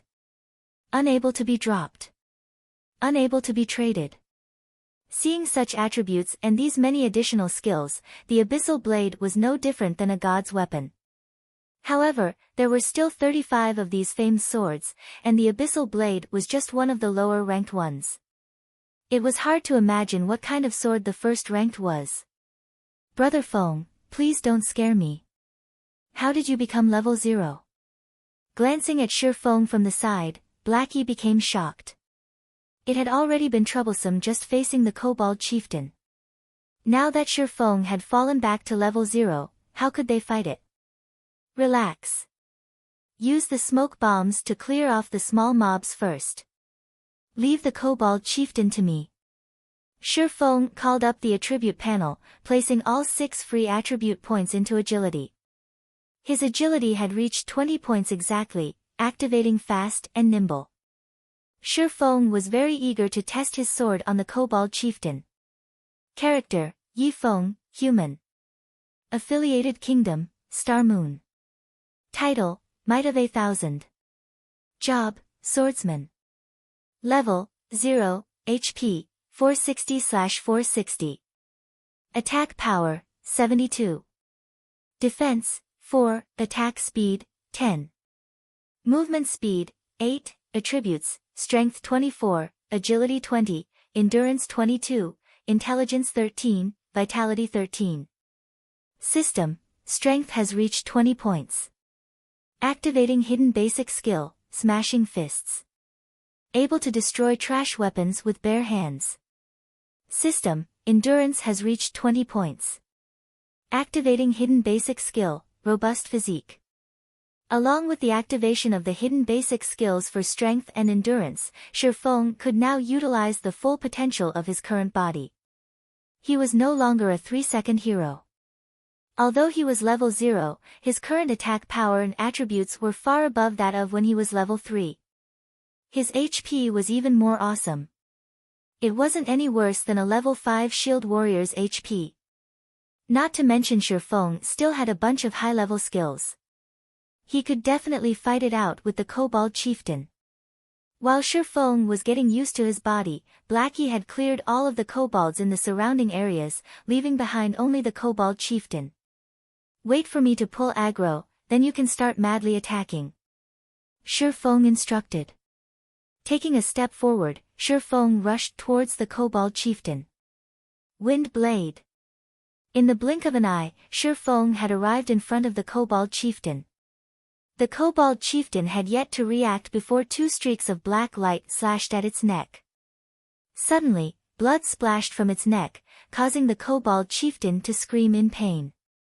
2 frightening damages appeared above its head. -63-128. The Kobold Chieftain finally reacted. However, just as it lifted its giant axe, another sword flash passed through an unprotected area of its body. Chop!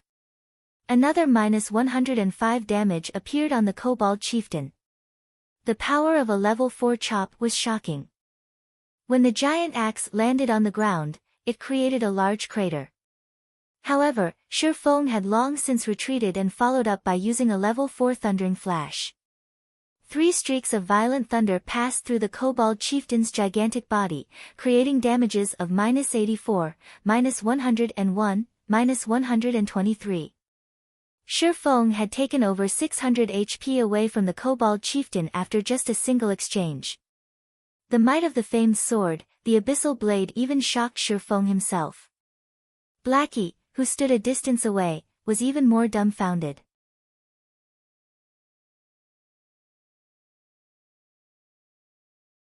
Chapter 18, 9 Dragons Slash.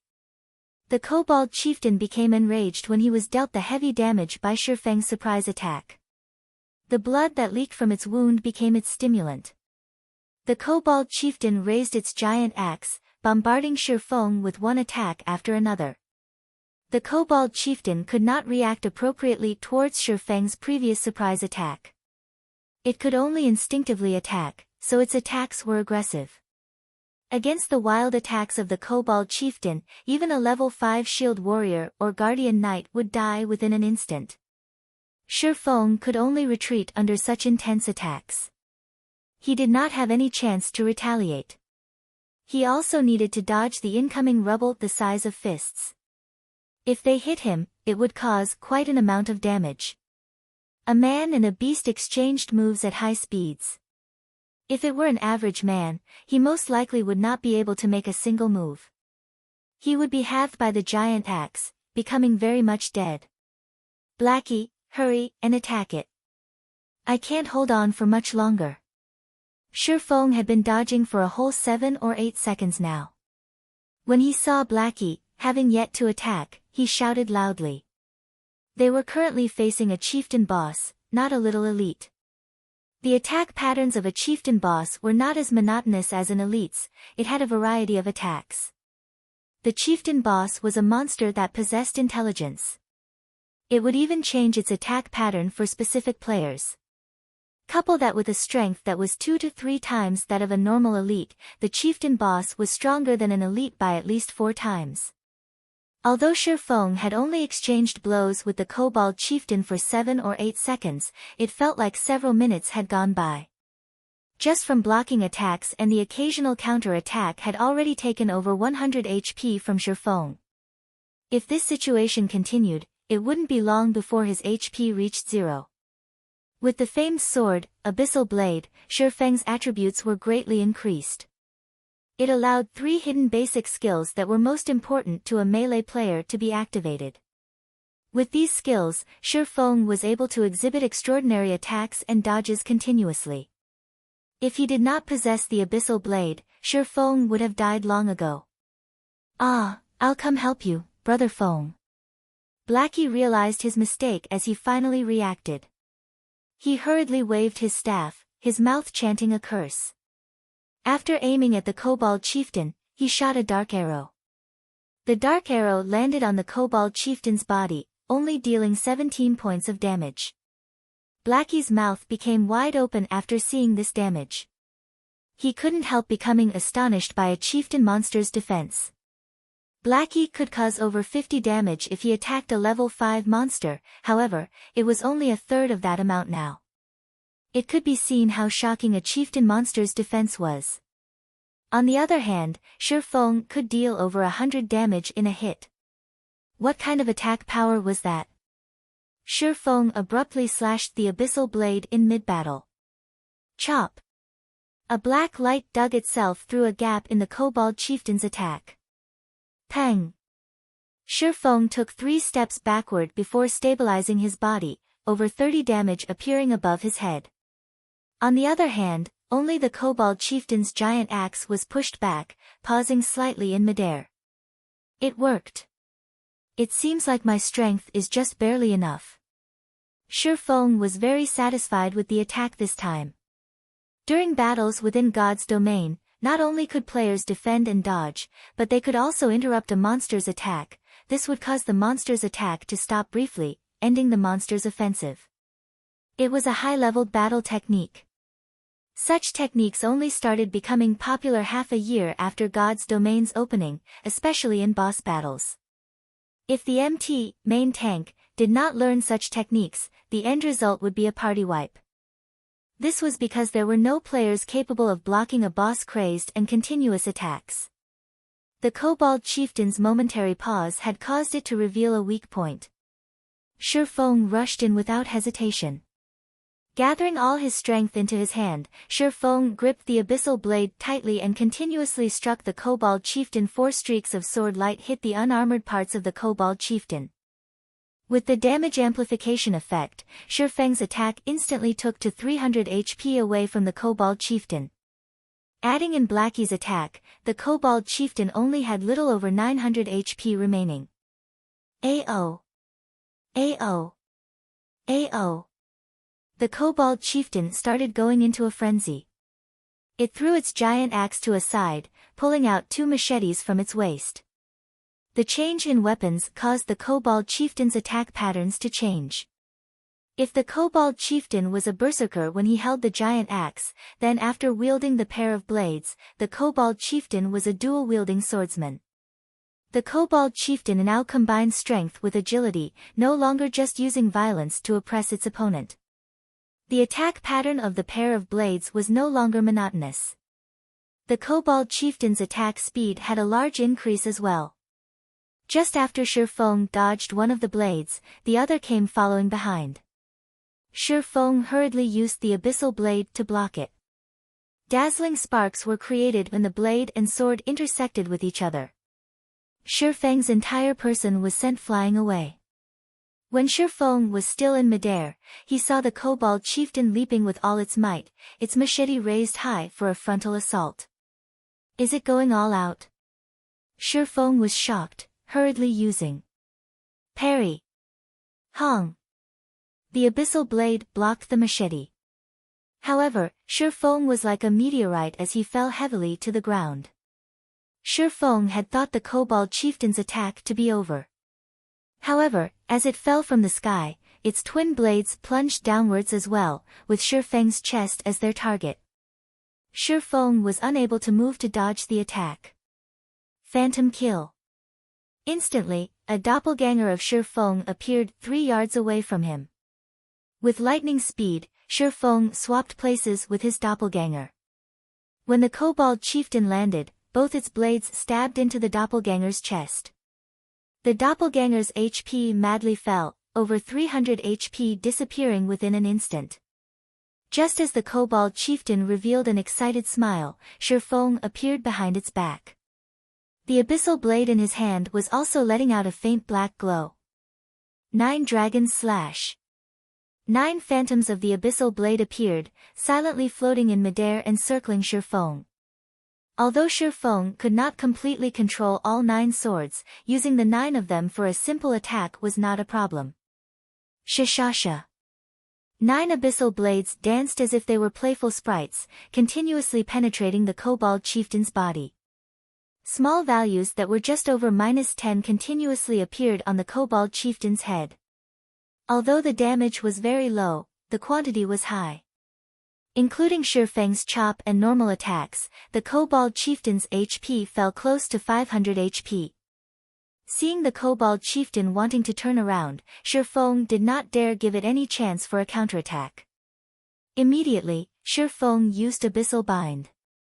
The Kobold Chieftain could not move for 3 seconds, and its defense was reduced by 100%. In a battle, where even blinking would get you killed, 3 seconds was enough to change the results.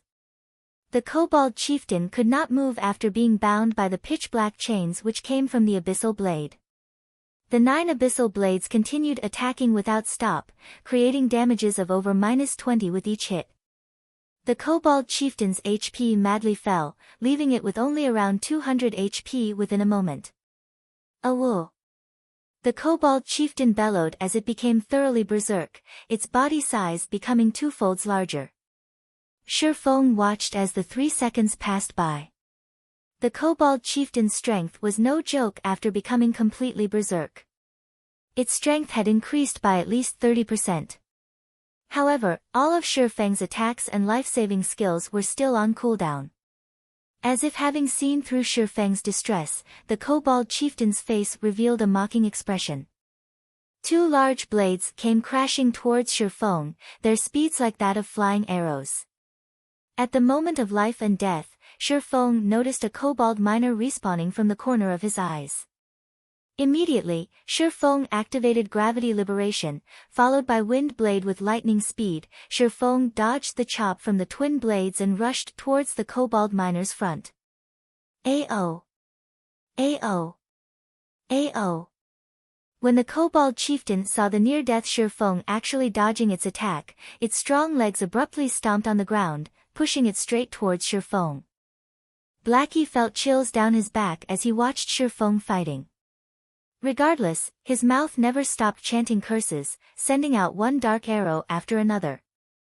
However, the kobold chieftain's speed was too fast, trying to hit it was just too hard. Fortunately, there was more than a 20-yard distance between the kobold chieftain and Shifeng. The kobold chieftain would still need some time to catch up to Shifeng. Within this period, Shifeng might even be able to kill off the kobold chieftain with the 9 phantoms of the Abyssal blade. However, both Shifeng and Blackie had underestimated the kobold chieftain's explosive strength.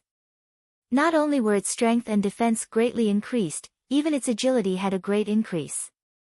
It only took 2 seconds for the kobold chieftain to reach over 20 yards. The kobold chieftain lifted its twin blades, strongly slashing it down. The kobold miner in front of Shifeng was split into 2, and a rain of blood fell 5 yards around it. This slash had closely brushed past Shifeng's cheek, nearly taking his life away. Seeing the kobold chieftain preparing to slash down its other blade, Shifeng strongly raised the abyssal blade in his hand. 3 streaks of thunder penetrated the kobold chieftain's body, taking away its last remaining 130 HP. Seeing the kobold chieftain finally fall, Shifeng let loose a breath of relief. The chieftain monster is truly too strong. Even if Shifeng came here at level 5 fully equipped with bronze equipment, he would still be a goner. He could only kill it due to luck. Compared to a level 2 Thundering Flash, the level 4 Thundering Flash only had a cooldown of 24 seconds. The cooldown had finished just in time, allowing Shifeng to escape death. System: Level 5 Kobold Chieftain killed. Level difference of 5. EXP obtained increased by 500%. Obtained 2350 EXP. Shifeng immediately rose to 76% of level 1. System: Congratulations for becoming the first player to kill a chieftain monster. Kobold Chieftain's item drop increased by 200%. Reputation in Star Moon Kingdom increased by 10 points. Suddenly, the Kobold Chieftain's body started expanding. Its size continued increasing until its body exploded with a boom, scattering a pile of items all over the floor.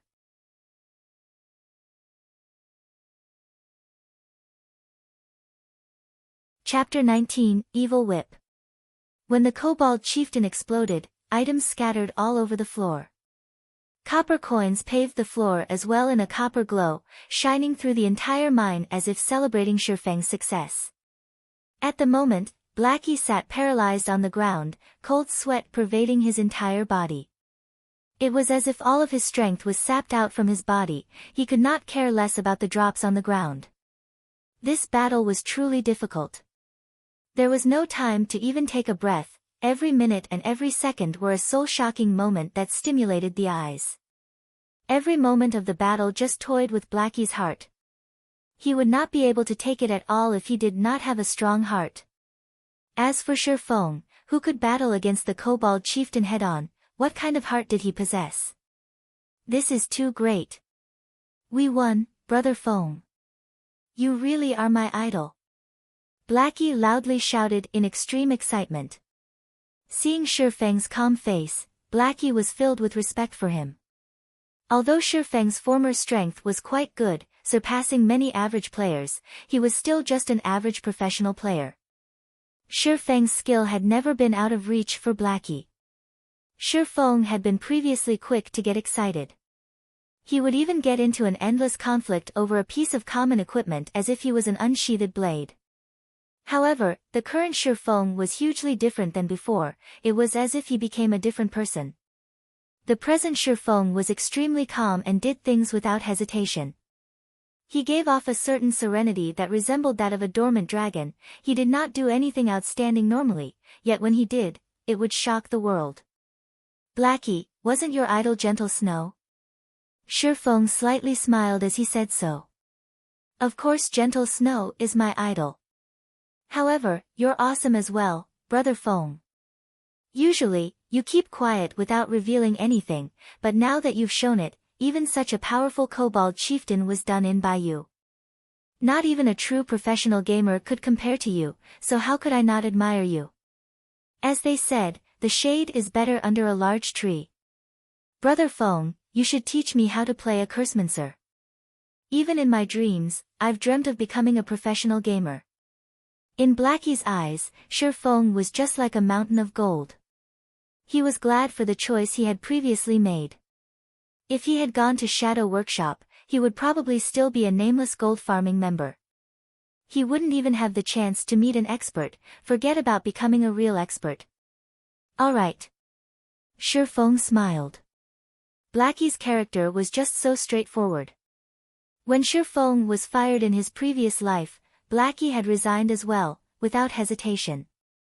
Blackie had given up a job with an annual income of millions just to share the suffering together with him. Naturally, Shifeng wouldn't betray Blackie, he would teach Blackie whatever he could. Although Shifeng had not played a cursemancer before, he had still observed plenty of expert cursemancers. Shifeng knew the general direction to develop a cursemancer, and it was more than enough to give pointers to Blackie. Brother Feng, how do you think I should place my points early on? Do I go full intelligence? Blackie asked. Shifeng shook his head, saying after some thought, although it isn't bad to go full intelligence during the beginning periods, agility is a must if you wish to become a powerful cursemancer. Aside from just increasing your movement speed, agility can also increase your casting speed. Cursemancers have very few life-saving skills, are slow runners, and have many skills that require chanting. A cursemancer's spells are also weak in power. They mainly rely on curses to deal damage. However, unlike elementalists, who are literal cannons, time is required for a cursemancer to unleash that damage fully. Hence, after adding intelligence up to 20 points, you should place half of your free ability points into agility. This will ensure your safety as well as allow you deal more damage.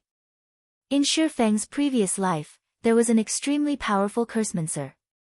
That person had broken the traditional point allocation method of a cursemancer by adding a large amount of agility.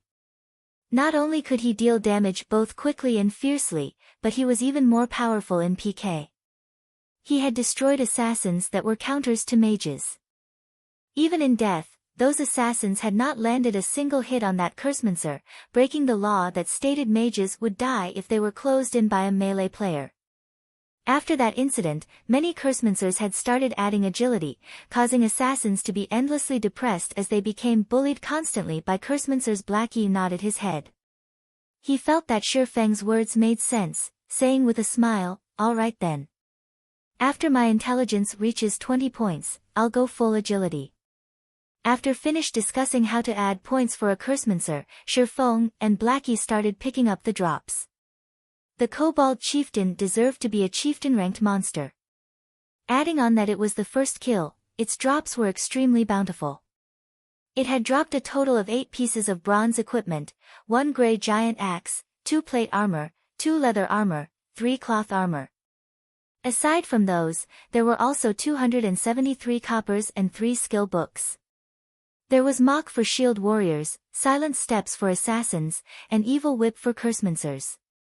Blackie, your luck really is too good. This Evil Whip skill book is rare with an extremely low drop rate. It is also one of the few control and damage skills that a cursemancer has. As long as the skills level is high, it will become a godly skill for grinding monsters. Shifeng tossed the Evil Whip skill book to Blackie without hesitation. He also gave 2 of the level 2 cloth armor to Blackie. Evil Whip. Cast time 3 seconds. Use 5 thorns to bind a target in a fixed area. As long as the target exits the area and breaks the thorns, every thorn will cause a base damage of 20 points, with an additional 30% spell damage. Cooldown, 20 seconds. Blackie became ecstatic when he saw the skill, learning it quickly. With this skill, his battle standards would be increased by a big leap. After he switched to the two pieces of equipment, it was as if he turned from an air gun into an artillery cannon. Blackie's intelligence increased to 20 points, increasing his spell damage to 48, and also activating the hidden basic skill for intelligence, Rapid Cast. Rapid Cast allows the player to skip the chance of spells that are below 1.5 seconds, requiring only action to cast it. Also, allows the caster to better focus on attacking their target. As for the two pieces of plate armor, they were the recruit's heavy armor, and black steel arm guard. However, amongst these pieces of bronze equipment, Sherlock only fancied the black steel arm guard's attributes. Black steel arm guard, bronze rank, plate armor. Level 3. Equipment requirements, strength 9. Defense plus 14. Strength plus 2, endurance plus 2, agility plus 1. Durability 20/20ths. The recruit's heavy armor was just mediocre. The level 5 recruit's heavy armor could not compare to the sky armor at all. However, plate armors were still precious, so it could be sold for a good price. The two pieces of level 3 bronze leather armor could be sold as well. Amongst these pieces of equipment, the most valuable one was the Grey Giant Axe. It was definitely the darling of berserkers. Grey Giant Axe, bronze rank. Level 5. Equipment requirements, strength 15. Attack power plus 21. Strength plus 5, endurance plus 2. Durability 30/30ths. It was the absolute weapon for violence. If a berserker got a hold of this weapon, their damage would become extremely violent and horrifying. If I could create a hype over this Grey Giant Axe, it would definitely be worth a lot of money, Sherlock slightly smiled. He had a plan in his heart to make a load of money using the Grey Giant Axe. Afterward, Sherlock and Blackie returned to the smithy. Master Jack, I've killed the Kobold Chieftain. This is its skull. Sherlock said respectfully as he took out a kobold's skull. Master Jack, who was currently hammering away on steel, glanced at the kobold's skull. After he confirmed that Sherlock had done it, he satisfyingly said, "Not bad, young man. It seems you do have the right to inherit my forging skills." System, Hidden Quest Road of Forging, completed. Player has learned forging. Player has become a basic forging apprentice. Player has obtained the forging talent, Forging Genius. Rewarding 10 pieces of 100 refinement steel. Forging Genius. After a successful forging, there is a fixed chance to increase 2 proficiency points. 2 proficiency points were not to be looked down on. It should be known that a basic forging apprentice making a piece of common equipment only had a 20% success rate. After successfully making the equipment, there was a 40% chance to obtain 1 proficiency point. Now, however, Sherlock had a chance to obtain 2 proficiency points as long as his forging was successful, increasing his efficiency for promotion to the next rank by several folds. Becoming an intermediate forging apprentice required 1,000 proficiency points. An average player required more than 10 days, at the very least, to become one. Their supply of materials must also be continuous, as the horrifying rate of failure would waste large amounts of materials. With the forging talent, Sherlock could now save a lot of materials, saving him quite the amount of money. On the other hand, 100 refinement steel was a good support material for making bronze equipment. It could increase the success rate of making a bronze equipment by 10%. With the forging talent and book of forging, Sherlock couldn't help but wish to start forging equipment immediately. However, he needed materials if he wanted to forge equipment, and in a large amount as well. If he were to collect the materials himself, it would waste too much time. He could only purchase them in bulk. However, that required a lot of money. Not only that, making common equipment would not earn him any money, but instead cause him to lose it. Only bronze equipment could be sold for a good price, but that required forging designs that Shifeng did not have. Deathly Forest is a must-go. Shifeng thought about the bronze equipment forging design that could be obtained from within the Deathly Forest. The equipment that could be forged using the forging design was both cheap to make and had very good attributes. In his previous life, there were quite a few forgers who became rich because of that design. Just as Shifeng turned around to leave. "Young man, you truly make me look differently at you. Even after so many years of forging weapons, it is still my first time seeing a magic weapon." Master Jack called out to Shifeng. He had sent his gaze towards the pitch-black sword hanging around Shifeng's waist. Even if the black sword was rusty and looked like a fire poker, it could not escape the eyes of a master forger.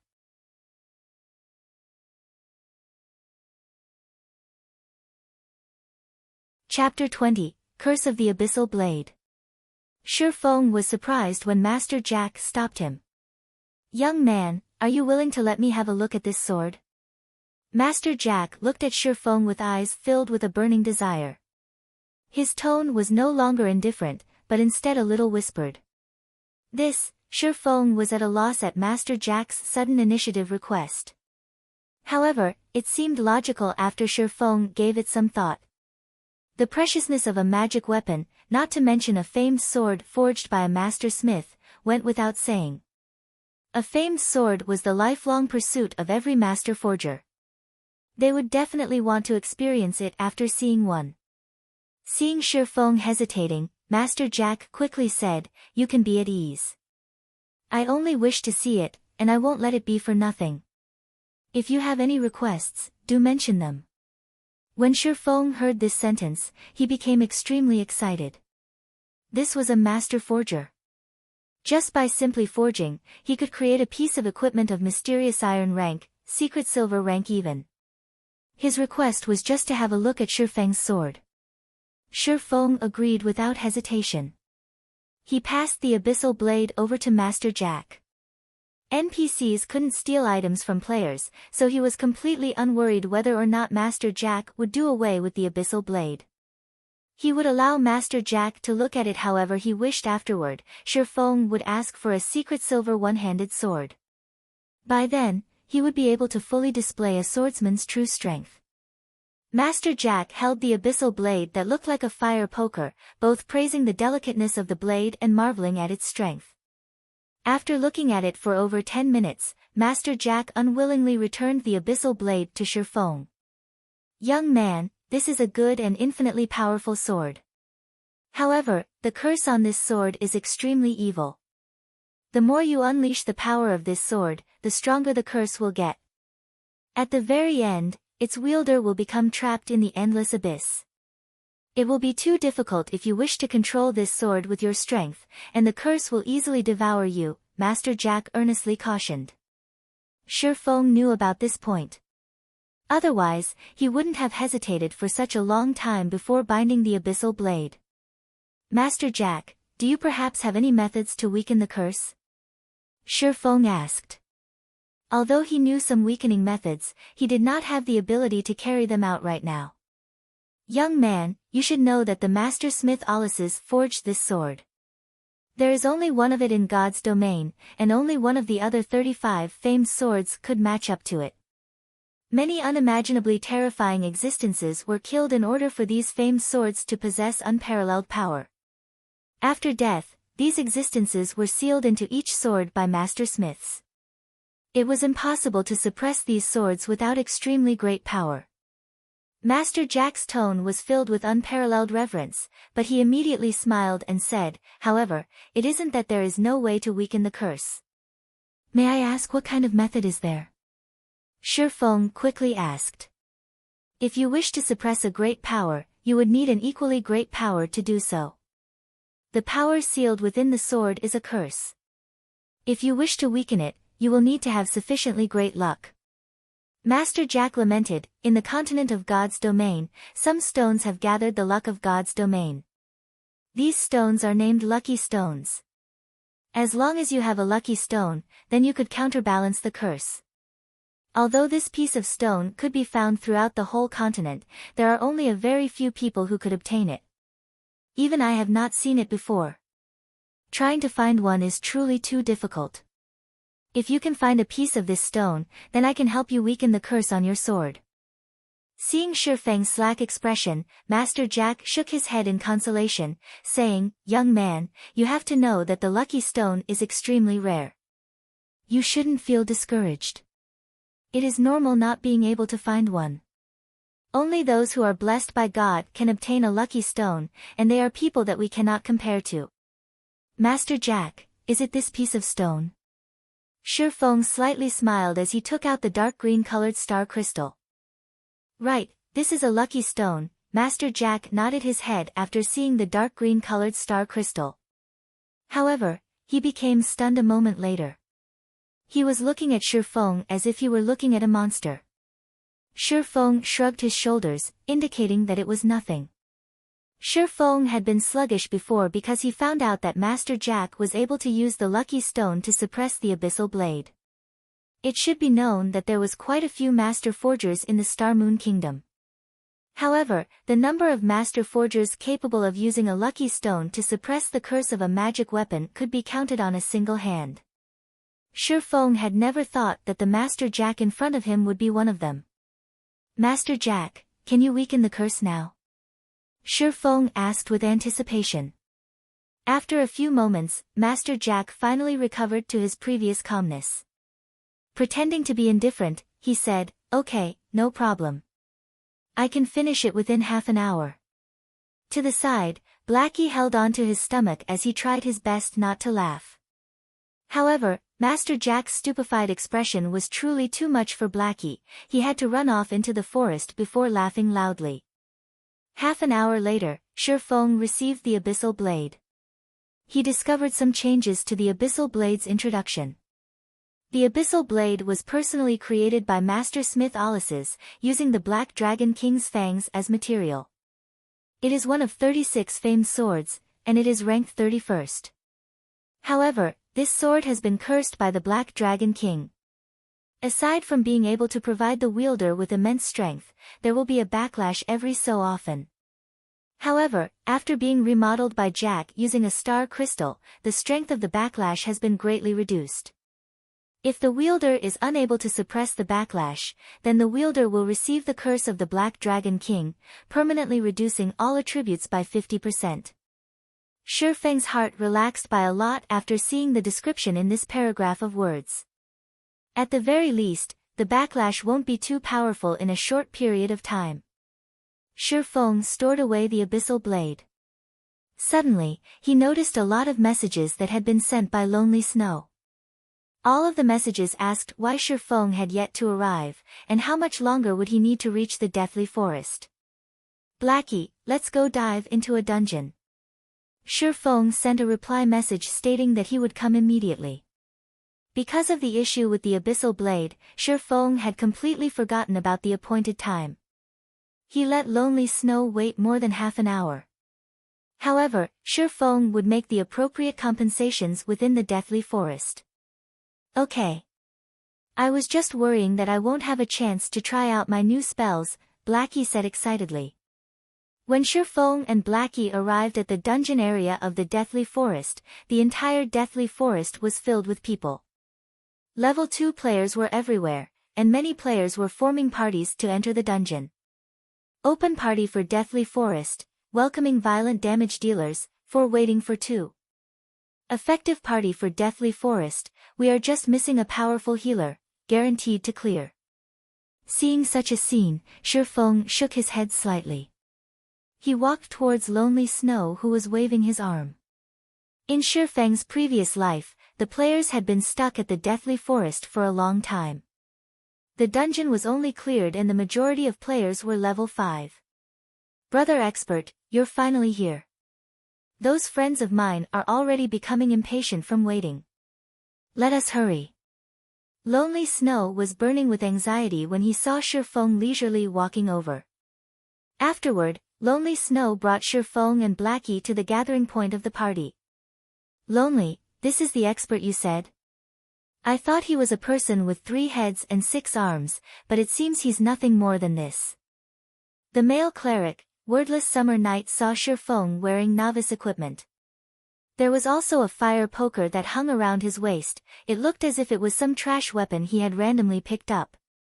When Wordless Summer Night saw this, he couldn't help but ridicule, "Brother Wordless, how could you say such things about Brother Expert? He is a dignified beta tester, so he definitely must have something extraordinary. Otherwise, how would he dare to take all equipment for Swordsman and Cursemancer?" The Shield Warrior, Battle to the End, stood to the side and sneered. The two of them had already felt displeasure for Shifeng. This was because Shifeng had wanted to take away all plate armor and mage equipment immediately after joining. Wouldn't they just be working away for nothing? If it were not for their boss wanting to have a look at Shifeng, they would have long since invited other players and dove into the dungeon. Now that they saw Shifeng in such poor equipment, they could criticize him and force him to leave. Lonely Snow wanted to retort as Shifeng was someone he had personally invited. However, Shifeng's equipment did not give Lonely Snow any chance to do so. He could only stare in silence. "Alright, let's party up. A lot of people have already entered the Deathly Forest. If we don't dive in, we won't have a chance at competing for the first kill." As the party's leader, the handsome male ranger, waving slowly but surely, interrupted as he said. Blackie wanted to argue back, but Shifeng stopped him.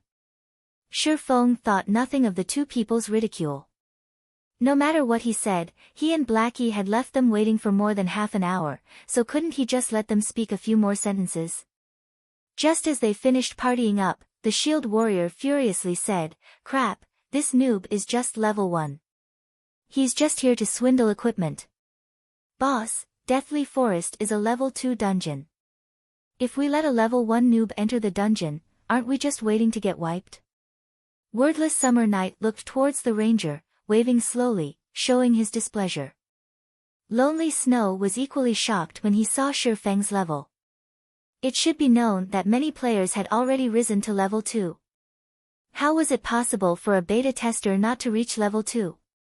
Boss waving slowly looked towards Shifeng. Before this, he still had some hope for Shifeng, but now it was all gone. He suddenly said in a cold tone, "Did you die once before this?" "Nope." Shifeng shook his head, honestly saying, "However, entering Deathly Forest at level 1 is enough. Then you can go now. We don't need such an expert like you here.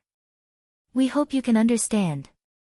Waving slowly coldly said, his brows slightly wrinkled. "Boss, this must be a misunderstanding. How about we try it out first?" Lonely Snow explained. "Try it out?" Wordless Summer coldly laughed, "Then who will be responsible when we die? You should know that we still lose experience if we die in a dungeon. Although it is low, that is still 10%. Can this noob repay such a loss?" Wordless, don't make it hard for Lonely. Waving slowly repeatedly said, "Lonely, I know you are trying to cover for this swordsman, but I have to take responsibility for our party. I will only find veterans to enter the dungeon. I will not waste time partying up with a novice. You have 2 choices now, 1 is to follow us into the dungeon, 2 is to leave the party together with them." "I will leave the party." Shifeng did not want to embarrass Lonely Snow. He immediately left the party, turning to leave. "Blackie, will party up with other people and enter the dungeon." "Alright." Blackie smiled with a hee-hee, leaving the party without a second thought. Humph, humph. The expert's identity has been seen through. At least he has some self-awareness to leave after knowing he can't swindle equipment anymore. The Shield Warrior grinned and jeered, "Lonely, you really are gullible. Such a noob would trick only you. You need to learn properly from Boss." Waving slowly in the future. Lonely Snow's face turned livid after hearing this. However, he did not feel that he was mistaken. Shifeng was definitely an expert. Boss waving slowly, "Sorry for this." Lonely Snow chose to leave the party. He was prepared to join Sherfeng in order to determine whether or not his judgment was correct. You. Waving slowly was immediately stunned. He never thought Lonely Snow would be so decisive. It was simply a foolish decision. He would have long since chased Lonely Snow away if it wasn't because he had good techniques. Wordless Summer Night looked towards Lonely Snow, saying with a cold smile, "Lonely, you better not regret the choice you made. You'll regret when we clear the deathly forest and obtain great equipment. You'll regret it for 10 years, 20 years that you didn't follow Boss." Waving slowly, "You're tuning into the Blissful Bookshelf YouTube channel.